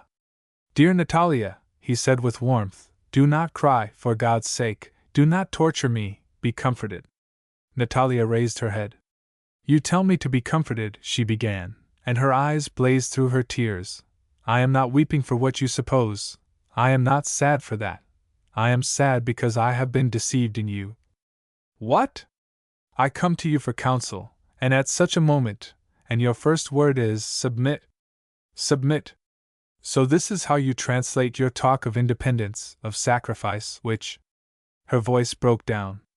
But Natalia Alexeyevna, began Rudin in confusion, remember, I do not disown my words, only. You asked me, she continued with new force, what I answered my mother, when she declared she would sooner agree to my death than my marriage to you. I answered that I would sooner die than marry any other man, and you say, submit! It must be that she is right. You must, through having nothing to do, through being bored, have been playing with me. I swear to you, Natalia Alexeyevna, I assure you, maintained Rudin. But she did not listen to him. Why did you not stop me? Why did you yourself? Or did you not reckon upon obstacles? I am ashamed to speak of this, but I see it is all over now. You must be calm, Natalia Alexeyevna, Rudin was beginning. We must think together what means. You have so often talked of self-sacrifice, she broke in, but do you know, if you had said to me today at once, I love you, but I cannot marry you, I will not answer for the future, give me your hand and come with me. Do you know, I would have come with you, Do you know, I would have risked everything? But there's all the difference between word and deed, and you were afraid now, just as you were afraid the day before yesterday at dinner of Volintsev. The color rushed to Rudin's face. Natalia's unexpected energy had astounded him, but her last words wounded his vanity. You are too angry now, Natalia Alexeyevna, he began. You cannot realize how bitterly you wound me. I hope that in time you will do me justice. You will understand what it has cost me to renounce the happiness which you have said yourself would have laid upon me no obligations. Your peace is dearer to me than anything in the world, and I should have been the basest of men, if I could have taken advantage. Perhaps, interrupted Natalia, perhaps you are right. I don't know what I am saying. But up to this time I believed in you, believed in every word you said. For the future, pray keep a watch upon your words. Do not fling them about at hazard. When I said to you, I love you, I knew what that word meant. I was ready for everything. Now I have only to thank you for a lesson, and to say goodbye. Stop, for God's sake, Natalia Alexeyevna, I beseech you. I do not deserve your contempt, I swear to you. Put yourself in my position. I am responsible for you and for myself. If I did not love you with the most devoted love, why, good God, I should have at once proposed you should run away with me. Sooner or later your mother would forgive us, and then, but before thinking of my own happiness. He stopped. Natalia's eyes fastened directly upon him put him to confusion. You tried to prove to me that you are an honorable man, Dmitri Nikolaich, she said. I do not doubt that. You are not capable of acting from calculation, but did I want to be convinced of that? Did I come here for that? I did not expect, Natalia Alexeyevna. Ah, you have said it at last. Yes, you did not expect all this, you did not know me. Do not be uneasy, you do not love me, and I will never force myself on anyone. I love you, cried Rudin. Natalia drew herself up. Perhaps, but how do you love me? Remember all your words, Dmitri Nikolaich. You told me. Without complete equality there is no love. You are too exalted for me. I am no match for you. I am punished as I deserve. There are duties before you more worthy of you. I shall not forget this day. Goodbye. Natalia Alexeyevna, are you going? Is it possible for us to part like this? He stretched out his hand to her. She stopped. His supplicating voice seemed to make her waver. No, she uttered at last. I feel that something in me is broken. I came here, I have been talking to you as if it were in delirium. I must try to recollect. It must not be, you yourself said, it will not be. Good God, when I came out here, I mentally took a farewell of my home, of my past, and what? Whom have I met here? A coward, and how did you know I was not able to bear a separation from my family? Your mother will not consent, it is terrible. That was all I heard from you, that you, Rudin, no. Goodbye. Ah. If you had loved me, I should have felt it now, at this moment. No, goodbye. She turned swiftly and ran towards Masha, who had begun to be uneasy and had been making signs to her a long while. It is you who are afraid, not I, cried Rudin after Natalia. She paid no attention to him, and hastened homewards across the fields. She succeeded in getting back to her bedroom, but she had scarcely crossed the threshold when her strength failed her, and she fell senseless into Masha's arms. But Rudin remained a long while still standing on the bank. At last he shivered, and with slow steps made his way to the little path and quietly walked along it. He was deeply ashamed and wounded. What a girl, he thought, at 17. No, I did not know her. She is a remarkable girl. What strength of will! She is right. She deserves another love than what I felt for her. I felt for her, he asked himself. Can it be I already feel no more love for her? So this is how it was all to end. What a pitiful wretch I was beside her. The slight rattle of a racing droshky made Rudin raise his head. Lesniov was driving to meet him with his invariable trotting pony. Rudin bowed to him without speaking, and as though struck with a sudden thought, turned out of the road and walked quickly in the direction of Darya Mihailovna's house. Lesniov let him pass, looked after him, and after a moment's thought he too turned his horse's head round, and drove back to Volintsev's, where he had spent the night. He found him asleep, and giving orders he should not be waked, he sat down on the balcony to wait for some tea and smoked a pipe. Volintsev got up at 10 o'clock. When he heard that Lesniov was sitting in the balcony, he was much surprised, and sent to ask him to come to him. "What has happened?" he asked him. "I thought you meant to drive home?" "Yes, I did mean to, but I met Rudin. He was wandering about the country with such a distracted countenance. So I turned back at once." "You came back because you met Rudin?" "That's to say, to tell the truth, I don't know why I came back myself. I suppose because I was reminded of you. I wanted to be with you, and I have plenty of time before I need go home." Volintsev smiled bitterly. "Yes, one cannot think of Rudin now without thinking of me."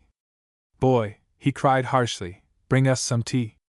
The friends began to drink tea. Lesniov talked of agricultural matters, of the new method of roofing barns with paper. Suddenly Volintsev leaped up from his chair and struck the table with such force that the cups and saucers rang. "No," he cried, "I cannot bear this any longer. I will call out this witty fellow, and let him shoot me. At least I will try to put a bullet through his learned brains." "What are you talking about?" "Upon my word," grumbled Lesniov, "how can you scream like that?" I dropped my pipe. "What's the matter with you?" "The matter is that I can't hear his name and keep calm. It sets all my blood boiling." "Hush, my dear fellow, hush!" "Aren't you ashamed?" rejoined Lesniov, picking up his pipe from the ground. "Leave off. Let him alone." "He has insulted me," pursued Volintsev, walking up and down the room. "Yes. He has insulted me. You must admit that yourself. At first I was not sharp enough. He took me by surprise, and who could have expected this? But I will show him that he cannot make a fool of me. I will shoot him, the damned philosopher, like a partridge. Much you will gain by that, indeed. I won't speak of your sister now. I can see you're in a passion. How could you think of your sister? But in relation to another individual, what? Do you imagine, when you've killed the philosopher, you can improve your own chances?" Volintsev flung himself into a chair. "Then I must go away somewhere. For here my heart is simply being crushed by misery. Only I can find no place to go. Go away, that's another matter. That I am ready to agree to. And do you know what I should suggest? Let us go together, to the Caucasus, or simply to Little Russia to eat dumplings. That's a capital idea, my dear fellow. Yes, but whom shall we leave my sister with? And why should not Alexandra Pavlovna come with us? Upon my soul, it will be splendid. As for looking after her, yes, I'll undertake that. There will be no difficulty in getting anything we want. If she likes, I will arrange a serenade under her window every night. I will sprinkle the coachman with eau de cologne and strew flowers along the roads. And we shall both be simply new men, my dear boy. We shall enjoy ourselves so, we shall come back so fat that we shall be proof against the darts of love." "You are always joking, Misha." "I'm not joking at all. It was a brilliant idea of yours." "No, nonsense," Volintsev shouted again. "I want to fight him, to fight him." "Again? What a rage you are in!" A servant entered with a letter in his hand. "From whom?" asked Lesniov. "From Rudin Dmitri Nikolaich." The Lasunskys' servant brought it. "From Rudin?" repeated Volintsev. "To whom?" "To you." "To me." "Give it me." Volintsev seized the letter, quickly tore it open, and began to read. Lesniov watched him attentively. A strange, almost joyful amazement was expressed on Volintsev's face. He let his hands fall by his side. "What is it?" asked Lesniov. "Read it," Volintsev said in a low voice, and handed him the letter. Lesniov began to read. This is what Rudin wrote. "Sir, I am going away from Darya Mihailovna's house today, and leaving it forever. This will certainly be a surprise to you, especially after what passed yesterday. I cannot explain to you what exactly obliges me to act in this way. But it seems to me for some reason that I ought to let you know of my departure. You do not like me, and even regard me as a bad man. I do not intend to justify myself. Time will justify me. In my opinion, it is even undignified in a man and quite unprofitable to try to prove to a prejudiced man the injustice of his prejudice. Whoever wishes to understand me will not blame me, and as for any one who does not wish, or cannot do so, his censure does not pain me. I was mistaken in you. In my eyes you remain as before a noble and honorable man, but I imagined you were able to be superior to the surroundings in which you were brought up. I was mistaken. What of that? It is not the first, nor will it be the last time. I repeat to you, I am going away. I wish you all happiness. Confess that this wish is completely disinterested, and I hope that now you will be happy. Perhaps in time you will change your opinion of me. Whether we shall ever meet again, I don't know, but in any case I remain your sincere well-wisher. D.R. P.S. The 200 rubles I owe you I will send directly I reach my estate in T. Province. Also I beg you not to speak to Darya Mihailovna of this letter. P.P.S. One last, but important request more. Since I am going away, I hope you will not allude before Natalia Alexeyevna to my visit to you. Well, what do you say to that? Asked Volintsev, directly Lesniov had finished the letter. What is one to say? Replied Lesniov. Cry, Allah! Allah! Like a Mussulman and sit gaping with astonishment. That's all one can do. Well, a good riddance. But it's curious, you see he thought it his duty to write you this letter, and he came to see you from a sense of duty. These gentlemen find a duty at every step, some duty they owe, or some debt, added Lesniov, pointing with a smile to the postscript. And what phrases he rounds off, cried Volintsev. He was mistaken in me. He expected I would be superior to my surroundings. What a rigmarole! Good God! It's worse than poetry. Lesniov made no reply, but his eyes were smiling. Volintsev got up. I want to go to Darya Mihailovna's, he announced. I want to find out what it all means. Wait a little, my dear boy, give him time to get off. What's the good of running up against him again? He is to vanish, it seems. What more do you want? Better go and lie down and get a little sleep. You have been tossing about all night, I expect. But everything will be smooth for you. What leads you to that conclusion? Oh, I think so. There, go and have a nap. I will go and see your sister. I will keep her company. I don't want to sleep in the least. What's the object of my going to bed? I had rather go out to the fields, said Volintsev, putting on his out-of-door coat.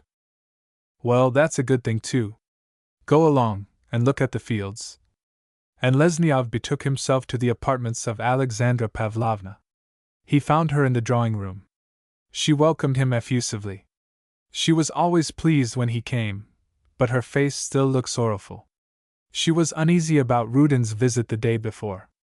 You have seen my brother? She asked Lesniov. How is he today?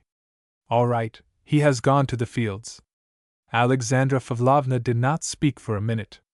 Tell me, please, she began, gazing earnestly at the hem of her pocket handkerchief, don't you know why?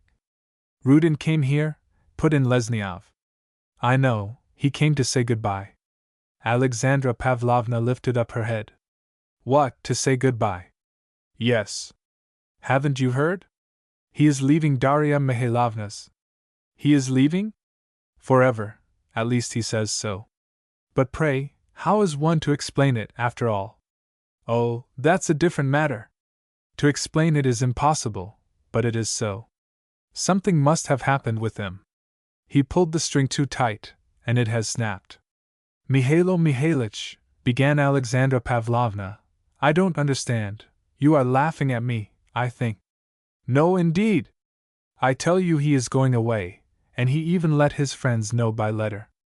It's just as well, I dare say, from one point of view, but his departure has prevented one surprising enterprise from being carried out that I had begun to talk to your brother about. What do you mean? What enterprise? Why, I proposed to your brother that we should go on our travels, to distract his mind, and take you with us. To look after you especially I would take on myself. That's capital, cried Alexandra Pavlovna. I can fancy how you would look after me. Why, you would let me die of hunger. You say so, Alexandra Pavlovna, because you don't know me. You think I am a perfect blockhead, a log, but do you know I am capable of melting like sugar, of spending whole days on my knees? I should like to see that, I must say. Lesniov suddenly got up. Well, marry me, Alexandra Pavlovna, and you will see all that. Alexandra Pavlovna blushed up to her ears. What did you say, Mihailo Mihailitch? She murmured in confusion. I said what it has been for ever so long, answered Lesniov, on the tip of my tongue to say 1,000 times over. I have brought it out at last, and you must act as you think best. But I will go away now, so as not to be in your way. If you will be my wife, I will walk away. If you don't dislike the idea, you need only send to call me in. I shall understand.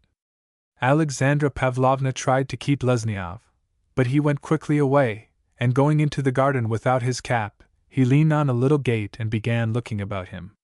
Mihailo Mihailitch, sounded the voice of a maid-servant behind him, please come in to my lady. She sent me to call you. Mihailo Mihailitch turned round, took the girl's head in both his hands, to her great astonishment, and kissed her on the forehead. Then he went into Alexandra Pavlovna. 11. On returning home, directly after his meeting with Lesniov, Rudin shut himself up in his room, and wrote 2 letters, one to Volintsev, already known to the reader, and the other to Natalia. He sat a very long time over this second letter, crossed out and altered a great deal in it, and copying it carefully on a fine sheet of notepaper, folded it up as small as possible, and put it in his pocket. With a look of pain on his face, he paced several times up and down his room, sat down in the chair before the window, leaning on his arm. A tear slowly appeared upon his eyelashes. He got up, buttoned himself up, called a servant, and told him to ask Darya Mihailovna if he could see her. The man returned quickly, answering that Darya Mihailovna would be delighted to see him. Rudin went to her. She received him in her study, as she had that first time, 2 months before. But now she was not alone. With her was sitting Pandalevsky, unassuming, fresh, neat, and agreeable as ever. Darya Mihailovna met Rudin affably, and Rudin bowed affably to her. But at the first glance at the smiling faces of both, any one of even small experience would have understood that something of an unpleasant nature had passed between them, even if it had not been expressed. Rudin knew that Darya Mihailovna was angry with him. Darya Mihailovna suspected that he was now aware of all that had happened. Pandalevsky's disclosure had greatly disturbed her. It touched on the worldly pride in her. Rudin, a poor man without rank, and so far without distinction, had presumed to make a secret appointment with her daughter, the daughter of Darya Mihailovna Lasunsky. Granting he is clever, he is a genius, she said. What does that prove? Why, anyone may hope to be my son-in-law after that. For a long time I could not believe my eyes, put in Pandalevsky. I am surprised at his not understanding his position. Darya Mihailovna was very much agitated, and Natalia suffered for it. She asked Rudin to sit down. He sat down, but not like the old Rudin, almost master of the house, not even like an old friend, but like a guest, and not even a very intimate guest. All this took place in a single instant, so water is suddenly transformed into solid ice. I have come to you, Darya Mihailovna, began Rudin, to thank you for your hospitality. I have had some news today from my little estate, and it is absolutely necessary for me to set off there today. Darya Mihailovna looked attentively at Rudin. He has anticipated me. It must be because he has some suspicion, she thought. He spares one a disagreeable explanation. So much the better. Ah! Clever people forever. Really? She replied aloud. Ah! How disappointing. Well, I suppose there's no help for it. I shall hope to see you this winter in Moscow. We shall soon be leaving here. I don't know, Darya Mihailovna, whether I shall succeed in getting to Moscow, but if I can manage it, I shall regard it as a duty to call on you. Aha, my good sir, Pandalevsky in his turn reflected.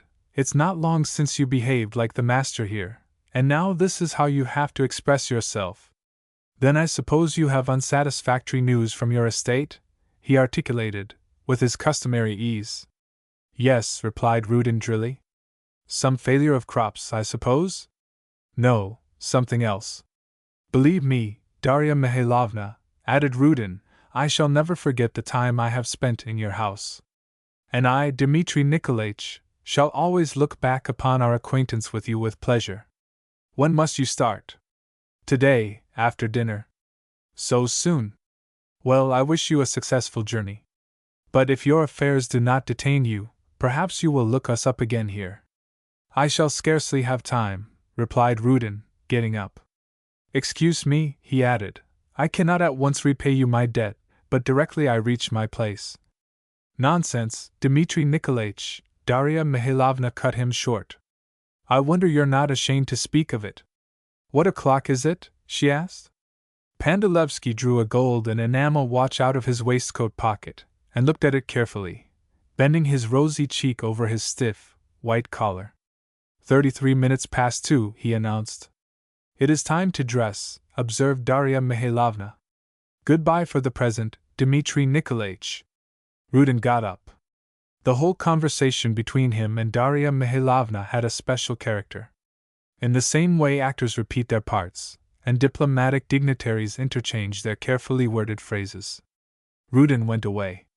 He knew by now through experience that men and women of the world do not even break with a man who is of no further use to them, but simply let him drop, like a kid glove after a ball, like the paper that has wrapped up sweets, like an unsuccessful ticket for a lottery.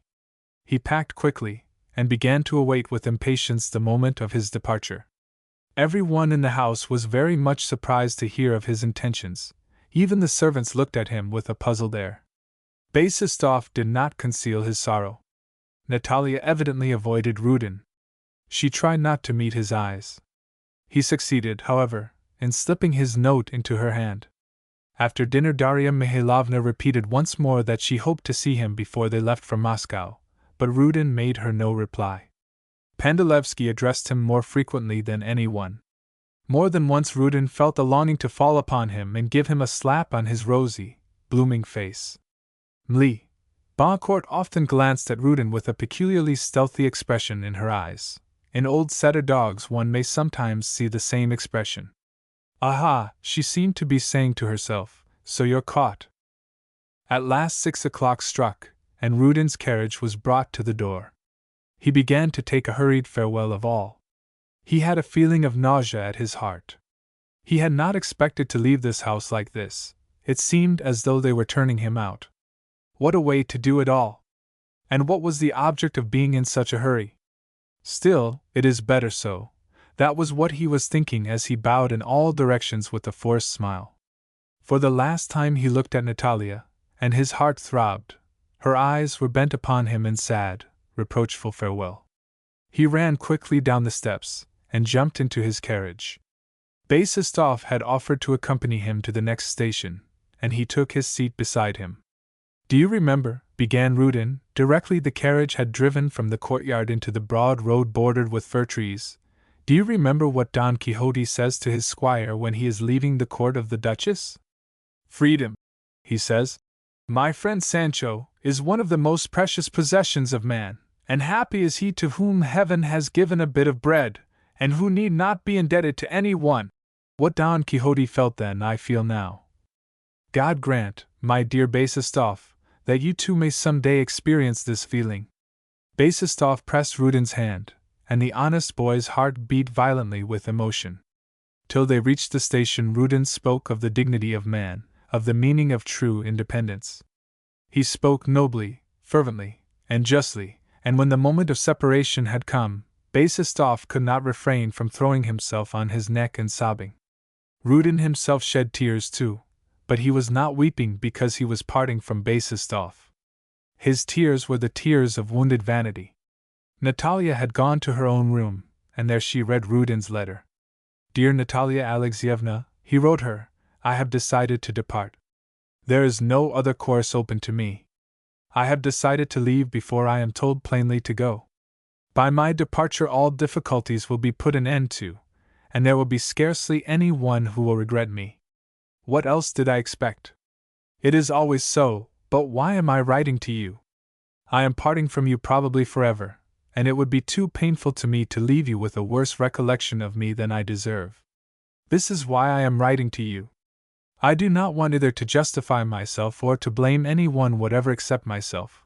I want, as far as possible, to explain myself. The events of the last days have been so unexpected, so sudden. Our interview today will be a memorable lesson to me. Yes, you are right, I did not know you, and I thought I knew you. In the course of my life I have had to do with people of all kinds. I have known many women and young girls, but in you I met for the first time an absolutely true and upright soul. This was something I was not used to, and I did not know how to appreciate you fittingly. I felt an attraction to you from the first day of our acquaintance. You may have observed it. I spent with you hour after hour without learning to know you. I scarcely even tried to know you, and I could imagine that I loved you. For this sin I am punished now. Once before I loved a woman, and she loved me.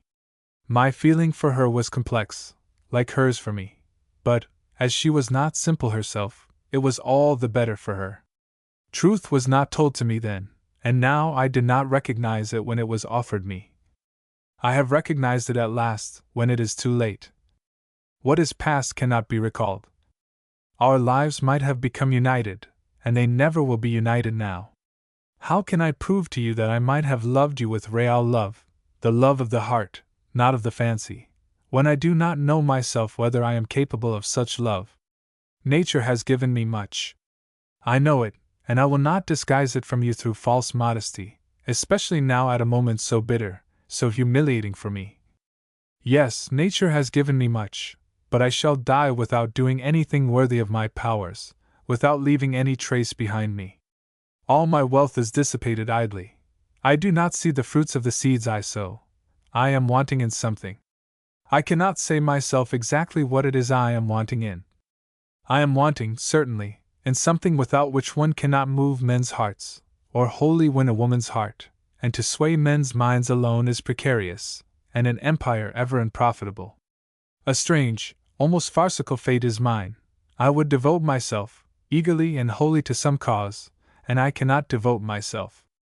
I shall end by sacrificing myself to some folly or other in which I shall not even believe. Alas! At 35 to be still preparing for something. I have never spoken so openly of myself to anyone before. This is my confession. But enough of me. I should like to speak of you, to give you some advice. I can be no use to you further. You are still young, but as long as you live, always follow the impulse of your heart, do not let it be subordinated to your mind or the mind of others. Believe me, the simpler, the narrower the circle in which life is passed the better. The great thing is not to open out new sides, but that all the phases of life should reach perfection in their own time. Blessed is he who has been young in his youth. But I see that this advice applies far more to myself than to you. I confess, Natalia Alexeyevna, I am very unhappy. I never deceived myself as to the nature of the feeling which I inspired in Darya Mihailovna, but I hoped I had found at least a temporary home. Now I must take the chances of the rough world again. What will replace for me your conversation, your presence, your attentive and intelligent face? I myself am to blame, but admit that fate seems to have designed a jest at my expense. A week ago I did not even myself suspect that I loved you. The day before yesterday, that evening in the garden, I for the first time heard from your lips. But why remind you of what you said then? And now I am going away today. I am going away disgraced, after a cruel explanation with you, carrying with me no hope. And you do not know yet to what a degree I am to blame as regards you. I have such a foolish lack of reserve, such a weak habit of confiding. But why speak of this? I am leaving you forever. Here Rudin had related to Natalia his visit to Volintsev, but on second thoughts he erased all that part, and added the second postscript to his letter to Volintsev. I remain alone upon earth to devote myself, as you said to me this morning with bitter irony, to other interests more congenial to me. Alas! If I could really devote myself to these interests, if I could at last conquer my inertia. But no! I shall remain to the end the incomplete creature I have always been. The first obstacle, and I collapse entirely. What has passed with you has shown me that. If I had but sacrificed my love to my future work, to my vocation. But I simply was afraid of the responsibility that had fallen upon me, and therefore I am, truly, unworthy of you. I do not deserve that you should be torn out of your sphere for me. And indeed all this, perhaps, is for the best. I shall perhaps be the stronger and the purer for this experience. I wish you all happiness. Farewell. Think sometimes of me. I hope that you may still hear of me. Rudin. Natalia let Rudin's letter drop onto her lap, and sat a long time motionless, her eyes fixed on the ground. This letter proved to her clearer than all possible arguments that she had been right, when in the morning, at her parting with Rudin, she had involuntarily cried out that he did not love her. But that made things no easier for her. She sat perfectly still. It seemed as though waves of darkness without a ray of light had closed over her head, and she had gone down cold and dumb to the depths. The first disillusionment is painful for everyone, but for a sincere heart, averse to self-deception and innocent of frivolity or exaggeration, it is almost unendurable. Natalia remembered her childhood, how, when walking in the evening, she always tried to go in the direction of the setting sun, where there was light in the sky, and not toward the darkened half of the heavens. Life now stood in darkness before her, and she had turned her back on the light forever. Tears started into Natalia's eyes. Tears do not always bring relief. They are comforting and salutary when, after being long penned up in the breast, they flow at last, at first with violence, and then more easily, more softly. The dumb agony of sorrow is over with the tears. But there are cold tears, tears that flow sparingly, wrung out drop by drop from the heart by the immovable, weary weight of pain laid upon it. They are not comforting, and bring no relief. Poverty weeps such tears, and the man has not yet been unhappy who has not shed them.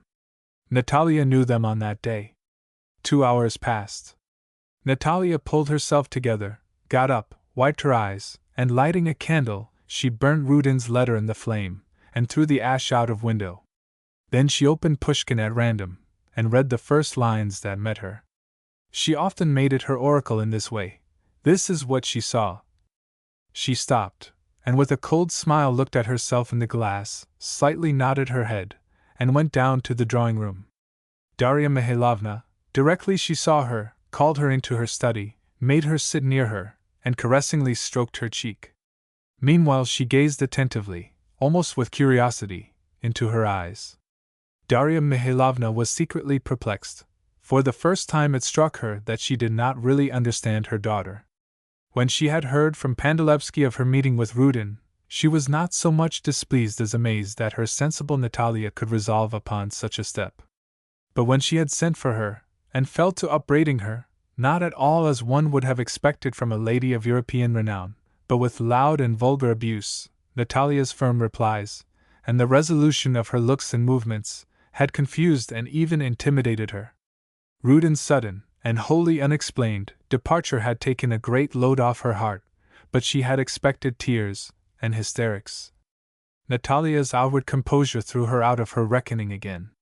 "Well, child," began Darya Mihailovna, "how are you today?" Natalia looked at her mother. "He is gone, you see, your hero. Do you know why he decided on going so quickly?" "Mamma," said Natalia in a low voice, "I give you my word, if you will not mention him, you shall never hear his name from me." "Then you acknowledge how wrongly you behaved to me?" Natalia looked down and repeated, "You shall never hear his name from me." "Well, well," answered Darya Mihailovna with a smile, "I believe you. But the day before yesterday, do you remember how, there, we will pass that over. It is all over and buried and forgotten. Isn't it? Come, I know you again now, but I was altogether puzzled then. There, kiss me like a sensible girl."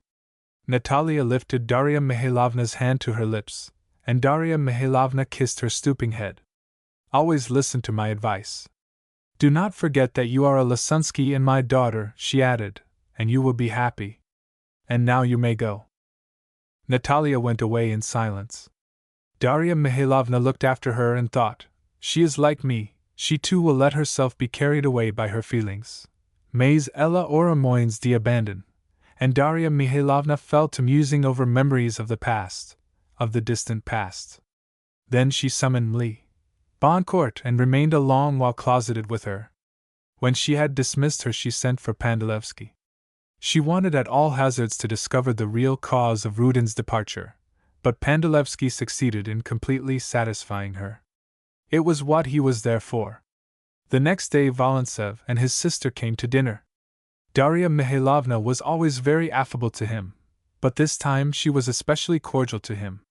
Natalia felt unbearably miserable, but Volintsev was so respectful, and addressed her so timidly, that she could not but be grateful to him in her heart. The day passed quietly, rather tediously, but all felt as they separated that they had fallen back into the old order of things, and that means much, very much. Yes, all had fallen back into their old order, all except Natalia. When at last she was able to be alone, she dragged herself with difficulty into her bed, and weary and worn out, fell with her face on the pillow. Life seemed so cruel, so hateful, and so sordid, she was so ashamed of herself, her love, and her sorrow, that at that moment she would have been glad to die. There were many sorrowful days in store for her, and sleepless nights and torturing emotions. But she was young, life had scarcely begun for her, and sooner or later life asserts its claims. Whatever blow has fallen on a man, he must, forgive the coarseness of the expression, eat that day or at least the next, and that is the first step to consolation. Natalia suffered terribly, she suffered for the first time. But the first sorrow, like first love, does not come again, and thank God for it. 12. About 2 years had passed. The first days of May had come. Alexandra Pavlovna, no longer Lipin but Lesniov, was sitting on the balcony of her house. She had been married to Mihailo Mihailych for more than a year. She was as charming as ever, and had only grown a little stouter of late. In front of the balcony, from which there were steps leading into the garden, a nurse was walking about carrying a rosy-cheeked baby in her arms, in a white cloak, with a white cap on his head. Alexandra Pavlovna kept her eyes constantly on him. The baby did not cry, but sucked his thumb gravely and looked about him. He was already showing himself a worthy son of Mihailo Mihailych. On the balcony, near Alexandra Pavlovna, was sitting our old friend, Pigasov.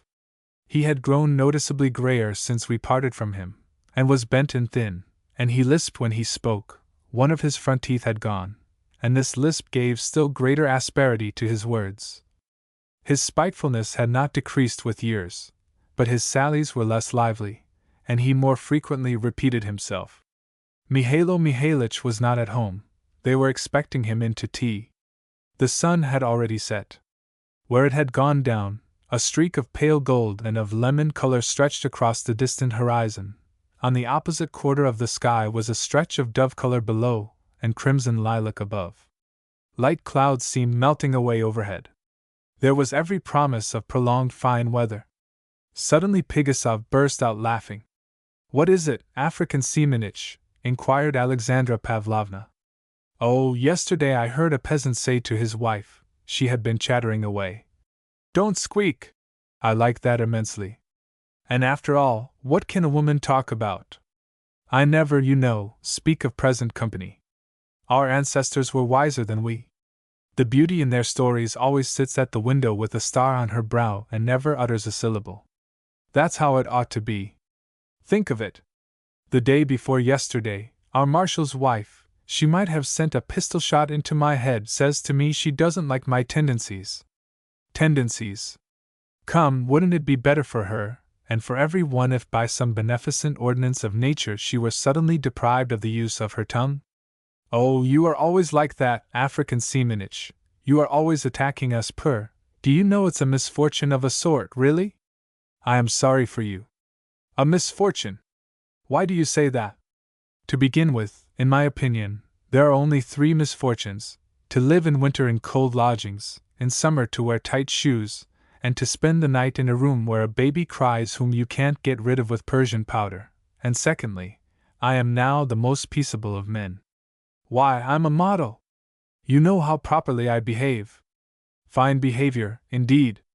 Only yesterday Elena Antonovna complained to me of you.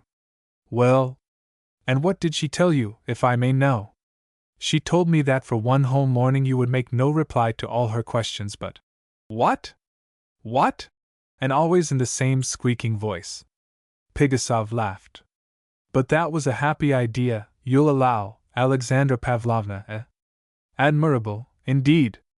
Can you really have behaved so rudely to a lady, African seamanage? What? Do you regard Elena Antonovna as a lady?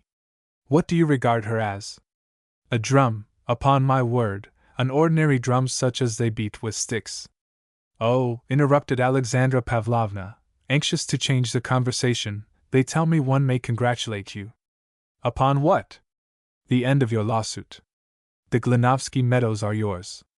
Yes, they are mine, replied Pigasov gloomily. You have been trying to gain this so many years, and now you seem discontented. I assure you, Alexandra Pavlovna, said Pigasov slowly, nothing can be worse and more injurious than good fortune that comes too late.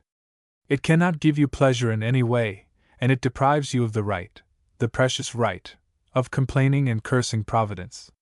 Yes, madam, it's a cruel and insulting trick, belated fortune. Alexandra Pavlovna only shrugged her shoulders. Nurse, she began, I think it's time to put Misha to bed. Give him to me. While Alexandra Pavlovna busied herself with her son, Pigasov walked off muttering to the other corner of the balcony. Suddenly, not far off on the road that ran the length of the garden, Mihailo Mihailitch made his appearance driving his racing droshky.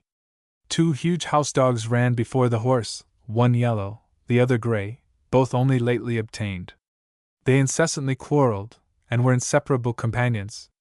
An old pug dog came out of the gate to meet them. He opened his mouth as if he were going to bark, but ended by yawning and turning back again with a friendly wag of the tail. Look here, Sasha, cried Lesniov, from the distance, to his wife, whom I am bringing you. Alexandra Pavlovna did not at once recognize the man who was sitting behind her husband's back. Ah! Mr. Basistov, she cried at last. It's he, answered Lesniov, and he has brought such glorious news. Wait a minute, you shall know directly. And he drove into the courtyard. Some minutes later he came with Basistov into the balcony.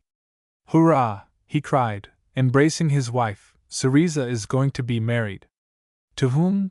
Asked Alexandra Pavlovna, much agitated. To Natalia, of course. Our friend has brought the news from Moscow, and there is a letter for you. Do you hear, Misha? He went on, snatching his son into his arms, your uncle's going to be married? What criminal indifference! He only blinks his eyes. He is sleepy, remarked the nurse. Yes, said Basistov, going up to Alexandra Pavlovna, I have come today from Moscow on business for Darya Mihailovna, to go over the accounts on the estate. And here is the letter. Alexandra Pavlovna opened her brother's letter in haste. It consisted of a few lines only. In the first transport of joy he informed his sister that he had made Natalia an offer, and received her consent and Darya Mihailovna's, and he promised to write more by the next post, and sent embraces and kisses to all. It was clear he was writing in a state of delirium. Tea was served, Basistov sat down. Questions were showered upon him. Every one, even Pigasov, was delighted at the news he had brought. Tell me, please, said Lesniov among the rest, rumors reached us of a certain Mr. Korchagin. That was all nonsense, I suppose? Korchagin was a handsome young man, a society lion, excessively conceited and important. He behaved with extraordinary dignity, just as if he had not been a living man, but his own statue set up by public subscription. Well, no, not altogether nonsense, replied Basistov with a smile. Darya Mihailovna was very favorable to him, but Natalia Alexeyevna would not even hear of him. I know him, put in Pigasov, he's a double dummy, a noisy dummy, if you like. If all people were like that, it would need a large sum of money to induce one to consent to live, upon my word. Very likely, answered Basistov, but he plays a leading part in society. Well, never mind him, cried Alexandra Pavlovna. Peace be with him. Ah! How glad I am for my brother! And Natalia, is she bright and happy? Yes. She is quiet, as she always is. You know her, but she seems contented. The evening was spent in friendly and lively talk. They sat down to supper. Oh, by the way, inquired Lesniov of Basistov, as he poured him out some Lafitte, do you know where Rudin is? I don't know for certain now. He came last winter to Moscow for a short time, and then went with a family to Simbirsk. I corresponded with him for some time. In his last letter he informed me he was leaving Simbirsk. He did not say where he was going, and since then I have heard nothing of him. He is all right, put in Pigasov. He is staying somewhere sermonizing. That gentleman will always find 2 or 3 adherents everywhere, to listen to him open-mouthed and lend him money. You will see he will end by dying in some out-of-the-way corner in the arms of an old maid in a wig, who will believe he is the greatest genius in the world. You speak very harshly of him, remarked Basistov, in a displeased undertone. Not a bit harshly, replied Pigasov, but perfectly fairly. In my opinion, he is simply nothing else than a sponge. I forgot to tell you, he continued, turning to Lesniov, that I have made the acquaintance of that Turgenev, with whom Rudin traveled abroad. Yes. Yes. What he told me of him, you cannot imagine, it's simply screaming. It's a remarkable fact that all Rudin's friends and admirers become in time his enemies. I beg you to accept me from the number of such friends, interposed Basistov warmly. Oh, that's a different thing. I was not speaking of you. But what did Turgenev tell you? Asked Alexandra Pavlovna. Oh, he told me a great deal, there's no remembering it all. But the best of all was an anecdote of what happened to Rudin.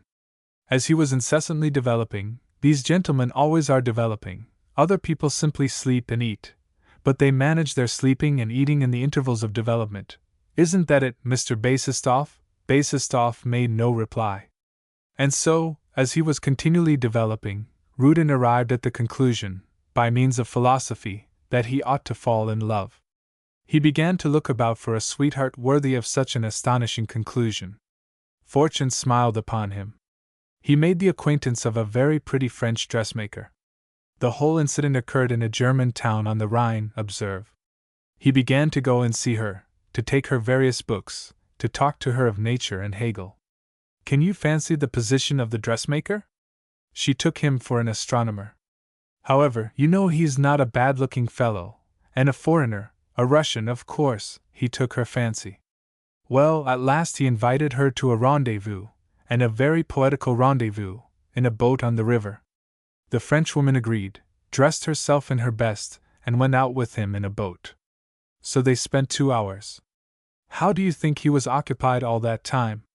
He patted the Frenchwoman on the head, gazed thoughtfully at the sky, and frequently repeated that he felt for her the tenderness of a father. The Frenchwoman went back home in a fury, and she herself told the story to Turgenev afterwards. That's the kind of fellow he is. And Pigasov broke into a loud laugh. You old cynic, said Alexandra Pavlovna in a tone of annoyance, but I am more and more convinced that even those who attack Rudin cannot find any harm to say of him. No harm? Upon my word. And his perpetual living at other people's expense, his borrowing money. Mihailo Mihailitch, he borrowed of you too, no doubt, didn't he? Listen, African Semenich, began Lesniov, and his face assumed a serious expression. Listen, you know, and my wife knows, that the last time I saw him I felt no special attachment for Rudin, and I even often blamed him. For all that, Lesniov filled up the glasses with champagne. This is what I suggest to you now. We have just drunk to the health of my dear brother and his future bride. I propose that you drink now to the health of Dmitri Rudin. Alexandra Pavlovna and Pigasov looked in astonishment at Lesniov, but Basistov sat wide-eyed, blushing and trembling all over with delight. I know him well, continued Lesniov. I am well aware of his faults. They are the more conspicuous because he himself is not on a small scale. Rudin has character, genius, cried Basistov. Genius, very likely he has, replied Lesniov, but as for character, that's just his misfortune, that there's no character in him. But that's not the point. I want to speak of what is good, of what is rare in him. He has enthusiasm, and believe me, who am a phlegmatic person enough, that is the most precious quality in our times. We have all become insufferably reasonable, indifferent, and slothful. We are asleep and cold, and thanks to any one who will wake us up and warm us. It is high time. Do you remember, Sasha, once when I was talking to you about him, I blamed him for coldness? I was right, and wrong too then. The coldness is in his blood, that is not his fault, and not in his head.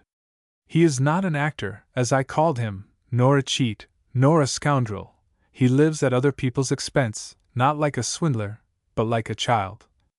Yes, no doubt he will die somewhere in poverty and want, but are we to throw stones at him for that? He never does anything himself precisely, he has no vital force, no blood, but who has the right to say that he has not been of use? That his words have not scattered good seeds in young hearts, to whom nature has not denied, as she has to him, powers for action, and the faculty of carrying out their own ideas? Indeed, I myself, to begin with, have gained all that from him. Sasha knows what Rudin did for me in my youth. I also maintained, I recollect, that Rudin's words could not produce an effect on men, but I was speaking then of men like myself, at my present age, of men who have already lived and been broken in by life. One false note in a man's eloquence, and the whole harmony is spoiled for us. But a young man's ear, happily, is not so overfine, not so trained. If the substance of what he hears seems fine to him, what does he care about the intonation? The intonation he will supply for himself. Bravo, bravo, cried Basistov, that is justly spoken. And as regards Rudin's influence, I swear to you, that man not only knows how to move you, he lifts you up, he does not let you stand still, he stirs you to the depths and sets you on fire. You hear, continued Lesniov, turning to Pigasov, what further proof do you want? You attack philosophy. Speaking of it, you cannot find words contemptuous enough. I myself am not excessively devoted to it, and I know little enough about it. But our principal misfortunes do not come from philosophy. The Russian will never be infected with philosophical hair-splittings and nonsense. He has too much common sense for that. But we must not let every sincere effort after truth and knowledge be attacked under the name of philosophy. Rudin's misfortune is that he does not understand Russia, and that, certainly, is a great misfortune. Russia can do without every one of us, but not one of us can do without her. Woe to him who thinks he can, and woe twofold to him who actually does do without her. Cosmopolitanism is all twaddle, the cosmopolitan is a nonentity, worse than a nonentity. Without nationality is no art, nor truth, nor life, nor anything. You cannot even have an ideal face without individual expression. Only a vulgar face can be devoid of it. But I say again, that is not Rudin's fault. It is his fate, a cruel and unhappy fate, for which we cannot blame him. It would take us too far if we tried to trace why Rudins spring up among us. But for what is fine in him, let us be grateful to him. That is pleasanter than being unfair to him, and we have been unfair to him. It's not our business to punish him, and it's not needed. He has punished himself far more cruelly than he deserved. And God grant that unhappiness may have blotted out all the harm there was in him, and left only what was fine. I drink to the health of Rudin. I drink to the comrade of my best years. I drink to youth, to its hopes, its endeavors, its faith, and its honesty, to all that our hearts beat for at 20. We have known, and shall know, nothing better than that in life. I drink to that golden time, to the health of Rudin. All clinked glasses with Lesniov. Basistov, in his enthusiasm, almost cracked his glass and drained it off at a draught. Alexandra Pavlovna pressed Lesniov's hand. Why, Mihailo Mihailitch, I did not suspect you were an orator, remarked Pigasov. It was equal to Mr. Rudin himself. Even I was moved by it. I am not at all an orator, replied Lesniov, not without annoyance, but to move you, I fancy, would be difficult. But enough of Rudin, let us talk of something else. What's his name, Pandalevsky? Is he still living at Darya Mihailovna's? He concluded, turning to Basistov. Oh yes, he is still there. She has managed to get him a very profitable place. Lesniov smiled. That's a man who won't die in want, one can count upon that. Supper was over. The guests dispersed. When she was left alone with her husband, Alexandra Pavlovna looked smiling into his face. "How splendid you were this evening, Misha," she said, stroking his forehead. "How cleverly and nobly you spoke. But confess you exaggerated a little in Rudin's praise, as in old days you did in attacking him. I can't let them hit a man when he's down. And in those days I was afraid he was turning your head." "No," replied Alexandra Pavlovna naively, "he always seemed too learned for me. I was afraid of him, and never knew what to say in his presence." "But wasn't Pigasov nasty in his ridicule of him today?" "Pigasov?" responded Lesniov. "That was just why I stood up for Rudin so warmly, because Pigasov was here. He dared to call Rudin a sponge indeed. Why, I consider the part he plays, Pigasov I mean, is 100 times worse. He has an independent property, and he sneers at everyone, and yet see how he fawns upon wealthy or distinguished people. Do you know that that fellow, who abuses everything and everyone with such scorn, and attacks philosophy and women, do you know that when he was in the service, he took bribes and that sort of thing? Ugh! That's what he is." "Is it possible?" cried Alexandra Pavlovna. "I should never have expected that. Misha," she added, after a short pause, "I want to ask you." "What? What do you think? Will my brother be happy with Natalia?" "How can I tell you? There's every likelihood of it. She will take the lead. There's no reason to hide the fact between us. She is cleverer than he is. But he's a capital fellow, and loves her with all his soul. What more would you have? You see we love one another and are happy, aren't we?" Alexandra Pavlovna smiled and pressed his hand. On the same day on which all that has been described took place in Alexandra Pavlovna's house, in one of the remote districts of Russia, a wretched little covered cart, drawn by 3 village horses, was crawling along the high road in the sultry heat. On the front seat was perched a grizzled peasant in a ragged cloak, with his legs hanging slanting on the shaft. He kept flicking with the reins, which were of cord, and shaking the whip. Inside the cart there was sitting on a shaky portmanteau a tall man in a cap and old dusty cloak. It was Rudin. He sat with bent head, the peak of his cap pulled over his eyes. The jolting of the cart threw him from side to side, but he seemed utterly unconscious, as though he were asleep. At last he drew himself up. "When are we coming to a station?" he inquired of the peasant sitting in front. "Just over the hill, little father," said the peasant, with a still more violent shaking of the reins. "There's a mile and a half farther to go, not more. Come! There! Look about you! I'll teach you," he added in a shrill voice, setting to work to whip the right-hand horse. "You seem to drive very badly," observed Rudin. "We have been crawling along since early morning, and we have not succeeded in getting there yet.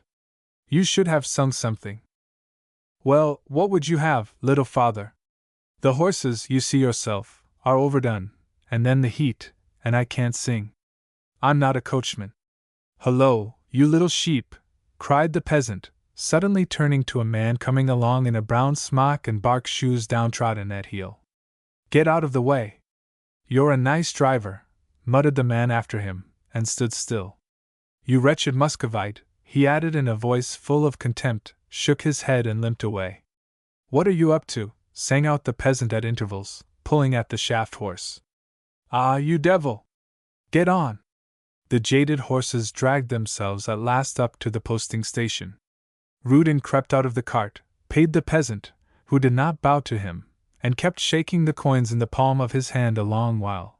Evidently there was too little drink money, and himself carried the portmanteau into the posting station. A friend of mine who has wandered a great deal about Russia in his time made the observation that if the pictures hanging on the walls of a posting station represent scenes from The Prisoner of the Caucasus, or Russian generals, you may get horses soon. But if the pictures depict the life of the well-known gambler George de Germany, the traveler need not hope to get off quickly. He will have time to admire to the full the hair à la cockatoo, the white open waistcoat, and the exceedingly short and narrow trousers of the gambler in his youth, and his exasperated physiognomy, when in his old age he kills his son, waving a chair above him, in a cottage with a narrow staircase. In the room into which Rudin walked precisely these pictures were hanging out of 30 years, or the life of a gambler. In response to his call the superintendent appeared, who had just waked up. By the way, did anyone ever see a superintendent who had not just been asleep, and without even waiting for Rudin's question, informed him in a sleepy voice that there were no horses?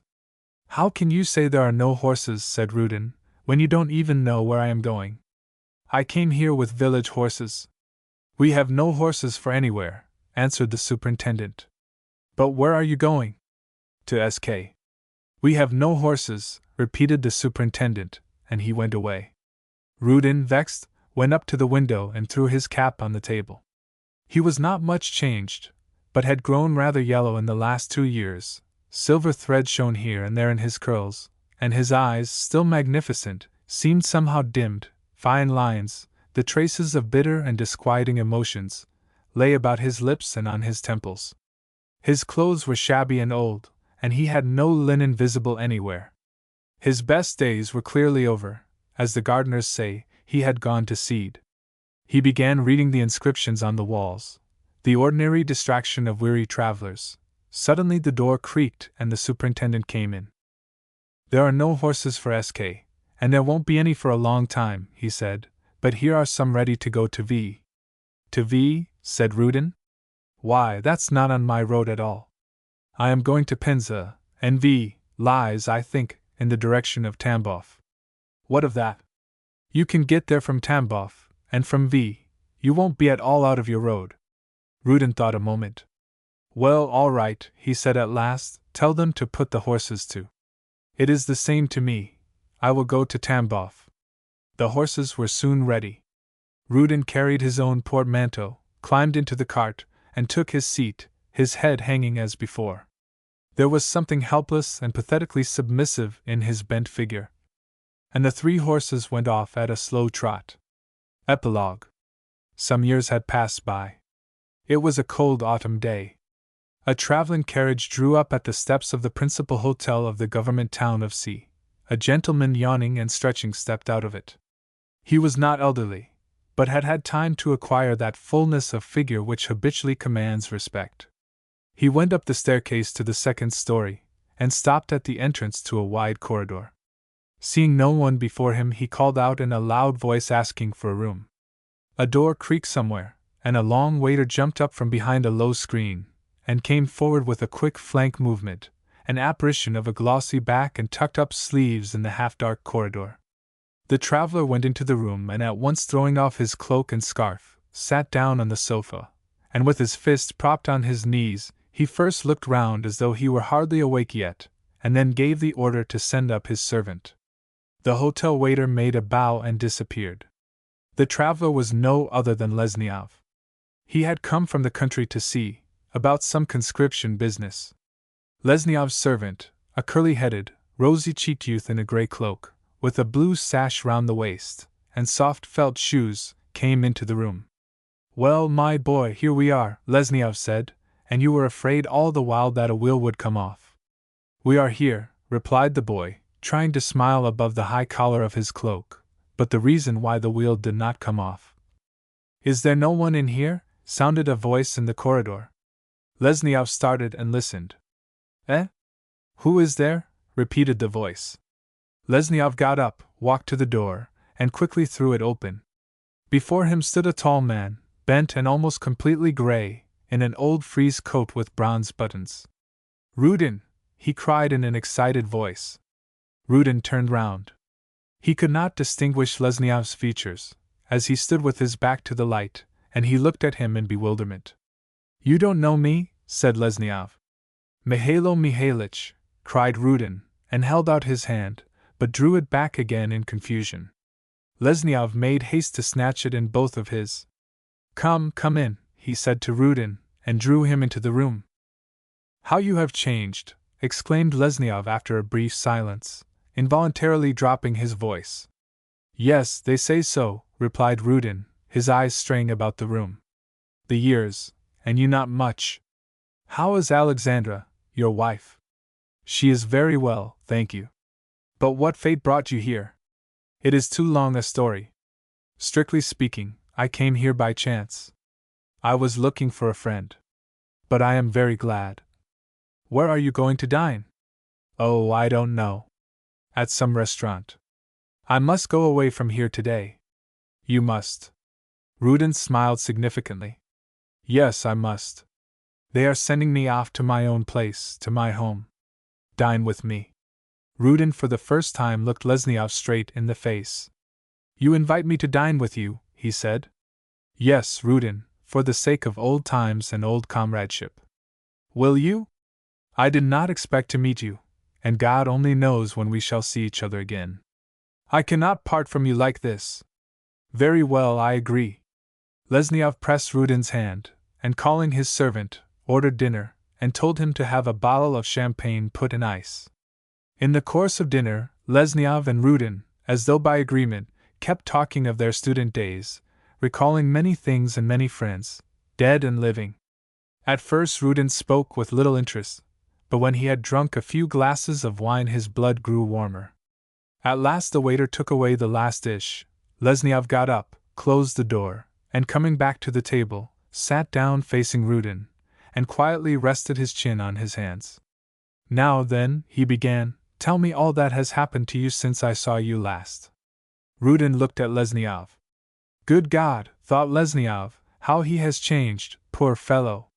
Rudin's features had undergone little change since we saw him last at the posting station, though approaching old age had had time to set its mark upon them, but their expression had become different. His eyes had a changed look, his whole being, his movements, which were at one time slow, at another abrupt and disconnected, his crushed, benumbed manner of speaking, all showed an utter exhaustion, a quiet and secret dejection, very different from the half-assumed melancholy which he had affected once, as it is generally affected by youth, when full of hopes and confident vanity. Tell you all that has happened to me, he said. I could not tell you all, and it is not worth while. I am worn out, I have wandered far, in spirit as well as in flesh. What friends I have made, good God! How many things, how many men I have lost faith in! Yes, how many, repeated Rudin, noticing that Lesniov was looking in his face with a kind of special sympathy. How many times have my own words grown hateful to me? I don't mean now on my own lips, but on the lips of those who had adopted my opinions. How many times have I passed from the petulance of a child to the dull insensibility of a horse who does not lash his tail when the whip cuts him? How many times I have been happy and hopeful, and have made enemies and humbled myself for nothing? How many times I have taken flight like an eagle, and returned crawling like a snail whose shell has been crushed? Where have I not been? What roads have I not traveled? And the roads are often dirty, added Rudin, slightly turning away. You know, he was continuing. Listen, interrupted Lesniov. We used once to say, Dmitri and Mikhail, to one another. Let us revive the old habit, will you? Let us drink to those days. Rudin started and drew himself up a little, and there was a gleam in his eyes of something no word can express. Let us drink to them, he said. I thank you, brother, we will drink to them. Lesniov and Rudin drained their glasses. You know, Mikhail, Rudin began again with a smile and a stress on the name, there is a worm in me which gnaws and worries me and never lets me be at peace till the end. It brings me into collision with people. At first they fall under my influence, but afterwards. Rudin waved his hand in the air. Since I parted from you, Mikhail, I have seen much, have experienced many changes. I have begun life, have started on something new 20 times, and here, you see. You had no stability, said Lesniov, as though to himself. As you say, I had no stability. I never was able to construct anything, and it's a difficult thing, brother, to construct when one has to create the very ground under one's feet, to make one's own foundation for one's self. All my adventures, that is, speaking accurately, all my failures, I will not describe. I will tell of 2 or 3 incidents, those incidents of my life when it seemed as if success were smiling on me, or rather when I began to hope for success, which is not altogether the same thing. Rudin pushed back his grey and already sparse locks with the same gesture which he used once to toss back his thick, dark curls. Well, I will tell you, Mikhail, he began. In Moscow I came across a rather strange man.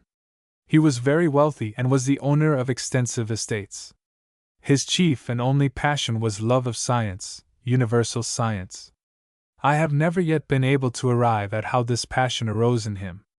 It fitted him about as well as a saddle on a cow. He managed with difficulty to maintain himself at his mental elevation. He was almost without the power of speech. He only rolled his eyes with expression and shook his head significantly. I never met, brother, a poorer and less gifted nature than his. In the Smolensk province there are places like that, nothing but sand and a few tufts of grass which no animal can eat. Nothing succeeded in his hands, everything seemed to slip away from him, but he was still mad on making everything plain complicated. If it had depended on his arrangements, his people would have eaten standing on their heads. He worked, and wrote, and read indefatigably. He devoted himself to science with a kind of stubborn perseverance, a terrible patience. His vanity was immense, and he had a will of iron. He lived alone, and had the reputation of an eccentric. I made friends with him, and he liked me. I quickly, I must own, saw through him, but his zeal attracted me. Besides, he was the master of such resources. So much good might be done, so much real usefulness through him. I was installed in his house and went with him to the country. My plans, brother, were on a vast scale. I dreamed of various reforms, innovations. Just as at the Lasunskys, do you remember, Dmitri? Responded Lesniov, with an indulgent smile. Ah, but then I knew in my heart that nothing would come of my words. But this time, an altogether different field of activity lay open before me. I took with me books on agriculture. To tell the truth, I did not read one of them through. Well, I set to work. At first it did not progress as I had expected, but afterwards it did get on in a way. My new friend looked on and said nothing. He did not interfere with me, at least not to any noticeable extent. He accepted my suggestions, and carried them out, but with a stubborn sullenness, a secret want of faith, and he bent everything his own way. He prized extremely every idea of his own. He got to it with difficulty, like a ladybird on a blade of grass, and he would sit and sit upon it, as though pluming his wings and getting ready for a flight, and suddenly he would fall off and begin crawling again. Don't be surprised at these comparisons. At that time they were always crowding on my imagination. So I struggled on there for 2 years. The work did not progress much in spite of all my efforts. I began to be tired of it. My friend bored me. I had come to sneer at him, and he stifled me like a featherbed. His want of faith had changed into a dumb resentment. A feeling of hostility had laid hold of both of us. We could scarcely now speak of anything. He quietly but incessantly tried to show me that he was not under my influence. My arrangements were either set aside or altogether transformed. I realized, at last, that I was playing the part of a toady in the noble landowner's house by providing him with intellectual amusement. It was very bitter to me to have wasted my time and strength for nothing, most bitter to feel that I had again and again been deceived in my expectations. I knew very well what I was losing if I went away, but I could not control myself, and one day, after a painful and revolting scene of which I was a witness, and which showed my friend in a most disadvantageous light, I quarreled with him finally, went away, and threw up this newfangled pedant, made of a queer compound of our native flour kneaded up with German treacle. That is, you threw up your daily bread, Dmitri, said Lesniov, laying both hands on Rudin's shoulders. Yes, and again I was turned adrift, empty-handed and penniless, to fly whither I listed. Ah! Let us drink. To your health, said Lesniov, getting up and kissing Rudin on the forehead. To your health and to the memory of Pokorsky. He, too, knew how to be poor. Well, that was number 1 of my adventures, began Rudin, after a short pause. Shall I go on? Go on, please. Ah! I have no wish for talking. I am tired of talking, brother. However, so be it. After knocking about in various parts, by the way, I might tell you how I became the secretary of a benevolent dignitary, and what came of that, but that would take me too long. After knocking about in various parts, I resolved to become at last, don't smile, please, a practical businessman. The opportunity came in this way. I became friendly with, he was much talked of at one time, a man called Kurbyev. Oh, I never heard of him. But really, Dmitri, with your intelligence, how was it you did not suspect that to be a businessman was not the business for you? I know, brother, that it was not, but then, what is the business for me? But if you had seen Kurbyev, do not, pray, fancy him as some empty-headed chatterer. They say I was eloquent once. I was simply nothing beside him. He was a man of wonderful learning and knowledge, an intellect, brother, a creative intellect, for business and commercial enterprises. His brain seemed seething with the boldest, the most unexpected schemes. I joined him, and we decided to turn our powers to a work of public utility. What was it, may I know? Rudin dropped his eyes. You will laugh at it, Mikhail. Why should I? No, I will not laugh. We resolved to make a river in the K, province fit for navigation, said Rudin with an embarrassed smile. Really? This Kurbyev was a capitalist, then? He was poorer than I, responded Rudin, and his grey head sank on his breast. Lesnyov began to laugh, but he stopped suddenly and took Rudin by the hand. Pardon me, brother, I beg, he said, but I did not expect that. Well, so I suppose your enterprise did not get further than paper? Not so. A beginning was made. We hired workmen, and set to work. But then we were met by various obstacles. In the first place, the mill owners would not meet us favorably at all, and more than that, we could not turn the water out of its course without machinery, and we had not money enough for machinery. For 6 months we lived in mud huts. Kurbyev lived on dry bread, and I, too, had not much to eat. However, I don't complain of that. The scenery there is something magnificent. We struggled and struggled on, appealing to merchants, writing letters and circulars.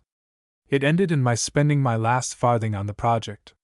Well, observed Lesnyov, I imagine to spend your last farthing, Dmitri, was not a difficult matter? It was not difficult, certainly. Rudin looked out of the window. But the project really was not a bad one, and it might have been of immense service. And where did Kurbyev go to? Asked Lesnyov. Oh, he is now in Siberia. He has become a gold digger. And you will see he will make himself a position. He will get on. Perhaps, but then you will not be likely to make a position for yourself, it seems. Well, that can't be helped. But I know I was always a frivolous creature in your eyes. Hush, brother, there was a time, certainly, when I saw your weak side, but now, believe me, I have learned to value you. You will not make yourself a position. And I love you, Dmitri, for that, indeed I do. Rudin smiled faintly. Truly? I respect you for it, repeated Lesnyov. Do you understand me? Both were silent for a little. Well, shall I proceed to number 3? Asked Rudin. Please do. Very well. The third and last. I have only now got clear of number 3. But am I not boring you, Mikhail? Go on, go on. Well, began Rudin, once the idea occurred to me at some leisure moment. I always had plenty of leisure moments. The idea occurred to me. I have knowledge enough, my intentions are good. I suppose even you will not deny me good intentions? I should think not. In all other directions I had failed more or less. Why should I not become an instructor, or speaking simply a teacher, rather than waste my life? Rudin stopped and sighed. Rather than waste my life, would it not be better to try to pass on to others what I know? Perhaps they may extract at least some use from my knowledge. My abilities are above the ordinary anyway. I am a master of language. So I resolved to devote myself to this new work. I had difficulty in obtaining a post. I did not want to give private lessons. There was nothing I could do in the lower schools. At last I succeeded in getting an appointment as professor in the gymnasium here. As professor of what? Asked Lesnyov. Professor of literature. I can tell you I never started on any work with such zest as I did on this. The thought of producing an effect upon the young inspired me. I spent 3 weeks over the composition of my opening lecture. Have you got it, Dmitri? Interrupted Lesnyov. No. I lost it somewhere. It went off fairly well, and was liked. I can see now the faces of my listeners, good young faces, with an expression of pure-souled attention and sympathy, and even of amazement. I mounted the platform and read my lecture in a fever. I thought it would fill more than an hour, but I had finished it in 20 minutes. The inspector was sitting there, a dry old man in silver spectacles and a short wig. He sometimes turned his head in my direction. When I had finished, he jumped up from his seat and said to me, "Good, but rather over their heads, obscure, and too little said about the subject." But the pupils followed me with appreciation in their looks. Indeed they did. Ah, that is how youth is so precious. I gave a second written lecture, and a third. After that I began to lecture extempore. "And you had success?" asked Lesniov. I had a great success. I gave my audience all that was in my soul. Among them were 2 or 3 really remarkable boys. The rest did not understand me much. I must confess, though, that even those who did understand me sometimes embarrassed me by their questions. But I did not lose heart. They all loved me. I gave them all full marks in examinations. But then an intrigue was started against me. Or no! It was not an intrigue at all. It simply was that I was not in my proper place. I was a hindrance to the others, and they were a hindrance to me. I lectured to the gymnasium pupils in a way lectures are not given every day, even to students. They carried away very little from my lectures. I myself did not know the facts enough. Besides, I was not satisfied with the limited sphere assigned to me. You know that is always my weakness. I wanted radical reforms, and I swear to you that these reforms were both sensible and easy to carry out. I hoped to carry them through the director, a good and honest man, over whom I had at first some influence. His wife aided me. I have not, brother, met many women like her in my life. She was about 40, but she believed in goodness, and loved everything fine with the enthusiasm of a girl of 15, and was not afraid to give utterance to her convictions before any one whatever. I shall never forget her generous enthusiasm and goodness. By her advice I drew up a plan. But then my influence was undermined. I was misrepresented to her. My chief enemy was the professor of mathematics, a little sour, bilious man who believed in nothing, a character like Pigasov, but far more able than he was. By the way, how is Pigasov? Is he living? Oh, yes, and only fancy, he is married to a peasant woman, who, they say, beats him. Serve him right. And Natalia Alexyevna, is she well? Yes. Is she happy? Yes. Rudin was silent for a little. What was I talking about? Oh, yes. About the professor of mathematics. He perfectly hated me. He compared my lectures to fireworks, pounced upon every expression of mine that was not altogether clear, once even put me to confusion over some monument of the 16th century. But the most important thing was, he suspected my intentions. My last soap bubble struck on him as on a spike, and burst. The inspector, whom I had not got on with from the first, set the director against me. A scene followed. I was not ready to give in. I got hot. The matter came to the knowledge of the authorities. I was forced to resign. I did not stop there. I wanted to prove that they could not treat me like that. But they could treat me as they liked. Now I am forced to leave the town.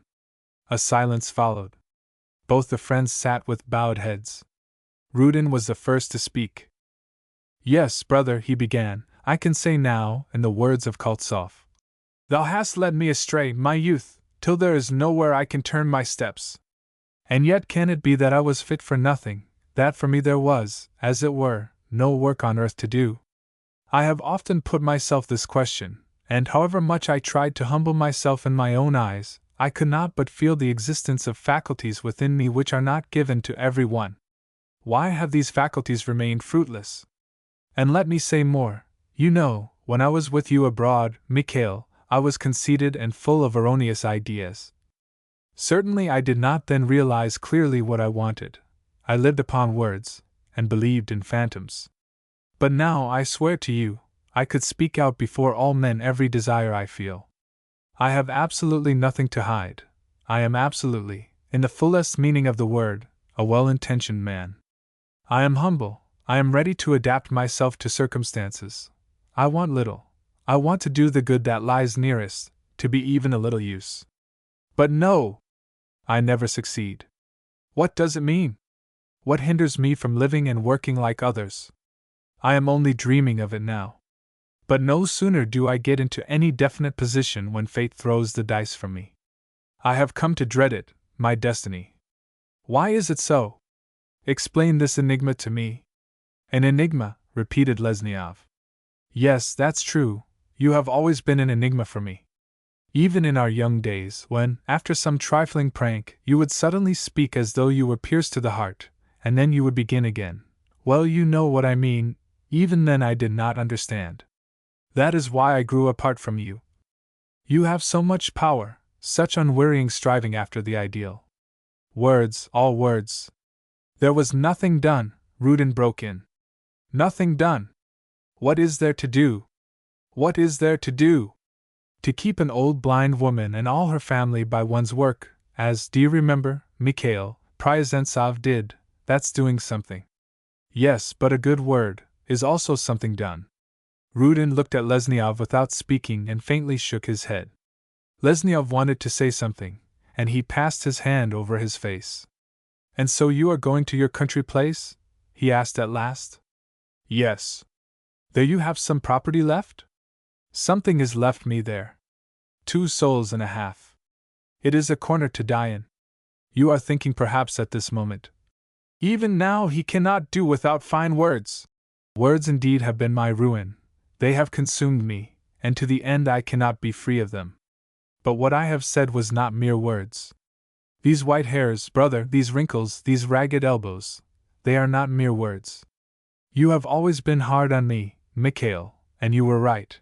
But now is not a time to be hard, when all is over, when there's no oil left in the lamp, and the lamp itself is broken, and the wick is just smoldering out. Death, brother, should reconcile at last. Lesniov jumped up.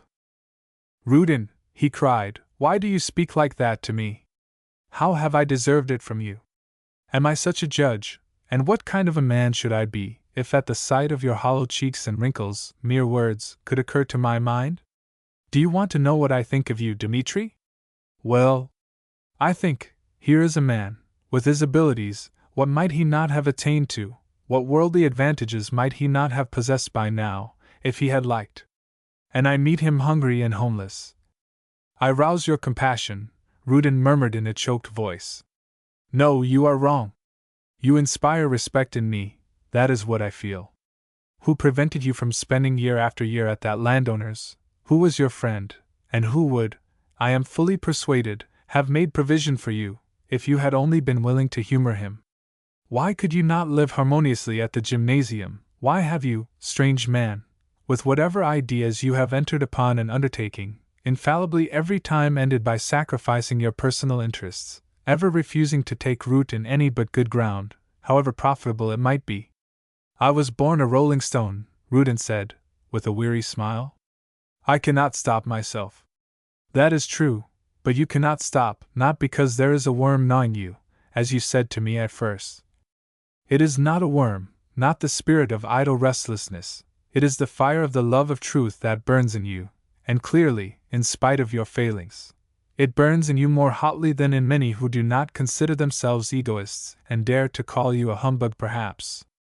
I, for one, in your place should long ago have succeeded in silencing that worm in me, and should have given in to everything, and you have not even been embittered by it, Dmitri.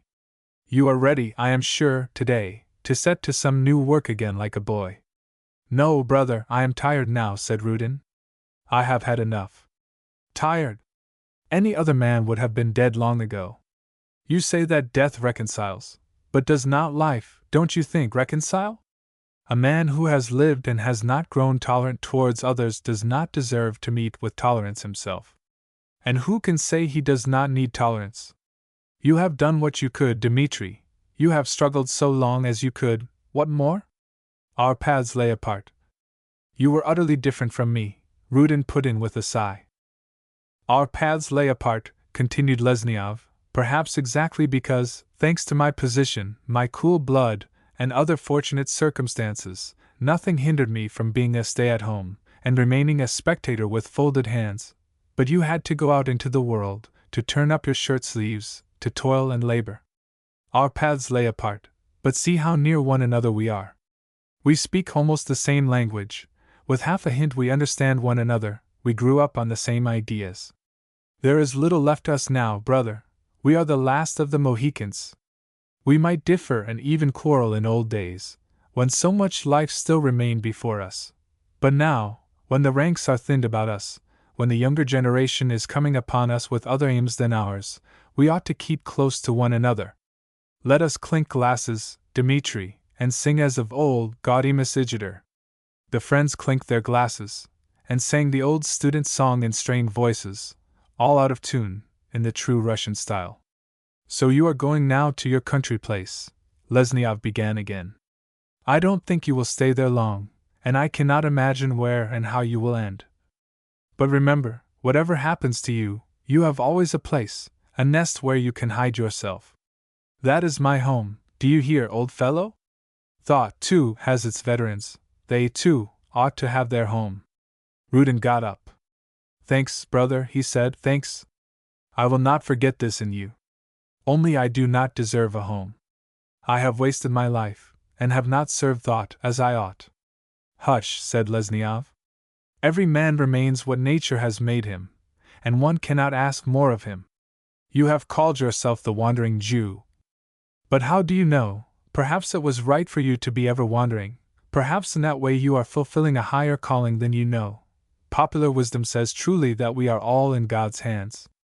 You are going, Dmitri, continued Lesniov, seeing that Rudin was taking his hat. You will not stop the night? Yes, I am going. Goodbye. Thanks. I shall come to a bad end. God only knows. You are resolved to go? Yes, I am going. Goodbye. Do not remember evil against me. Well, do not remember evil against me either, and don't forget what I said to you. Goodbye. The friends embraced one another. Rudin went quickly away. Lesniov walked up and down the room a long while, stopped before the window thinking, and murmured half aloud, "Poor fellow." Then sitting down to the table, he began to write a letter to his wife. But outside a wind had risen, and was howling with ill-omened moans, and wrathfully shaking the rattling window panes. The long autumn night came on.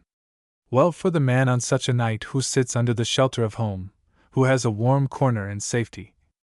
And the Lord help all homeless wanderers. On a sultry afternoon on the 26th of July in 1848 in Paris, when the revolution of the Ateliers Nationaux had already been almost suppressed, a line battalion was taking a barricade in one of the narrow alleys of the Faubourg St. Antoine.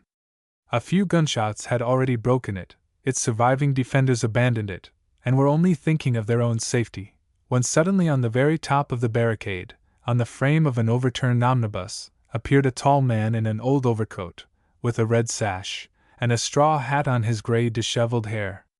In one hand he held a red flag, in the other a blunt curved saber, and as he scrambled up, he shouted something in a shrill strained voice, waving his flag and saber.